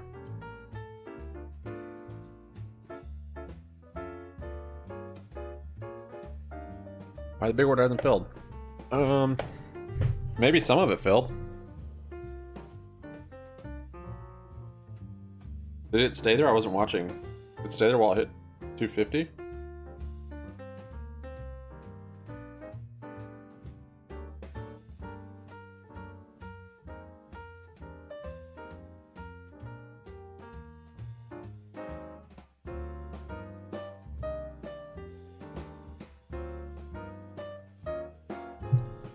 SPY's kind of moving up here a bit.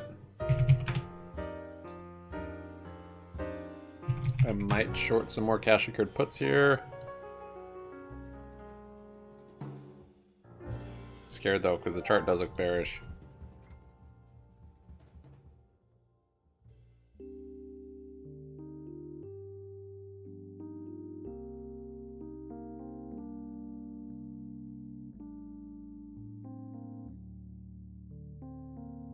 Sad to be like 2 minutes. Gonna have to look at the time and sales. Maybe some of them filled.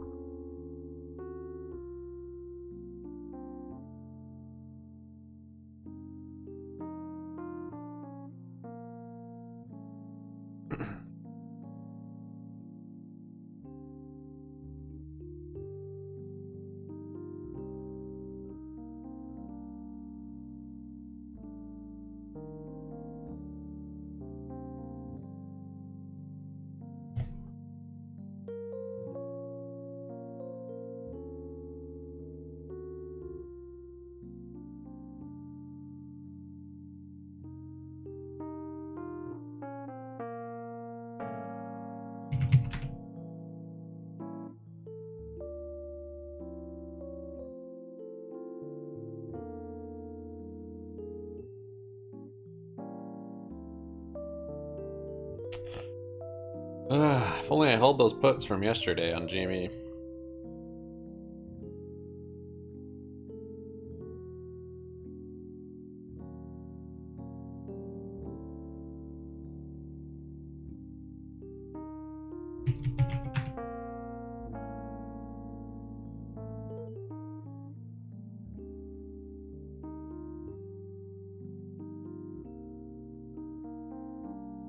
talked about pretty much the opposite with DraftKings, with momentum leaning more bearish, but Disney momentum still holding even after this earnings event, which is positive, obviously, for those looking to be long Disney. BY's come back down here. We'll see. This appreciate all of your probably technical get flushed insight, through. as always, Rick Ducat, our chart master.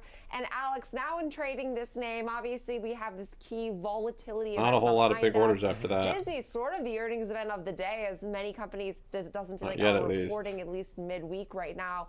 So for that reason, we already have this catalyst behind us. What are you thinking for a trade that then leans more neutral to bullish? Yeah, so say you saw this report, you were optimistic based off the message. The stock didn't run away now post earnings. It's actually come back a little bit. So you don't feel like you're kind of chasing after it and you wanted to do something neutral to bullish. Maybe you simply looked at something simple and is commonly looked at on this show is selling a put vertical. And so that's what we've done.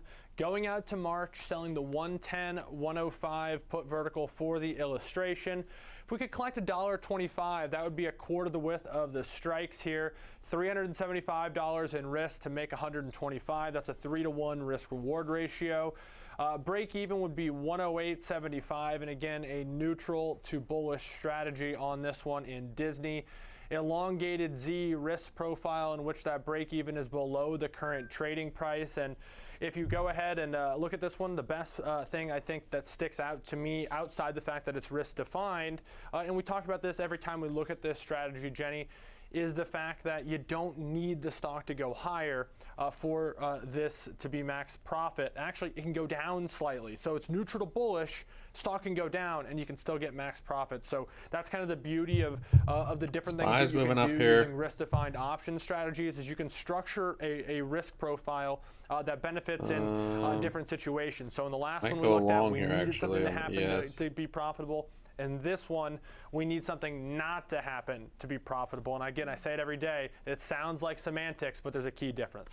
No, I think that's a very good way to actually put it. You don't need to be 100% right. You just can't be dead wrong, which is, like, I think, a much more reasonable way to look at outlooks than just trying to. I don't know how long it'll hold. 101,000 there, though. Also important to keep in mind for both of our example trades next today, week, 3 calls. Can lead to higher yeah, you might get a little fees. IV pumped in the next few days. And carrying option positions into expiration can add risk, like unanticipated exercise or assignment. Now, coming up next, we are looking at Tapestry and its move higher in reaction to its quarterly earnings.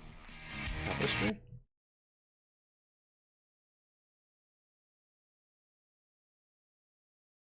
Yeah, I imagine it is starting to get cheaper.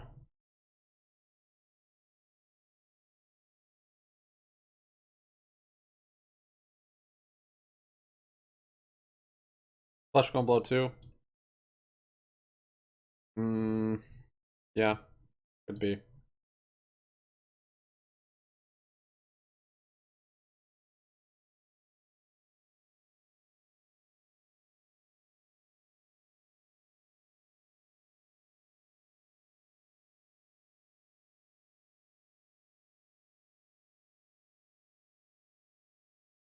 Yeah, there are some levels that, that I have 248 and then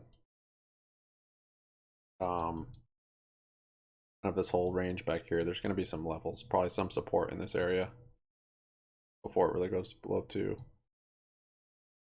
It's a long ways actually from 2.5 to below 2. Like percentage wise, these moves are pretty big.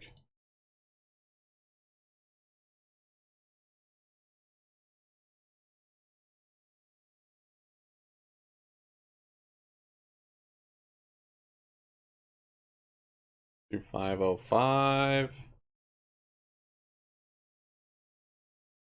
Nothing's getting filled at 2.5 even.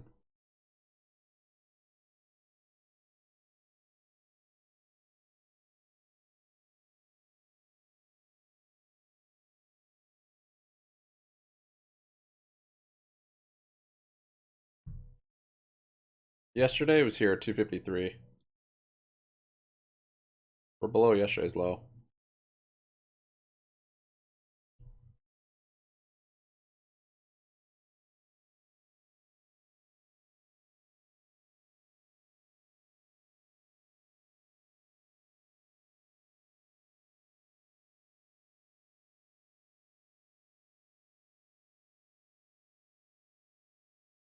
Some market buys one of those orders. Yeah, I usually just do market buys. But this could be like a spoof order. Who knows?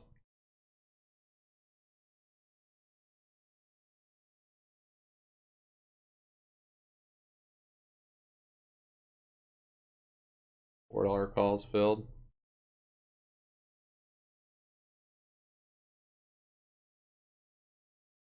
For tomorrow.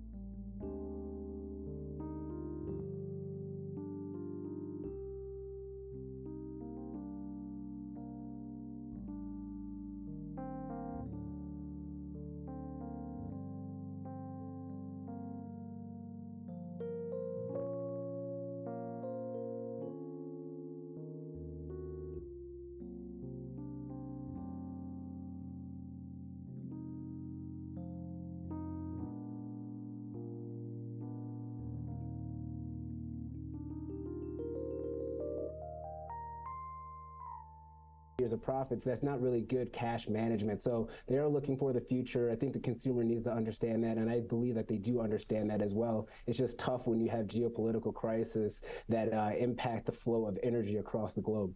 Yeah, and I think it's a good point. The investments they're making, they're both offensive and defensive. We've seen it in tobacco companies investing in cannabis, or investing in smokeless products, or alcohol companies investing in cannabis, or even companies like Meta and Netflix investing in games or metaverse. All of that is both offensive and defensive, because those spaces could pull customers away from your product, so you might as well be a part of that as well. But Kevin, we got to leave it there. Thanks as always for joining us with the latest here on Exxon. Let's bring back in Jenny, and we'll shift gears here quite a bit. We're going to talk some Tapestry with stocks. It's bouncing here with the SPY. This is the parent company, I believe, Crazy that of companies like Coach and it's been Kate with the market Spade, now. and sort of that.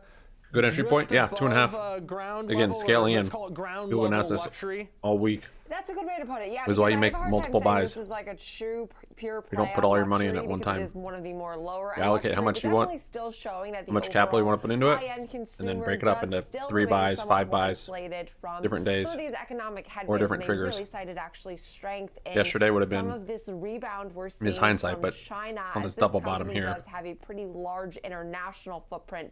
That is the thing to me. today would be at this $2.05 or 50 cents, they're still afloat, but I'm still or now, so corrected but we might have a retest. International numbers, which are still pretty staggering. And they also said that digital initiatives and new store concepts, as well as video selling on platforms specifically like YouTube and TikTok, all contributed to really these strong results. And as well, that they also highlighted the fact they're pushing now into AI. I'm not really actually sure even how, but really just to build that omni-channel presence, which is something that does remain of strength of this company. And the street likes the fact that they are remaining innovative.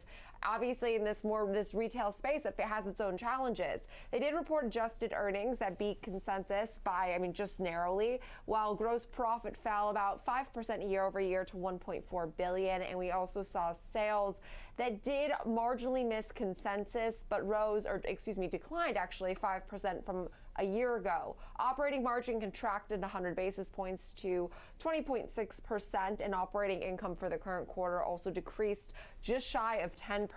But inventory at the end of the second quarter rose 30% to $976 million. The company said it remains on track to end this fiscal year with inventory up single digits versus its prior year. They also said they're on track to repurchase $700 million in common stock during the first half of the fiscal year. And it said during the first 6 months of their fiscal 2023, they did spend about $300 million to repurchase 8.4 million shares. So signs of a healthy company, signs the company is navigating what has been a challenging cost environment well. And they did also raise their full year earnings outlook, as well as expect now sales to be slightly ahead of what they had previously guided for. So all in all, a strong report, a report that showed, I would say, exactly the opposite of what we talked about with a firm that missed on pretty much all metrics. A company that shows stability and shows that it knows how to navigate rough waters ahead.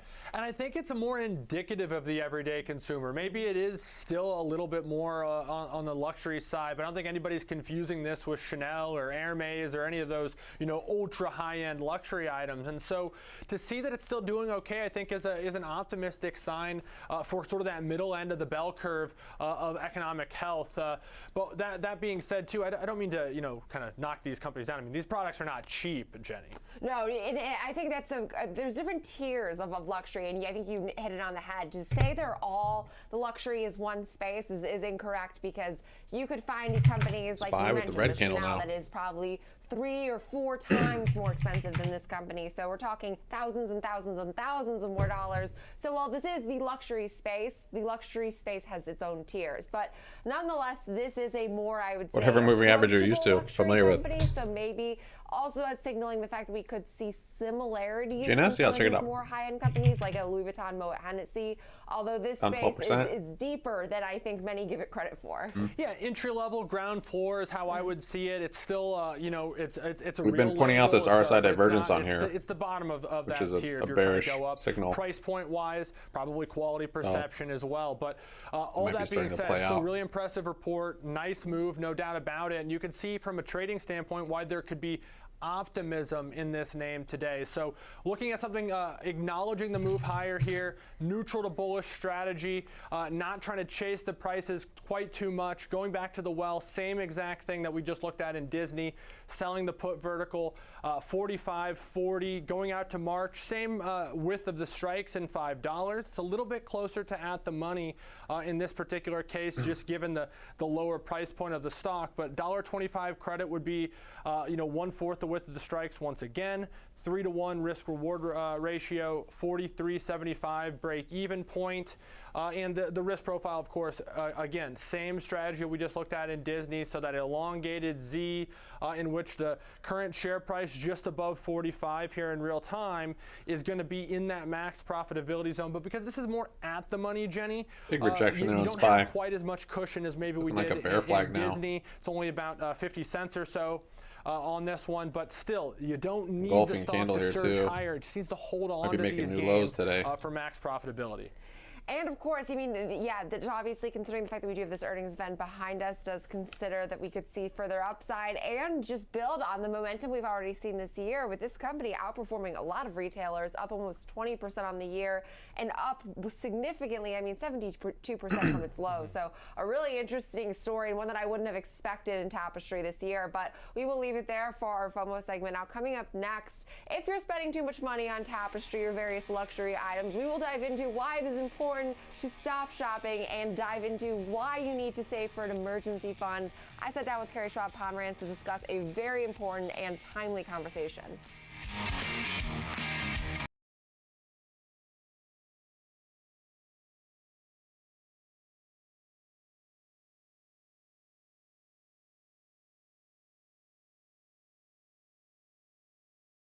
Got a lot of calls in BY next week, so it'll be crazy in here. It's gonna be crazy because you got a lot of calls. All right, I think I'm gonna go short here.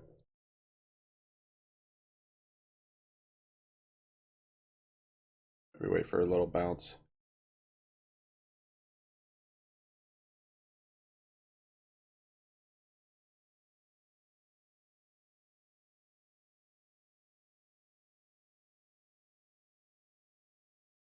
Yeah, I took the short.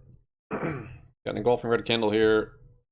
Basically just consolidating down here at the lows. Looks like a bear flag. They can probably break this low. Where do we go? No one knows. 408.57 essentially.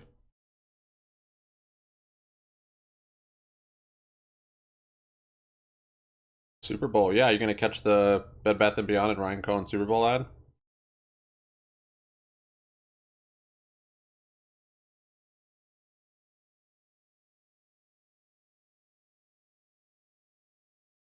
UFC Saturday. Wait, is the Super Bowl this Sunday? When is the Super Bowl? That was a juke.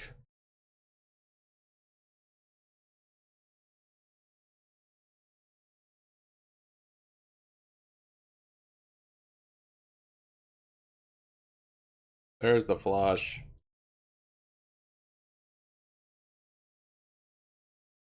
So now do I scalp this or do I try and hold?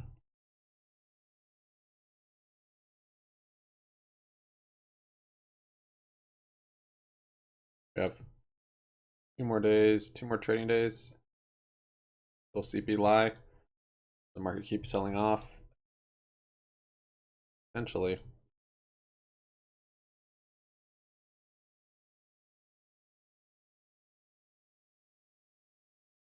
Although I'm shorting at kind of the low today. Since we have just come down. So I'll probably should just scalp it. Sunday is on Sunday. If there is one. That was a joke. Cold shower brought that up.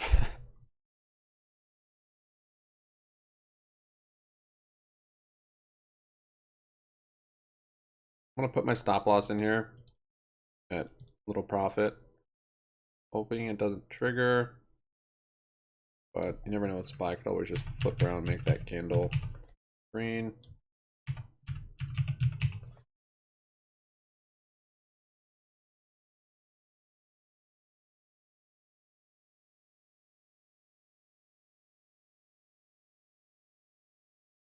Otherwise, my price target is probably 408.57.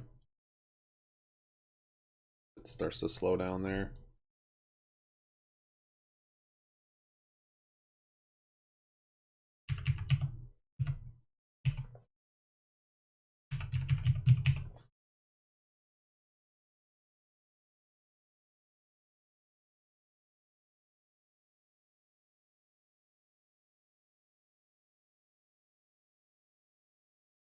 BBBY coming back down to retest.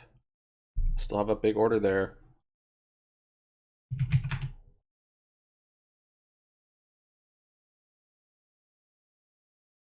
Oh, I'm gonna get stopped out.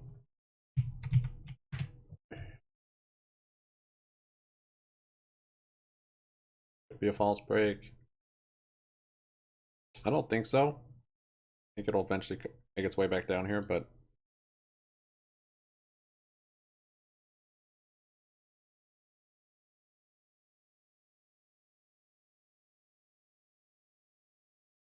I don't want to. I'm not going to change my stop. I'll let it get stopped out. And loan payments or insurance, and then of course childcare payments. So it depends on your certain. I don't care about here and here.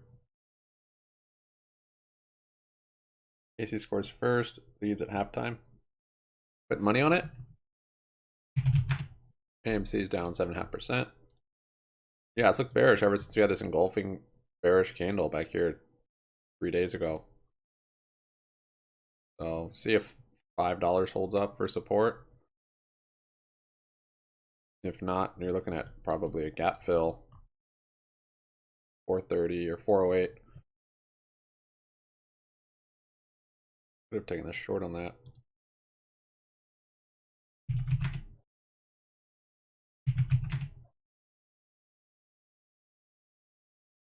And maybe should have looked at AMC's chart instead of GME's. Help me with GME's. So it's 145. Still over 2 hours left. Probably get some kind of bounce into close.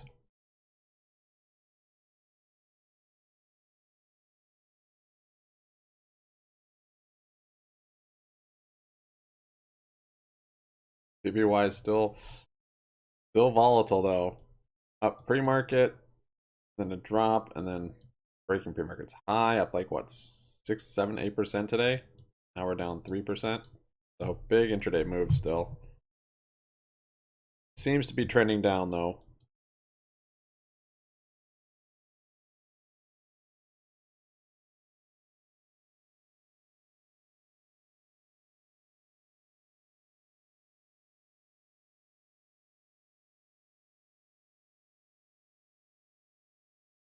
I might have support there. Good wick.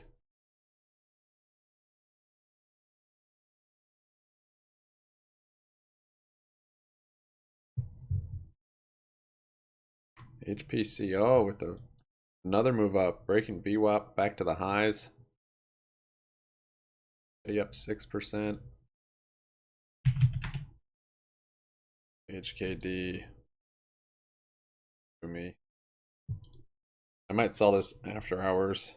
Seems like it likes to bounce after hours. I want it to hold that support level.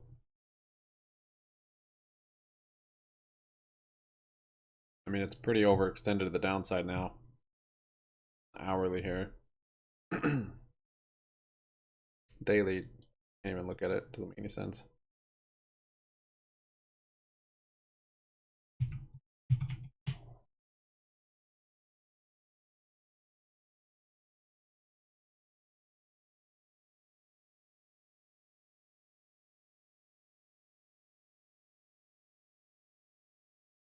To get out of a short, well, you need margin to first of all be in a short. And so it takes margin to close it because you're buying to close it.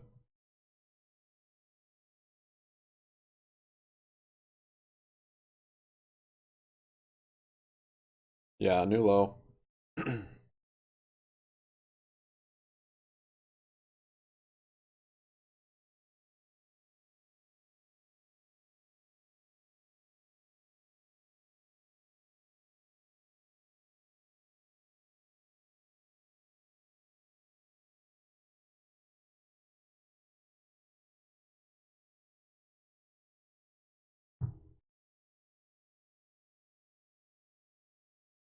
Oh, just setting up a wick down here.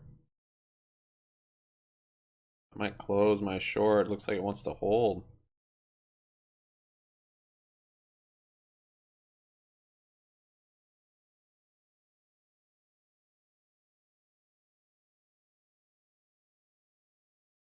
Hold and rally.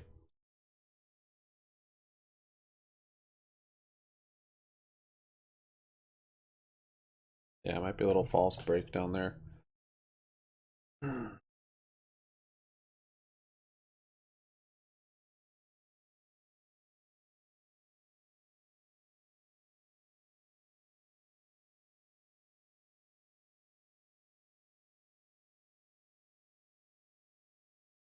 Yeah, seems like it. Well, yeah, I don't know yet. These wicks, though. Got 50 seconds on this candle.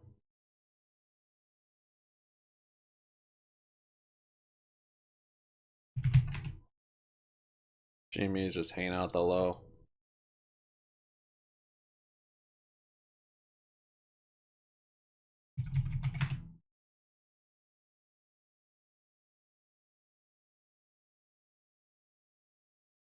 All right, I got stopped out on it. Oh well. I mean, it was at the kind of the low of the day.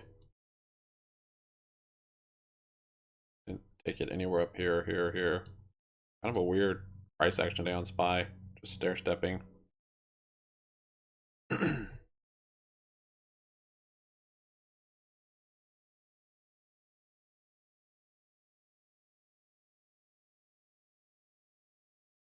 hasn't had bid support yet on BBBY, so probably break through it.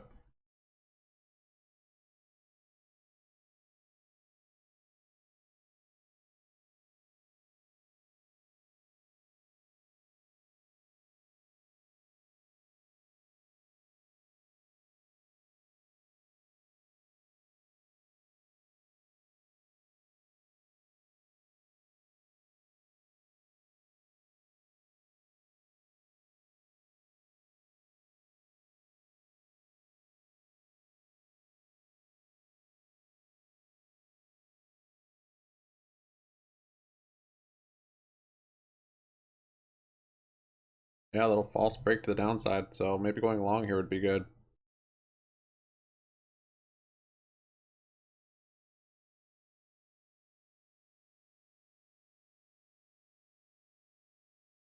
Oh.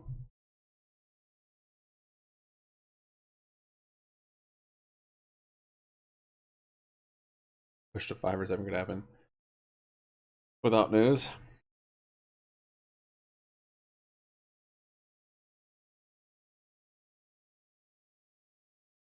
The order's smaller now. Now it's only 80,000.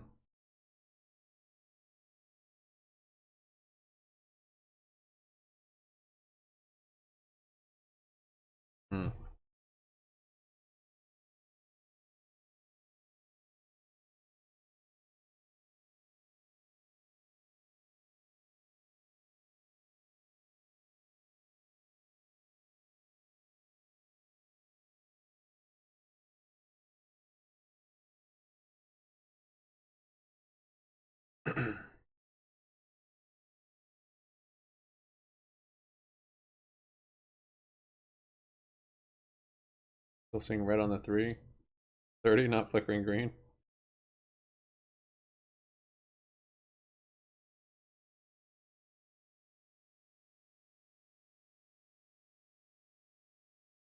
You've got what, 8 minutes for that? It might. Looks like a bear flag. These wicks seem bullish, but maybe not enough. Well, but if you look at the report, I mean, they beat both on the top and bottom line, but you have to ask yourself also about the quality of the report as well as the quality of the earnings estimates going forward. But they came in around 79 cents. They beat the estimate, which was 59 cents. And it's important to note that the company, again, showed some declining EPS, down about 22% compared to the same quarter last year at $1.02. Sales were higher just fractionally at 1.2% growth year over year, but they beat the estimates quite a bit because of the inventories that were pushed through price reductions. But they came in with 672 million versus 580 million expected. Now the company was pretty clear. I mean, they said that their gross margins fell by about 540 basis points to 42.4%. EBITDA margins or operating margins were down about 6.2%, and that's to be expected as they cleared out inventory, because if you look at their quarter notes, they talked about finished goods were down, so their production was down 33%, and their inventory level was also down 36%. So this was a quarter where they effectively leaned up their inventory, discounted products, moved product off the books, and it's demonstrative. As you can see, they beat the revenue as well as the EPS quite a bit. But the thing about the company is what's going on a forward basis. Now, if you consider the growth of the company, just look at the quarter, it was higher in sales, 1.2% year over year. That's with discounts. If we do get a bounce. Year, the company did grow, albeit a very modest amount from sales compared to the same 4 quarters for the previous year at 2%. But they are expecting slightly higher, but still very modest, low single-digit growth in the next 4 quarters, about 3%. But their EBITDA margins are expected to go from negative 30%. New highs on the day. Growth rate to negative 7% on a forward basis. So despite the increase of only maybe, let's say, 1% earnings growth expected, they're expected to improve their EBITDA by 2/3 of what happened last year, and that's pretty impressive. But you also have to consider, valuation and growth rates. The company is very profitable, but it's just not growing its profits very much, and that's why we're seeing the stock sort of stuck in the last 6 to 9 months or so. It's made a nice move since October, there was no doubt. Also, you can see a nice move today. But again, it was really based upon clearing out inventory. But the growth prospects going forward are relatively modest. George, I think that makes a lot of sense, because when I think about a company like this, to me it almost always seems like it could be more additive to a bigger company like Apple than it really could be on its own. BBBY, right at that $2.50. I mean, they make a particular product. They don't seem to be breaking into many other realms. So to me, there's sort of a ceiling to how much this company can really grow. But that being said, because it's such a popular product, because it's in a financially healthy state in terms of profitability, there seems to be sort of a floor in there as well. And even if there was tougher times, maybe there is that kind of, idea that a bigger company could scoop in. But the risk to me is, if they continue to just exist on their own, also got this divergence on the daily. They become something like a GoPro, which just kind of falls out of the public spotlight from an investment standpoint, and it just kind of meanders in this, $10, $20 price range, basically into perpetuity. Yeah, see these are all great points to bring up, Alex. I mean, there's always a possibility of sort of, brand obsolescence. In other words, do they lose their brand luster? That can certainly happen over time. Competition, whether it's companies like Samsung, Bose, Apple, Google. These are all competitive threats to companies like Sonos, which really relies on, growth in consumer demand, which we know right now from an economic standpoint is still there. It's quite obvious. It's just not there what it was, let's say, a year and a half ago, because of things like interest rates, debt levels, and of course, higher prices of consumer staples and services. So, it's kind of at a point right now where you're not going to see too much out of it, if you ask me. SPY's moving down. Think about price expectations. In fact, if you look at the price right now at around $21, it's near its mid-range analyst estimates for the year, which is around $23. And I think the analysts see what I see, which is essentially a company that's improving its growth rate from last year, where it contracted 30%, but it's still profitable. It's just not growing its profit base very much. And that's generally what you see in companies that do these things where they gap higher. It's not a company that's not profitable. It doesn't have an extremely high short interest. It's around 5% of the free float. It doesn't have really much debt to speak of. I think it's like $35 million on about $2.5 billion in equity. So it's very well financially managed. It just comes down to, marketing and brand awareness, spending in this environment. These are other things you have to ask yourself and if they're going to be willing to George, do. Sorry to cut you off. We will leave it there. That does it for Next Gen Investing for this Thursday. Coming up next, we have the cold cut. I don't know if he can hear the music. I don't think he could.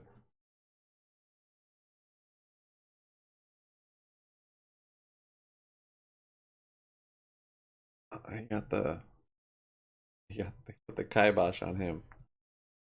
I've had enough.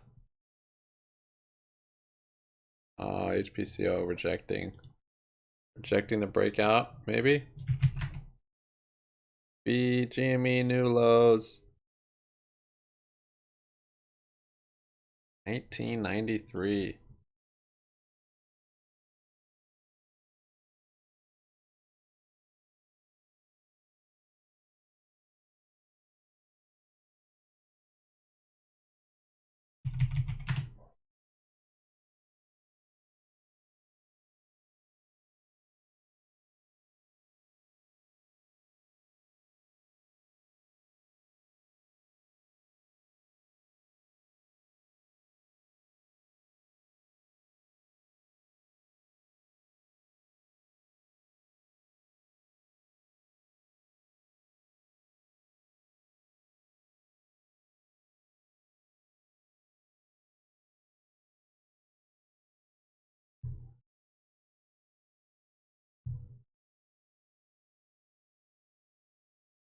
Still alive.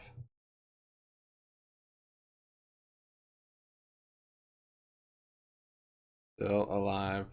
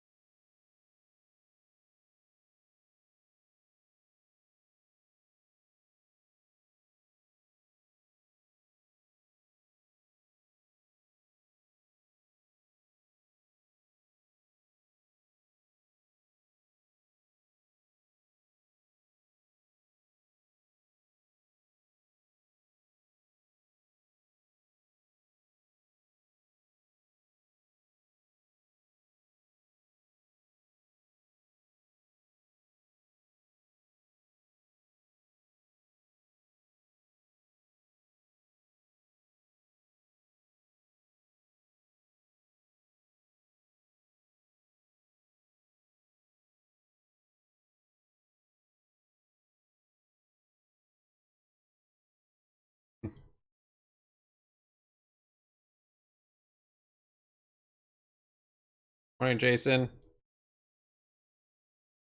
Oh, I was about to break it. No. Wall's bigger. 825,000. I have 77,000 at $2.50, which is actually the smallest it's been today. It was around 130,000.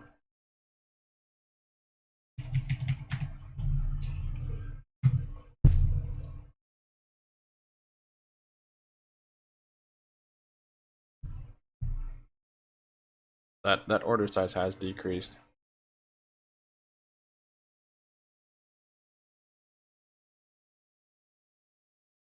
Yeah, GME's got me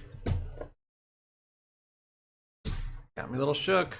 The IV's low, so I'm playing the long. When we've seen the IV this low, it's usually before it runs. Oh, I got calls. But yeah, now looks like it's fully broken out of the channel, and the bear flag is happening. But it gives me some optimism that you should close your puts because you don't know what's going to do. I'll at least wait till maybe a bounce today or tomorrow to close the calls. I don't know. Market's just so confused and choppy. CPI will be something to watch for sure. HPCO did make it new highs there, 400%.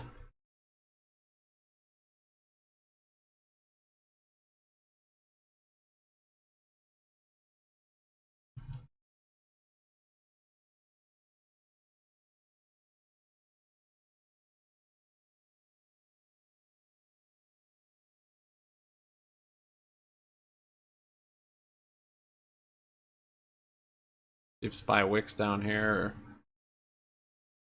Yeah, GME's like, the IV's low enough, it's even sketchy jumping into the covered calls. What I mentioned this morning. Hindsight thing. Yeah, I don't even know the catalyst on that. Was it cardiovascular? Or no, there's smoking thing. What is the catalyst? Nothing. A little short squeeze, no big deal.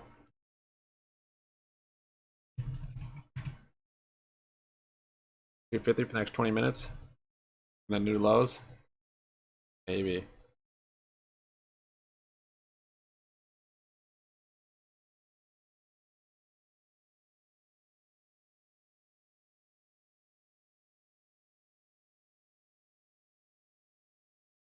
Ten times more volume and bar weight was high. Alright, let's go up 400%. Whoa, 437. It's up 100% from just a little bit ago.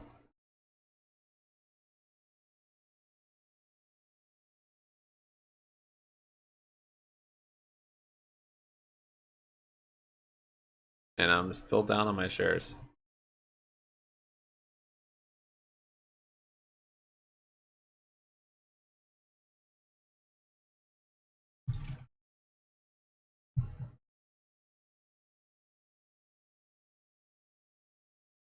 All right, SPY looks like it's actually going to come down now. Not chop around anymore.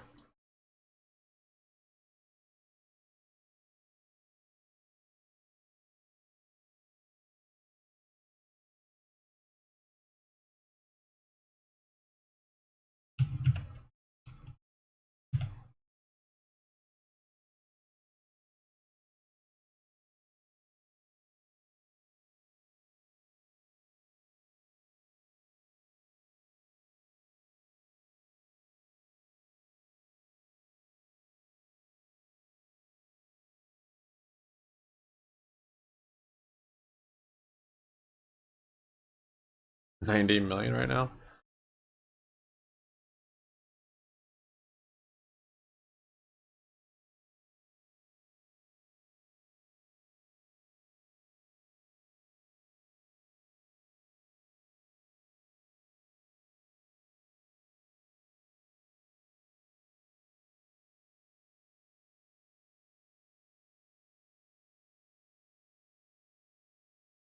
What do you think about the economy? I mean, do you think that we're in a better place, or are you still worried? Well, I think we're in a better place. I've been really surprised at the earnings, as they've been coming out, which is really good news. I like to see that, and as long as the Feds don't tighten their belt too much and raise rates all the too insiders.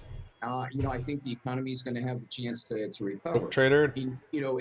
We've gone through an awful lot in the last couple of years. Bid size is 779,000, mass size 79. Basically shut down a $20+ trillion economy, and we're still kind of recovering from that. Putting that almost $5 trillion, increasing the money supply, that's the inflationary pressure that we're seeing right now. So my only worry is the Fed saying that they want to get down to that 2%. I just don't see how they're going to be able to do it when you look at the 100-year average. I'm not sure that that's reasonable. Yeah, I mean, at this point, that we've certainly heard from Williams, Waller, Kashkari, Cook, and of course, Jay Powell himself. I mean, they're all on the same page about continuing to raise rates. So at this point now, what are investors to do? What would you tell an investor when they're looking at equities or bonds or whatever else?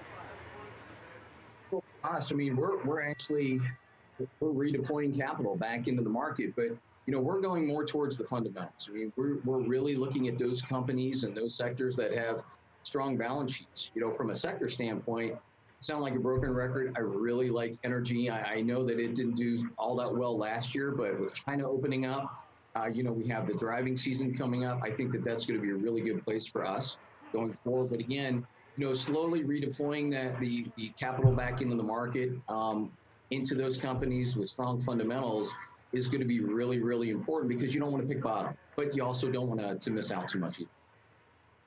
Yeah, and when you get down to these different sectors, are there certain ones that you seem to like more than others, either because of where they are positioned, because some have gotten frothy, or more about what they bring to the table going forward?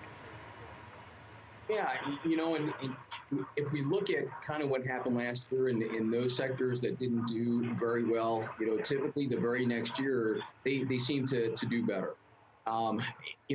Again, healthcare, I still like. Energy, those are probably my two favorites. We continue to look at utilities. I know that, even though they're down today, I still like those as well. What was the last thing that you liked? Utilities. Okay. Sorry, I'm missing it, but whatever. So energy and healthcare seem to be your go-to for the most part. What about other things, financials, tech, and anything else, maybe leisure and anything that has to do with travel that seems to be more in demand of late? I do. I like travel. I like financials. I'm not so sure on the growth stocks, the tech sector. A lot of those companies in that, they still haven't earned a profit yet, and they're still well above what their pre-COVID levels were. And so, perception is reality, and I know that they're doing very well. But again, just looking at the balance sheets, they do make me a little nervous. Yeah. It's good to see you, Ed Siddell. Thank you so much. EGSI Financial. Thanks, Ed. Still to come on the watch list, the CEO of cloud data management company Informatica joins us to discuss the earnings and the company's AI platform. Plus, find out the very latest trends in sustainable investing. Our panel weighs in on all things Disney.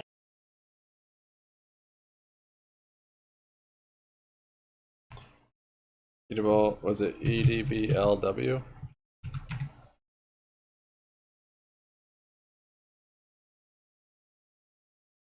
What are you looking for on the warrants? Just up. Go up.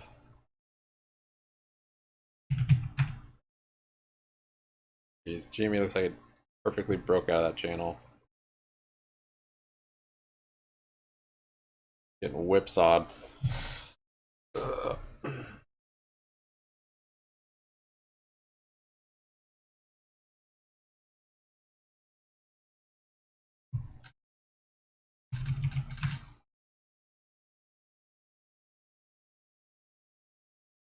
Some more barcoding for Bed Bath & Beyond.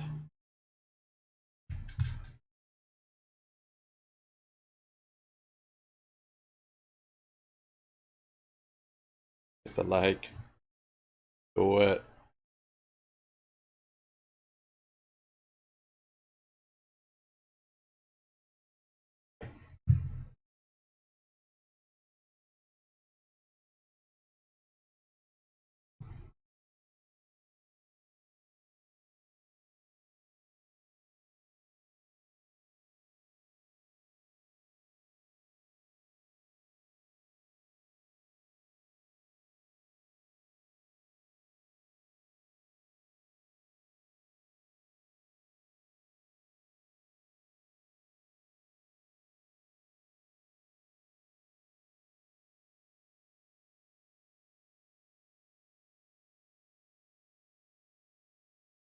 WLDS is also up. These are the ones that all kind of, or these two IPO'd like at the same time. Maybe there's some correlation there. Bye. Chopping around, still kind of trending down though.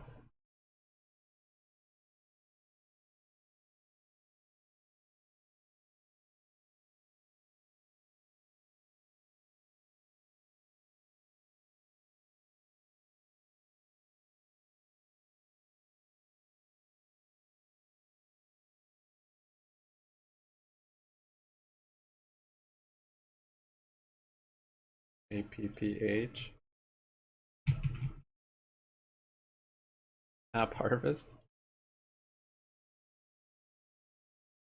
We're looking at App 11 today. APP. App 11. I've never heard of it.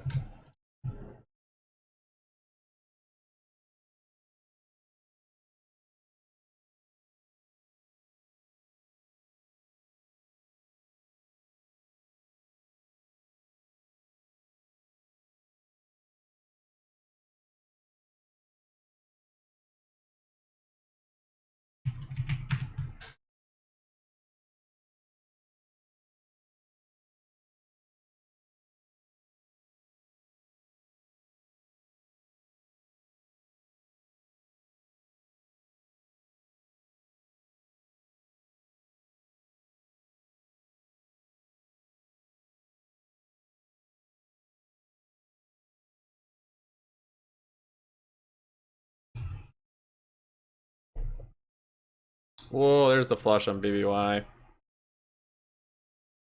There it went. Orders are gone. Now it's gonna get fun.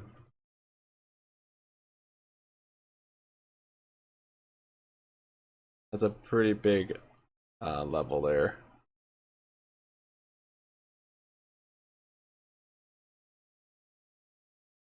At this move.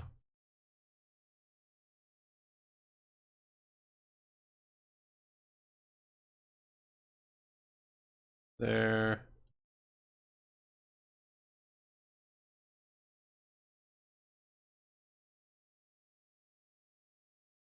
Yeah, 22 1/4 is probably the next major spot.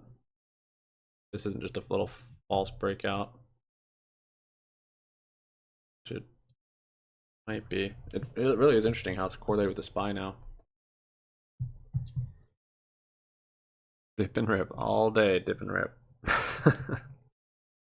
We did get one dip and rip right here, followed by more dip.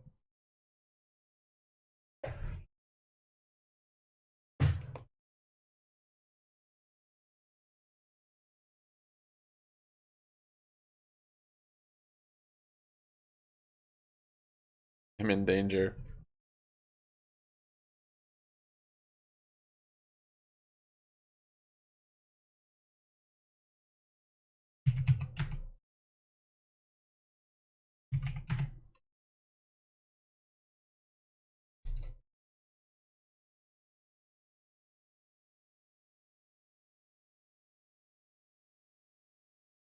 Let's go.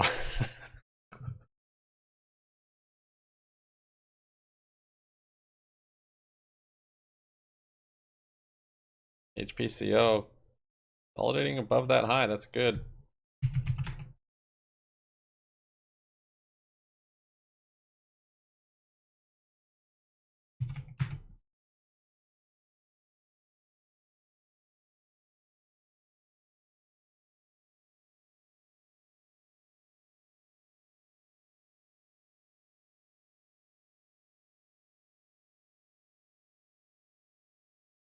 $365, I would say, but the next level with, yeah, that 2.25.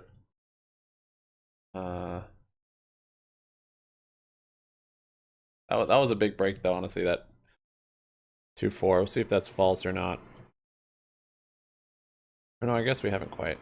Let's see, we're at 2.4.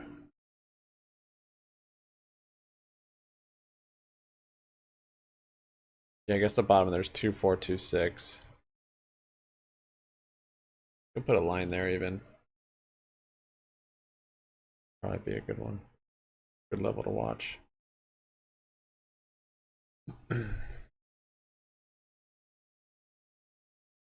Buy at the low, flushed through it. Alright, I just closed my nat gas short I had. Set VWAP.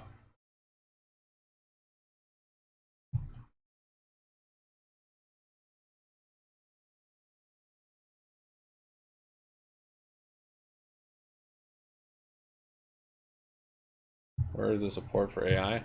Oh, is AI dumping? It's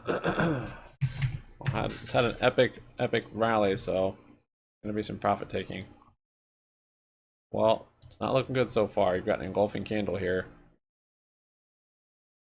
after it's already run up 300%. So, it's kind of at one of the supports right here, 2360, 2295. Yeah, that's kind of the support, but I don't think that'll hold. But maybe. I mean, it's been such a big move up. Might just start consolidating in some range. But that is an engulfing candle, which isn't good.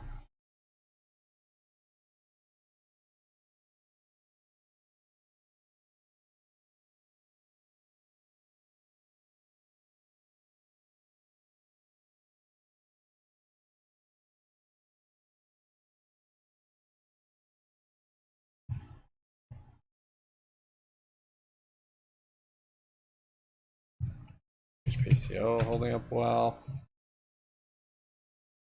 All right, I'm gonna try and find a long on the ES here for bounce end of day.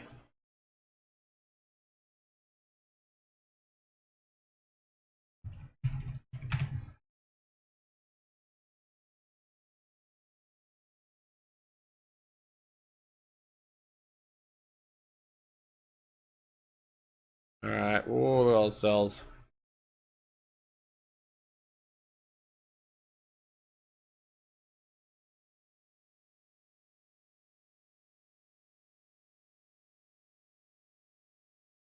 This was the move I was trying to get on SPY, but it just chopped around for so long. stop me out up here. SPY's now down 0.5%.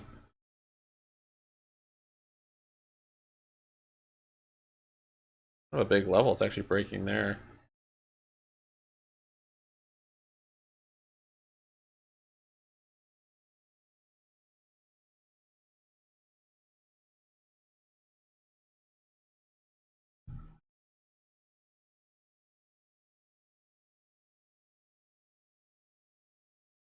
Yeah, this is an important level. 407 is kind of the last, but this is the more support.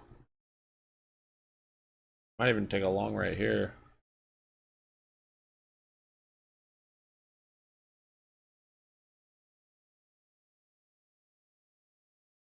Yeah, I did. Oof, feels sketchy.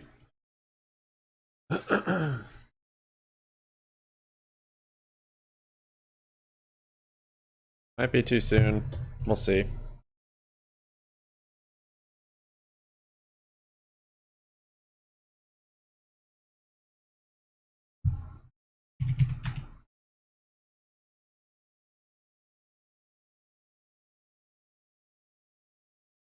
Jeez, GME not getting anything. Yeah, look at all that volume on that drop there.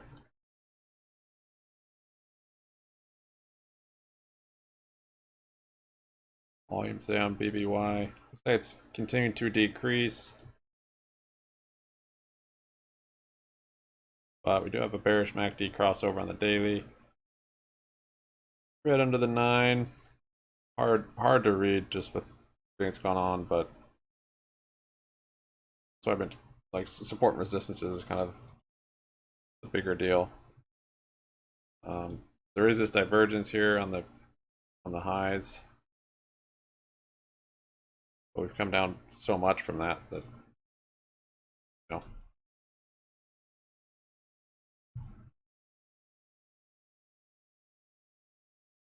Still needs to find support that holds. It was 258 yesterday. Today, still unknown. Might be that 2.25. Maybe higher, I don't know. But no support yet. None for you.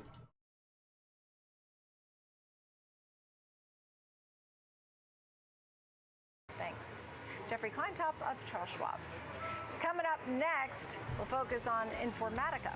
Cloud data management company is higher after its earnings. The CEO will join us to discuss the report and the push into AI. That's next here on the watch list.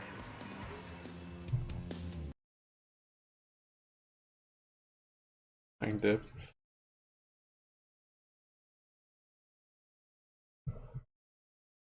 Are you bullish on Helbiz just because they're trying to run along with GNS? Fight the legal shorts?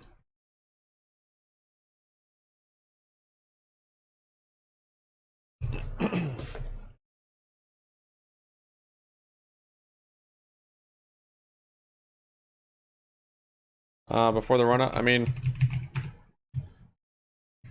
before Monday, not really, no. Nope. So yeah, that's where it's, whoa, SPY flushing, shoot.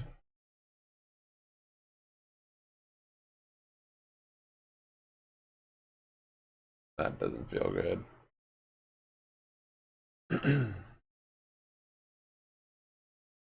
Well, hopefully we get a rally before end of day. Not be nice to close the lows. No, there really wasn't. I mean, intraday, like as the day progressed, we saw it. It started with a gap up, and then yeah, during the day it all looked good. So gapped up, built a bull flag, then you know broke the resistance of the flag, which is bullish. Built another one, broke that resistance, then consolidation, rip, consolidate. So everything looked good after it started, but before then,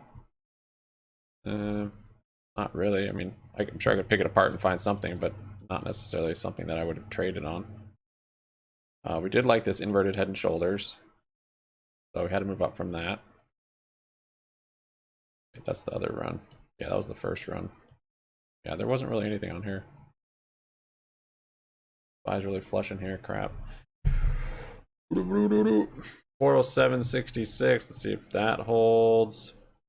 That's what I don't like about trying to time the bottom on the entries and exits. But if you wait for momentum with this type of trading, it's miss on a lot. So another inverted head and shoulders there.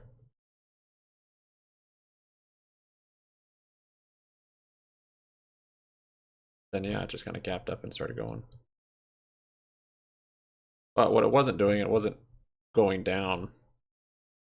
You know, I mean, the momentum this day had turned around. By the end of the day, it was up momentum. And then even this day, like, it came down intraday, but it was still higher than this day. So the trend was going up. We don't have any of that yet. But you don't necessarily have to have that either.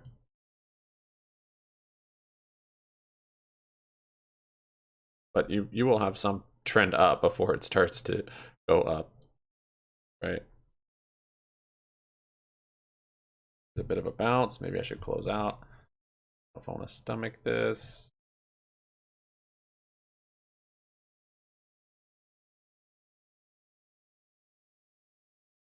BBY bouncing off that 2420. 407 then pop. 407.60. 407 would be past the low. Indices, golds, oil, silver, dollars are all down. Healthy. Dollars down too today with this market sell-off. Dollars up.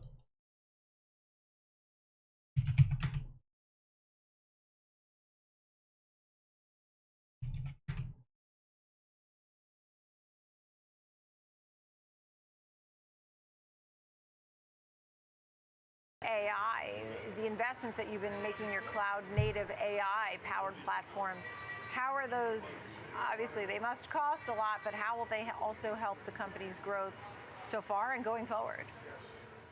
Well, we made significant investments in this platform, and the core AI embedded in the platform is actually called Claire. You know, it's kind of strange. Like, we launched Claire in 2018, and now that you see all the ChatGPT discussion going on, I think they started around the same time. Obviously, they are solving a different problem. But our goal has been to embed AI in the platform, serving, you know, intelligence, automation, productivity, to give you a sense that that AI engine is now serving almost 20 plus petabytes of data, 1820, and it's basically petabytes. That's a lot. Year. So we see that as an accelerant to not only intelligence, but also driving a lot of productivity. I don't use a whole lot of screeners or scanners. I'm not always like looking for trades. Yeah, you mentioned the trying to trade less. And that's just such a big trade part the of best setups. To have renewals, to have customers spending $1 million. Unless you're talking about like indicators, because scanners are like there's like a screener. I can choose market cap and it'll filter out. Maybe you can quantify it and what you're hoping for going forward. Well, look, one of the things we've been very unique is that, you know, we've served enterprise customers from mission critical workloads. This is halted to the downside. And the kind of workload we serve and the customers we serve are like, the upside. No, suspended. Or, you know, GM, oh, snap. Kroger, Hellbiz might be about to rip. So on and so forth. And we see top of class mid-90s. Keep an eye on Hellbiz. Because again, GNS halted to the upside. It's either it's some kind of news. That's been consistent for us. So maybe their dividend. We're maniacally focused on driving business value for our customers. And you know, something that base also allows us that's to not a volatility halt that's suspended on news. At least that's what we will show so feel me. Very good about it. And the other one is that we've been sitting in the middle with all these cloud hyperscalers, Amazon, GCP. I think get out. I'll ride it. With all of them, that makes it even more helpful for our customers to drive their transformation journeys. Yeah, understood. Tell me about, you know, when we talk about here first, though. GPT, and you have Google. No Burns have earnings tomorrow. I think something involved. To catch up. No. You have these Chinese companies trying to make competitors. I don't know. It is everything that everybody has. It doesn't change anything for my life. Tell me why it's so important and your thoughts on all the companies rushing to win the game. I mean, it looks like that's the most important thing these days, or in the news. Well, look, I think AI is here to stay. The next decade will be the decade. So you are getting in Hellbiz from the interesting part there is not that news. AI for the sake of AI, but how I mean, Hellbiz needs their own news too. Operational use cases, helping companies do something value add. They might get some sympathy rally if GNS is announcing their where the sensitive data is. dividend or something. How do I find the quality of the data? How do I manage governance of that data so it doesn't fall into wrong hands? So I think AI is going to be here to stay. I think every company has to find a way to help their customers with the help of AI. Market's probably going to keep coming down here. And the ones who do it the best are going to win, but AI is here to stay for sure for the next decade. Right, understood. And when you think about all these tech stocks and how the market is performing overall, I mean, whether they do or not, it's nothing for me to even think about. It's just speculation. Year, so the lows of 14.96. Worrying never added think, a minute to my life. The market environment as well. No reason to waste brain power on it's a hypothetical situations. Macro, not a lot has changed. I think the customers are still trying to figure out, this is a macro where there are still certain amount of inverted hammer there on SPY. I think is that a reversal? And how customers are spending is slightly different. I do think when the market has pivoted, our voice didn't work out. See, especially for do my like voice. It's balanced growth. It's top line with profitability. And I can read long novels. High cash flow, high margins while we're delivering the kind of top line growth. That I think has become a lot more relevant than the last couple of years where it was growth at all cost. And I think that will continue to happen for the next couple of years. Yeah, and talk about the efficiency of the company. I think that's been a goal of many companies to try and continue to grow, cutting costs, but you still have to make investments.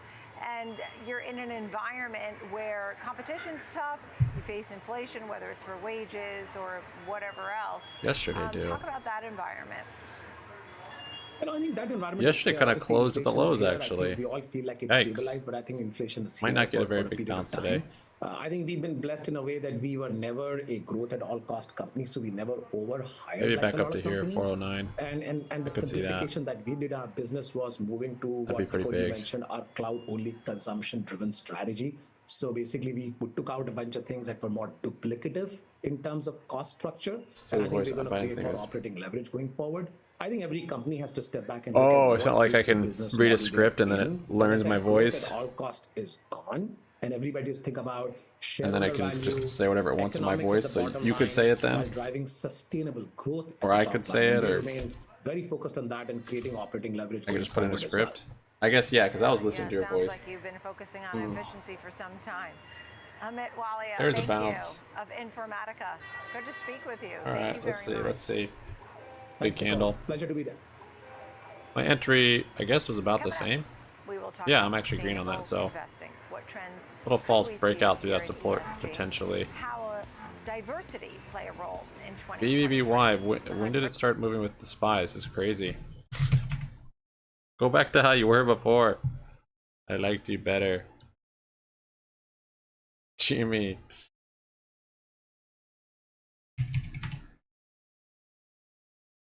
Got what, 30 minutes? GNS close. See if we start getting some preparation.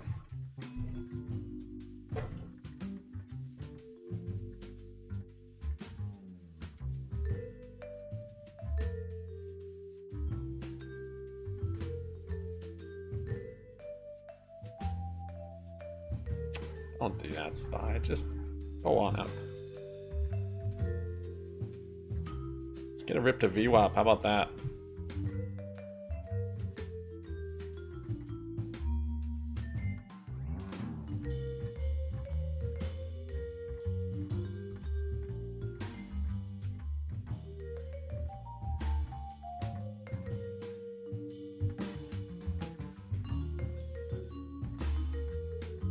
Oh, 24. That's basically, yeah, right. That line we have 24.20. See if BBY holds there.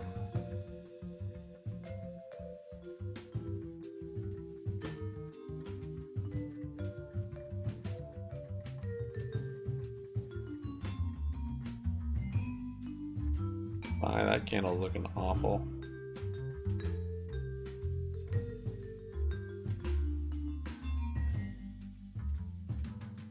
Yikes. Turnaround candle.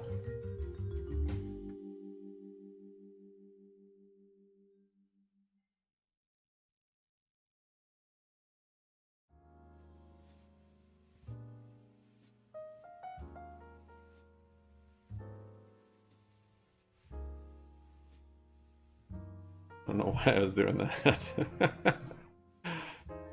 Okay. Alright, new lows on BBY. I don't see any really serious bid support. Oh, SPY's flushing too.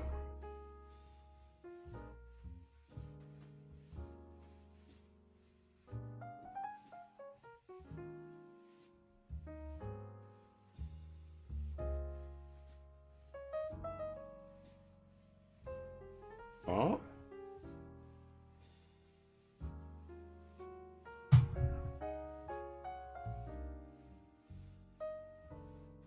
Shit, look at these dojis on here. Could be a sign of reversal.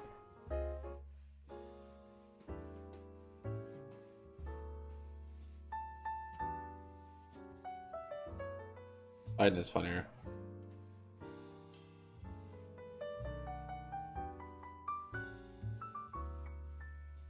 Welcome back, Jason. Yep, it's pretty bearish, this one.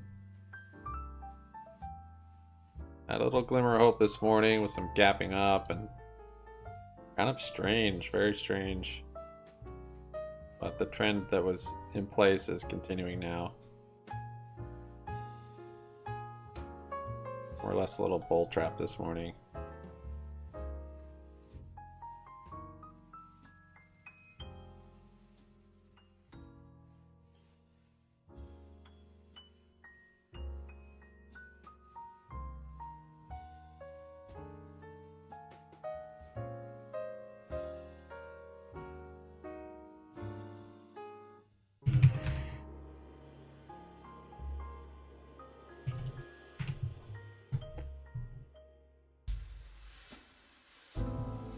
Econ. Inflation expectations at 10 a.m. Consumer sentiment. Then Waller at 12:30. I don't know if there was something specific that rallied the market this morning. It was up almost 1% pre-market.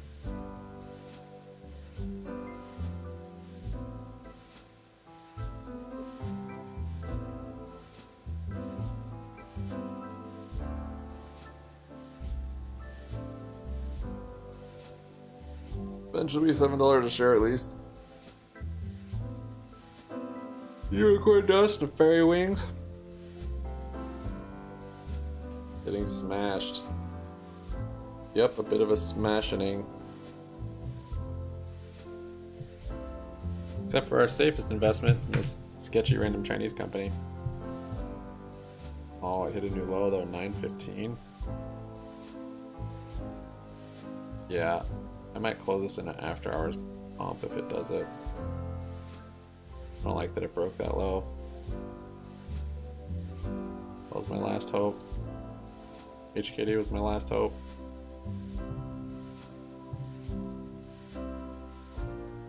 So it did have a green candle the day before it ripped, which I guess we could wait for. Go back in.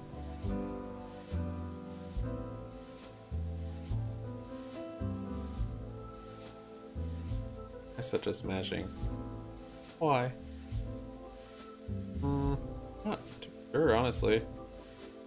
I mean, the bond market, the dollar, they've already made this move, so equities are maybe just catching up a bit. And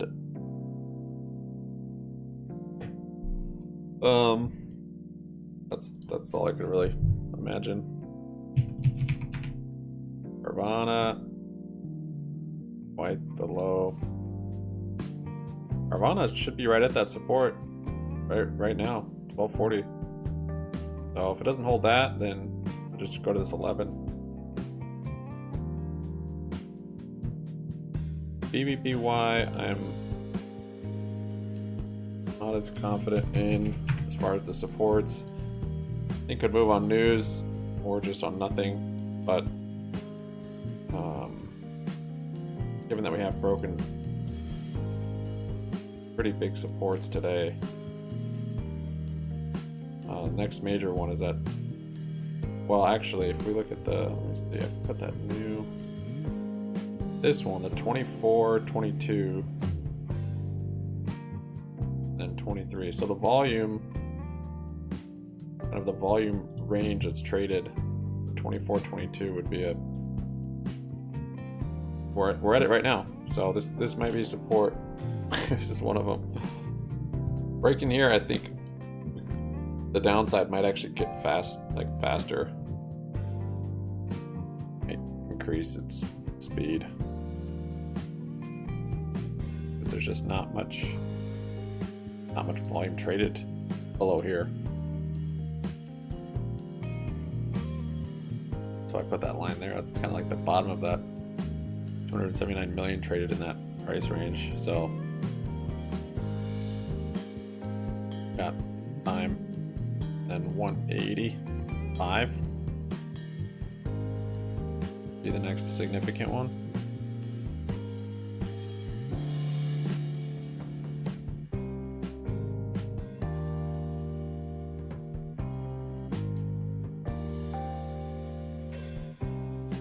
Goes back under 2, I'll load up. So I've moved most of my stuff to cash secured puts.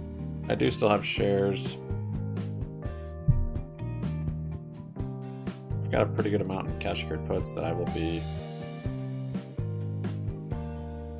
be rolling them down if they're in the money, basically.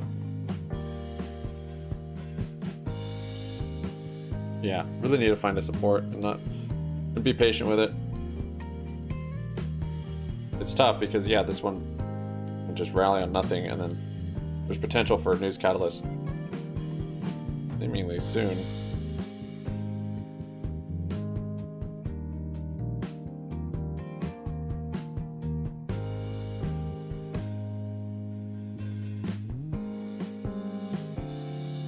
Averaging down.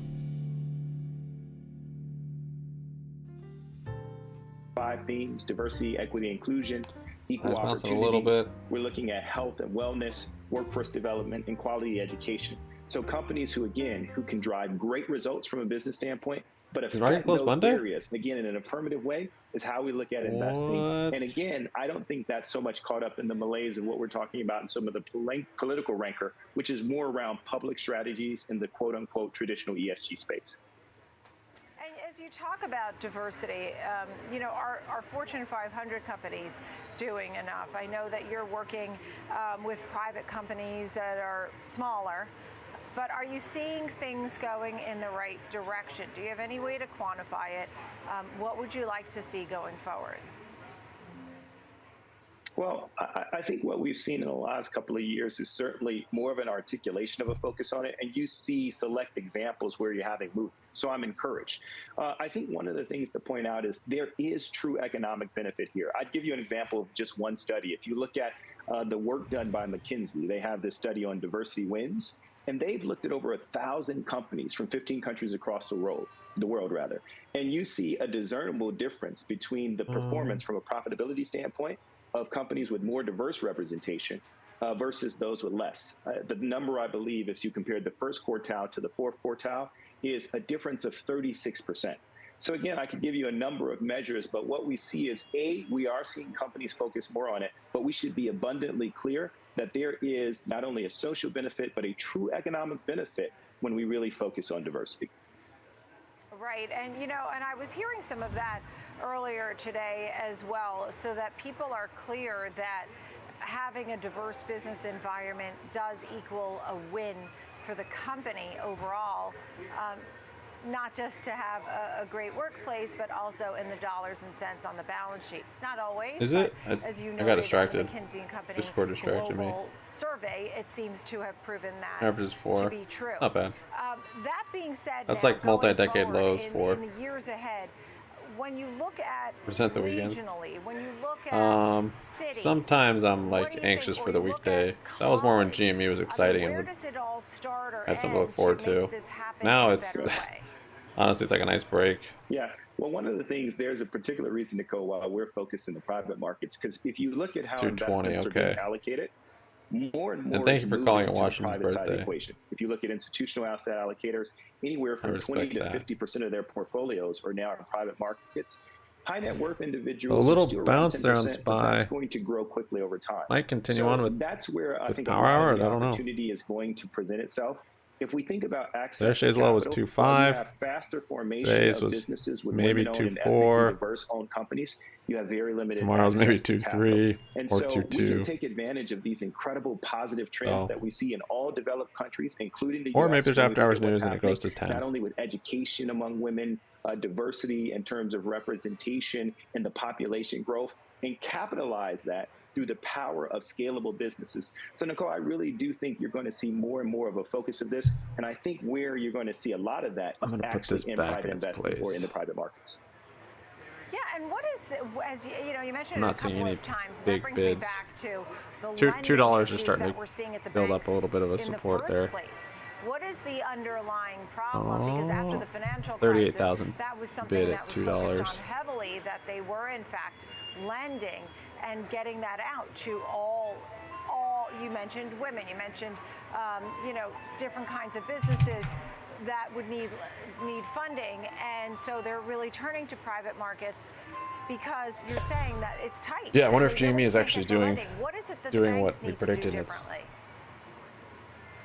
not doing something I think out of there's the a ordinary. practical reality that the solve If we're for still this in this less and range less up here. will be coming from banks. So let me give you an example. If you look at direct lending, I think the statistics, and this is actually can be found in various surveys, another McKinsey survey points this out. If you look in 2013, not several years after the financial crisis, banks still were providing about 70% of direct lending to companies, middle market companies. I believe that number in the most recent year that the survey was done was closer to 11 or 12%. And so for a variety of reasons, whether it be business purposes, whether it be what's happened from a regulatory standpoint, banks are not the marginal provider of that capital. And I don't think, in a sense, we recork that genie. I think what we have to do is, since that shifted to more private equity or private investment firms, those firms have to be more facile and more focused on providing access to capital to these great lower market, middle market businesses. And within the lower middle market, you're going to have a higher concentration of diverse owned businesses. And so again, I think that's where the opportunity is. I don't think it's going to be, frankly, banks that are going to be the predominant drivers, though, of providing the capital that we for the bones and sacrifice the chicken right. for GME. And so, you know, if you're a private investor into this private company, you got to really do your homework, too. Are you in the States? The other thing, there's a lot of pressure when you're making these decisions. It's great to see you, Shundron Thomas. Back home from the thank office. You, of the Copia Group. Play the long wait game. All things Disney. Well, stock's trading Hopefully higher. it's not too long. Had its earnings announcement, had its restructuring plans. Nelson Peltz gave his okay to 2380. I've got 2365 per level. Spy, what are you doing? What are you doing?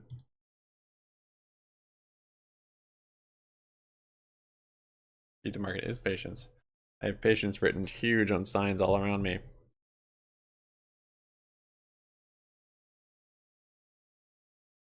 Any news? No news that I'm aware of. There was a filing showing Vanguard's holdings of it. Oh, I think they came out today. Oh, no way. How often do you go to the How often do you go into the office? No, I mean, I don't think it's doomed. The share price is not reflective of a company. This is the stock market, come on. So this going down does not mean the company's going down.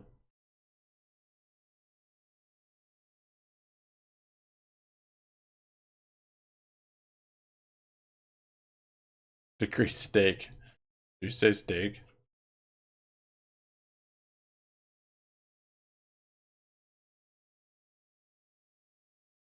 That didn't cause any reaction on the stock price though.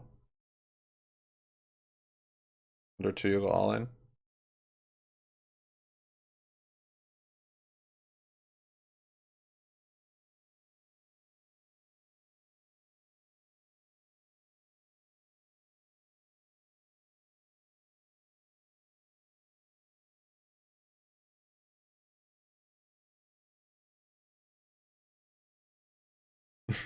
Decreased it. I don't like Bristle either.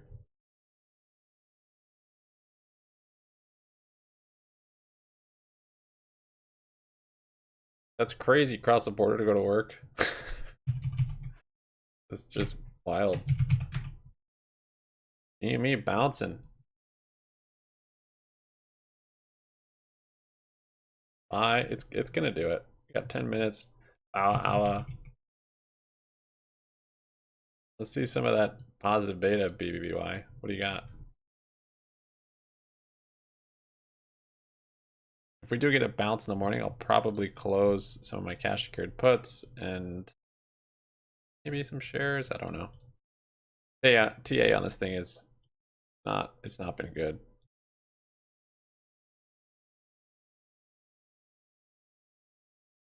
It's really just holding for trying to catch a news event. We've got one more support that, well, this one here is actually, yeah.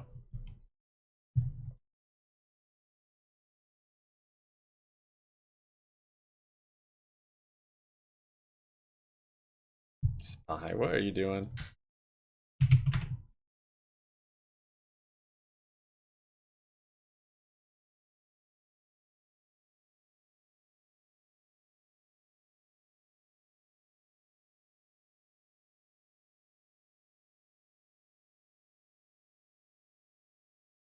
What did HKT bounce to yesterday?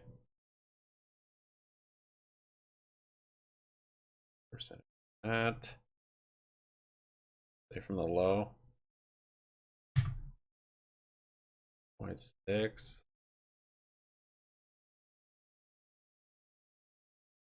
0.48.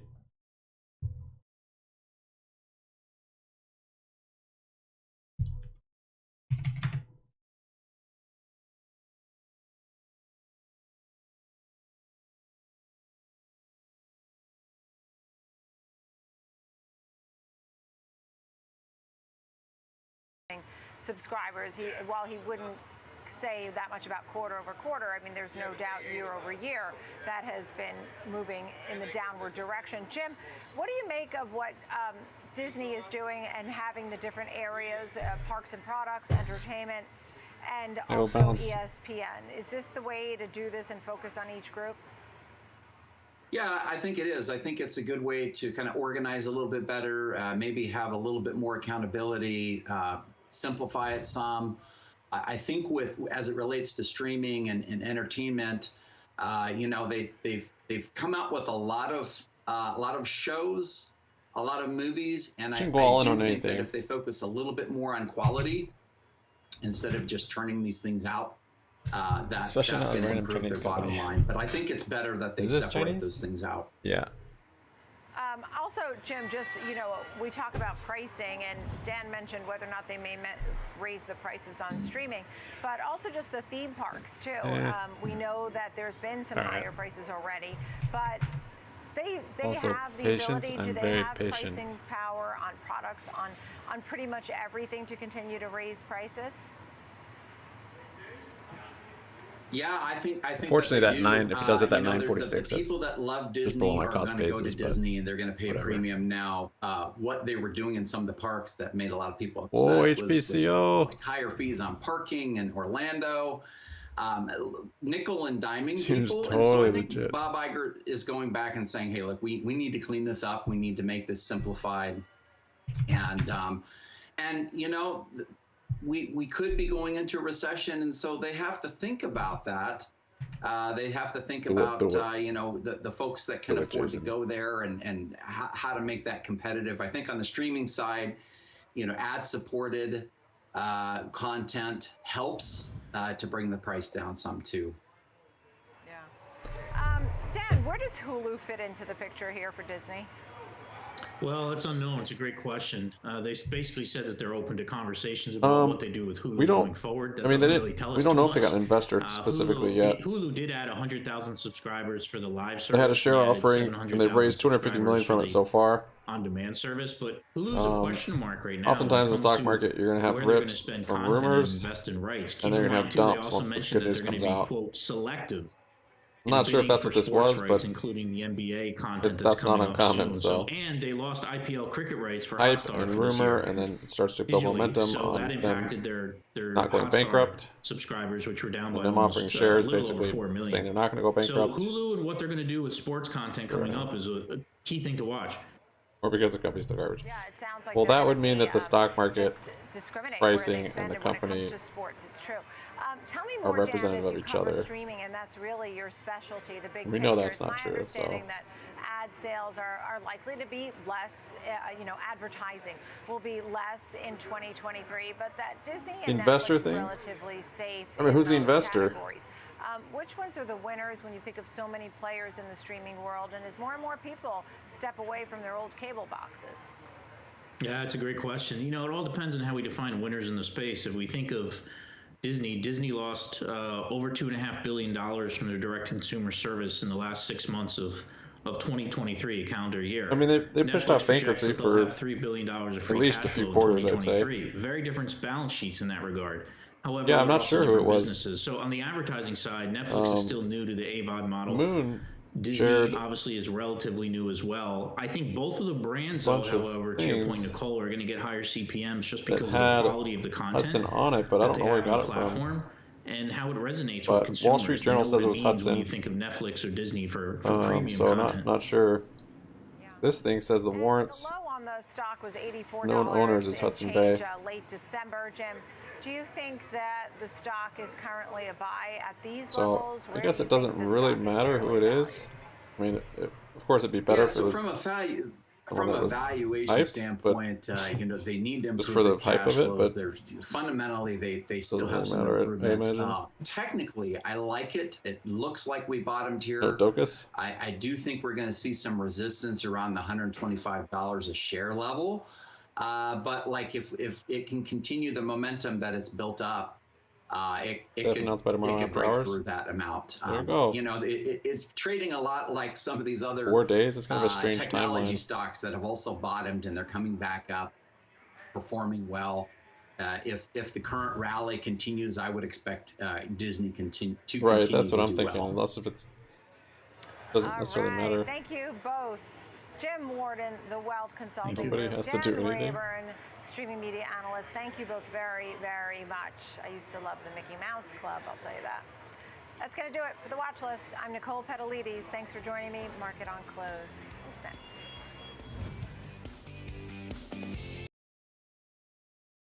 Eyes weak here.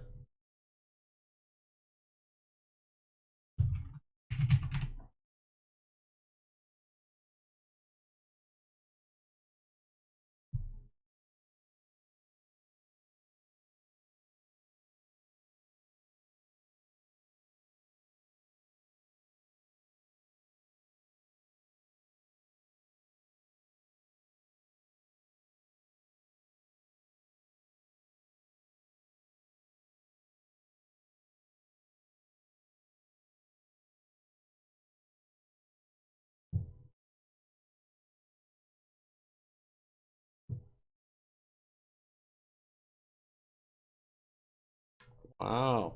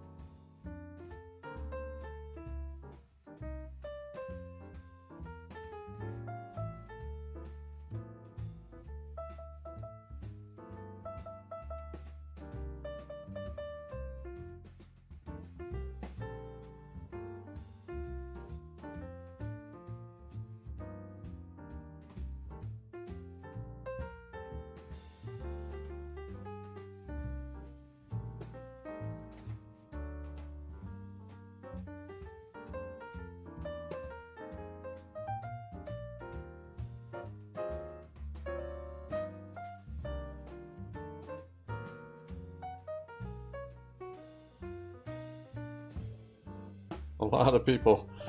Word on the streets, BBY's ripping tomorrow. Alright.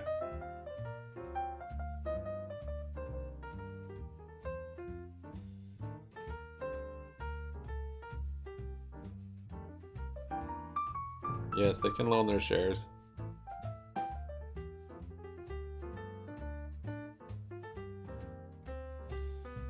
I appreciate you guys discussing this. You don't need to be shaking your head so much though, Hurricane. Just relax.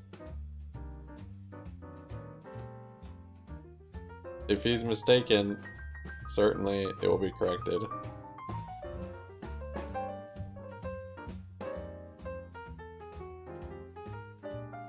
No, I'd like to hear what it is. I mean, I'm not biased one or the other.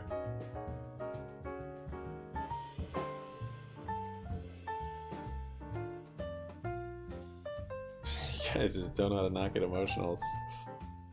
Whipping little babies.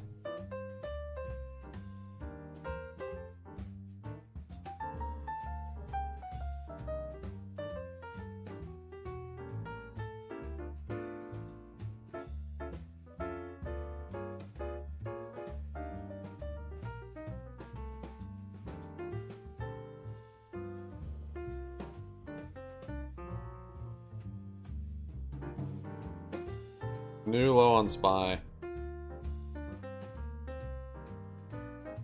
I mean, just because it's mainstream does not mean it's wrong. So that's not gonna make me think, oh, that's wrong no matter what.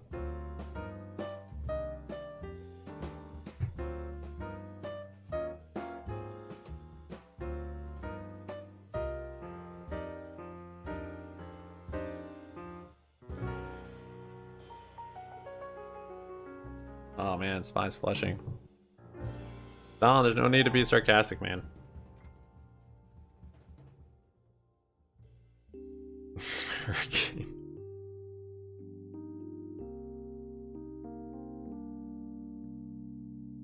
Not fly fishing advice. Alright, 407. Wait, what you made or didn't made has nothing to do with anything.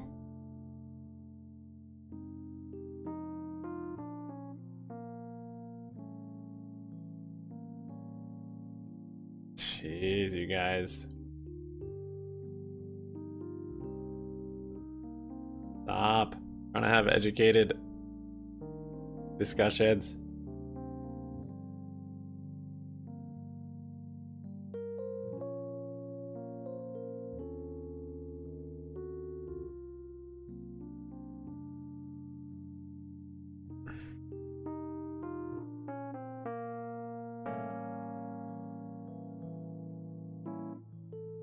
Anyways, SPY made new lows. BBBY maybe also.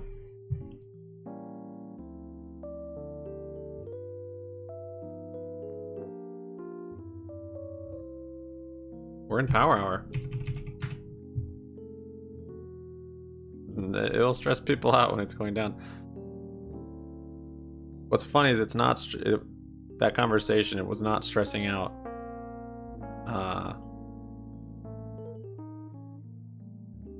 Yeah, it wasn't. I don't think it was stressing out anybody because they're down in position. Because Donner doesn't have a position, and Hurricane is super bullish that it's dumping. So it's just you can't. They just get emotionally involved with their conversation, which you can't have any logical or good reason. Then that's true.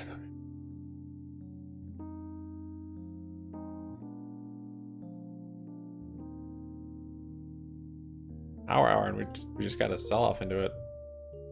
Ugly. That gas is moving up. Would not be very bullish if we close near the lows.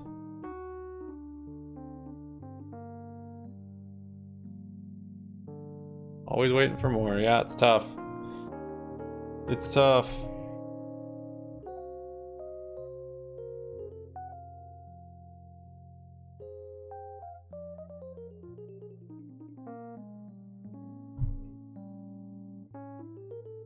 Yeah, I got out of BBBY back here, and I've been getting back in. Holy flush there. 407. Oh, that'd be crazy. This level should hold. If it doesn't, we're... Oh, that's not good.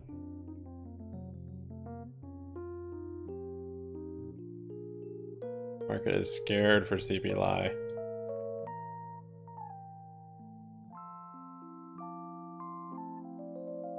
Wow.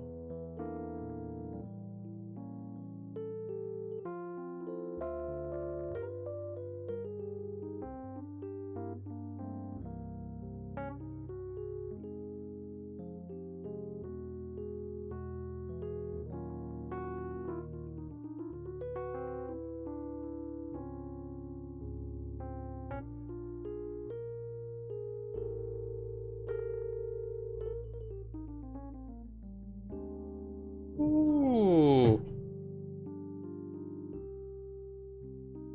Okay, 406. We might get a bounce before close, but if that bounces from way down here, I don't know how high it's going to be. Dang, dude. Should have stuck with a short.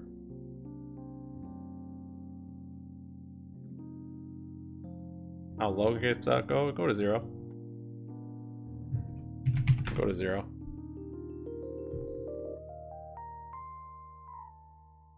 Broke out of this channel. TA wise, everything looks bearish to me. I had some hope today just because the options were cheap. And when we've had cheap options, they've typically rallied after that. So that could still be on the table, but yeah, the chart doesn't look healthy for upside.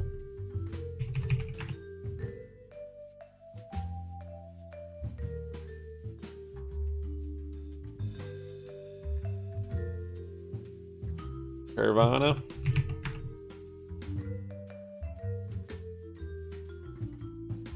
Yeah, it's still looking pretty good. It's even holding that level from here.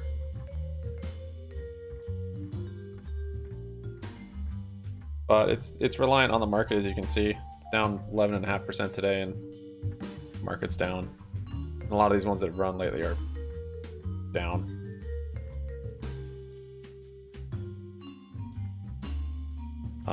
This daily candle isn't good though. If it closes like this, that's an engulfing candle, which is bearish. So might be the top on it. Yeah, it had this bull flag, but then it started to break down below that, which wasn't good. Now it's at the support, which if it holds there, but that engulfing candle doesn't look too favorable.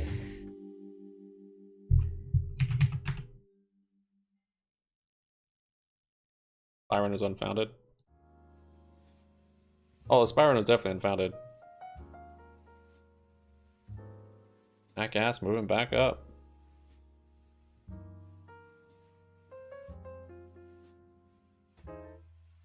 Yeah, maybe, but where did we get the jobs data? Like here? That was bearish. Maybe it was even lower.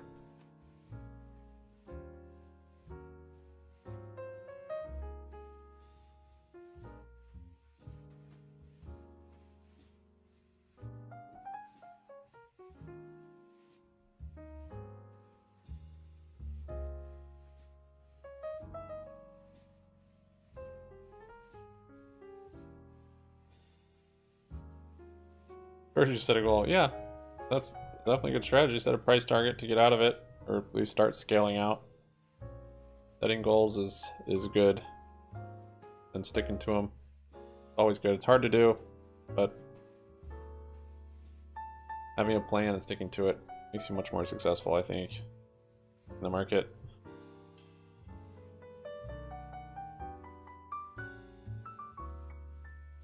Not the 13th of February, the 14th. I can't tell if we're being sarcastic or not.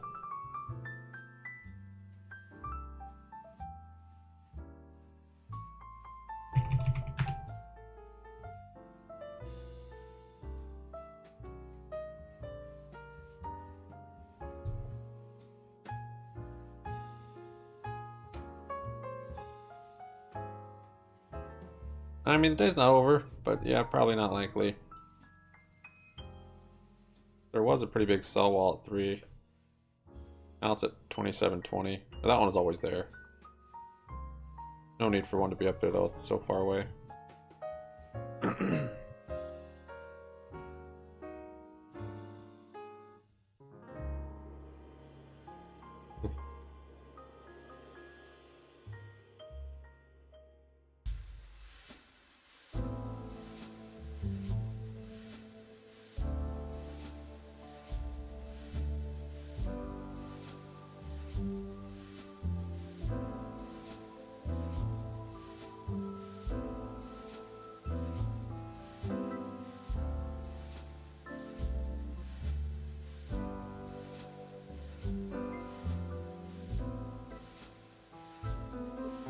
Yeah, there was some bad Credit Suisse news.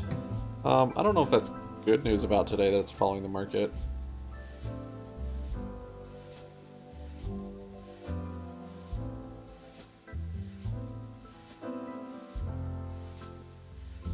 But it did seem to have some correlation today, which is odd. Also introduced a $600 million private offering, which makes sense because even though these companies did better last quarter, they still have a lot of debt that they accumulated during the pandemic. So the company didn't necessarily say everything they would do with the offering, but it does raise that question of, is this a way that they're going to chip away at the debt? Sure, and that's so key. It is very Not key. down Not its making own. money right now. They're not Okay, profitable. fair point, And so fair that's something point. that these companies need to look at while you have the momentum of shareholders being very excited about the stock. They're probably going ahead and take that excitement and say, hey, let's raise an offering, right? Well, I mean, I'm sure it was more carefully thought about. Yesterday it was down huge without the market. The market was analysts ripping. surveyed by FactSet were expecting a But yeah, I loss guess of today it's better 'cause the market's $1.79 a down share too. on revenue of 9.54 or Jeez, SPY $954 is million weak, man. for Wynn Las Vegas and Wynn What a International. big But the candle company today. also said back to those Lunar New Year celebrations that they were strong, and it gave them confidence in a greater recovery for the company, and that the fourth quarter, more people gambled during the fourth quarter. Slot handle, that is the amount wagered, that was 21% high. And table, pardon me, what is that? Table games, baby. Table games. Table drop was also higher. It was up about 43%. I know you know about table games. And analysts are making calls. Credit Suisse, Barclays, both raising the price target for this stock. All right, so pretty bullish across the board.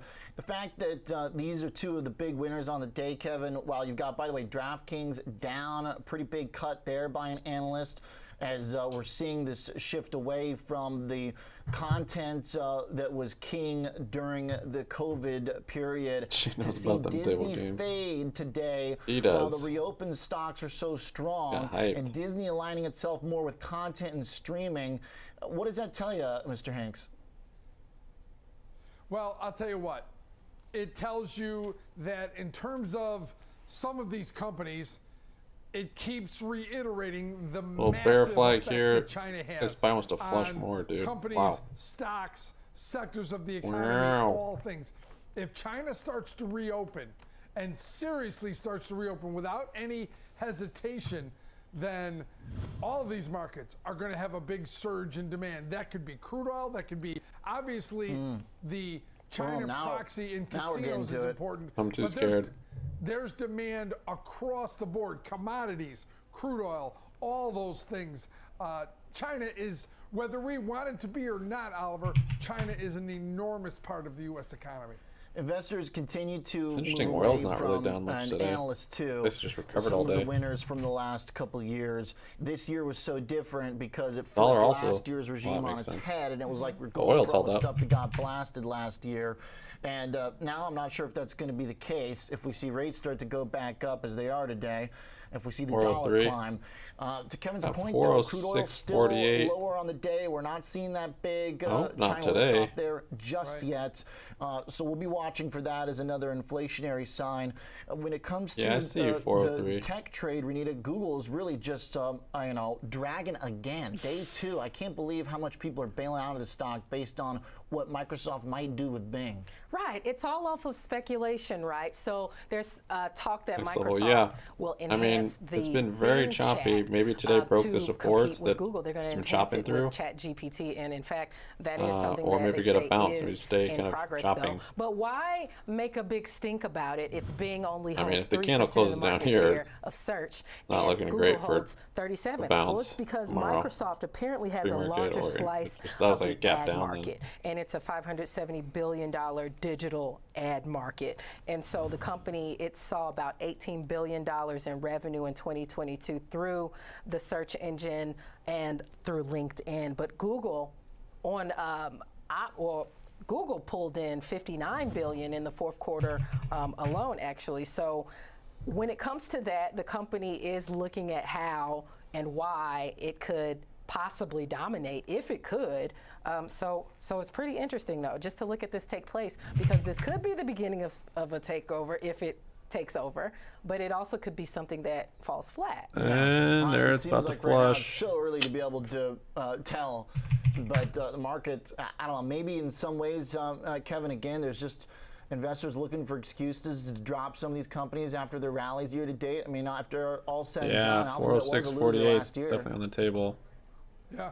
Yeah, I believe it was the great philosopher Jenny Horn that once said, "Who even uses Bing, Oliver?" I mean, Google is basically a monopoly in search. Right. So let me Bing that. I think you got to look at Bing and say, "Wow." Are we gonna drop another 10%? That is a David and Goliath story with Bing and Google search. Totally. Okay. All right. Well, we'll see if David is successful right now. Goliath. Where's the bounce? No bounces today. Again, at the same time, literally none actually. Bring in all the just consolidating and then more the drops. was firing like 20%. Maybe I didn't go short today. Tech, part of the business. So I guess I got stopped out. Like the growth is peaked there. They might be fighting, over seats on the Titanic. Too low on the SPY. Too early to know, but Google really getting blasted here. Thanks, guys. Renita Young, Kevin Hanks for walking us through some of the stock moves. Let's talk some big picture with Mark Zandi, Chief Economist at Moody's Analytics, joining us here to talk about the slowdown potential in the economy and whether or not there's a bunch of downgrades coming from you guys over at Moody's. Is that the case, Mark?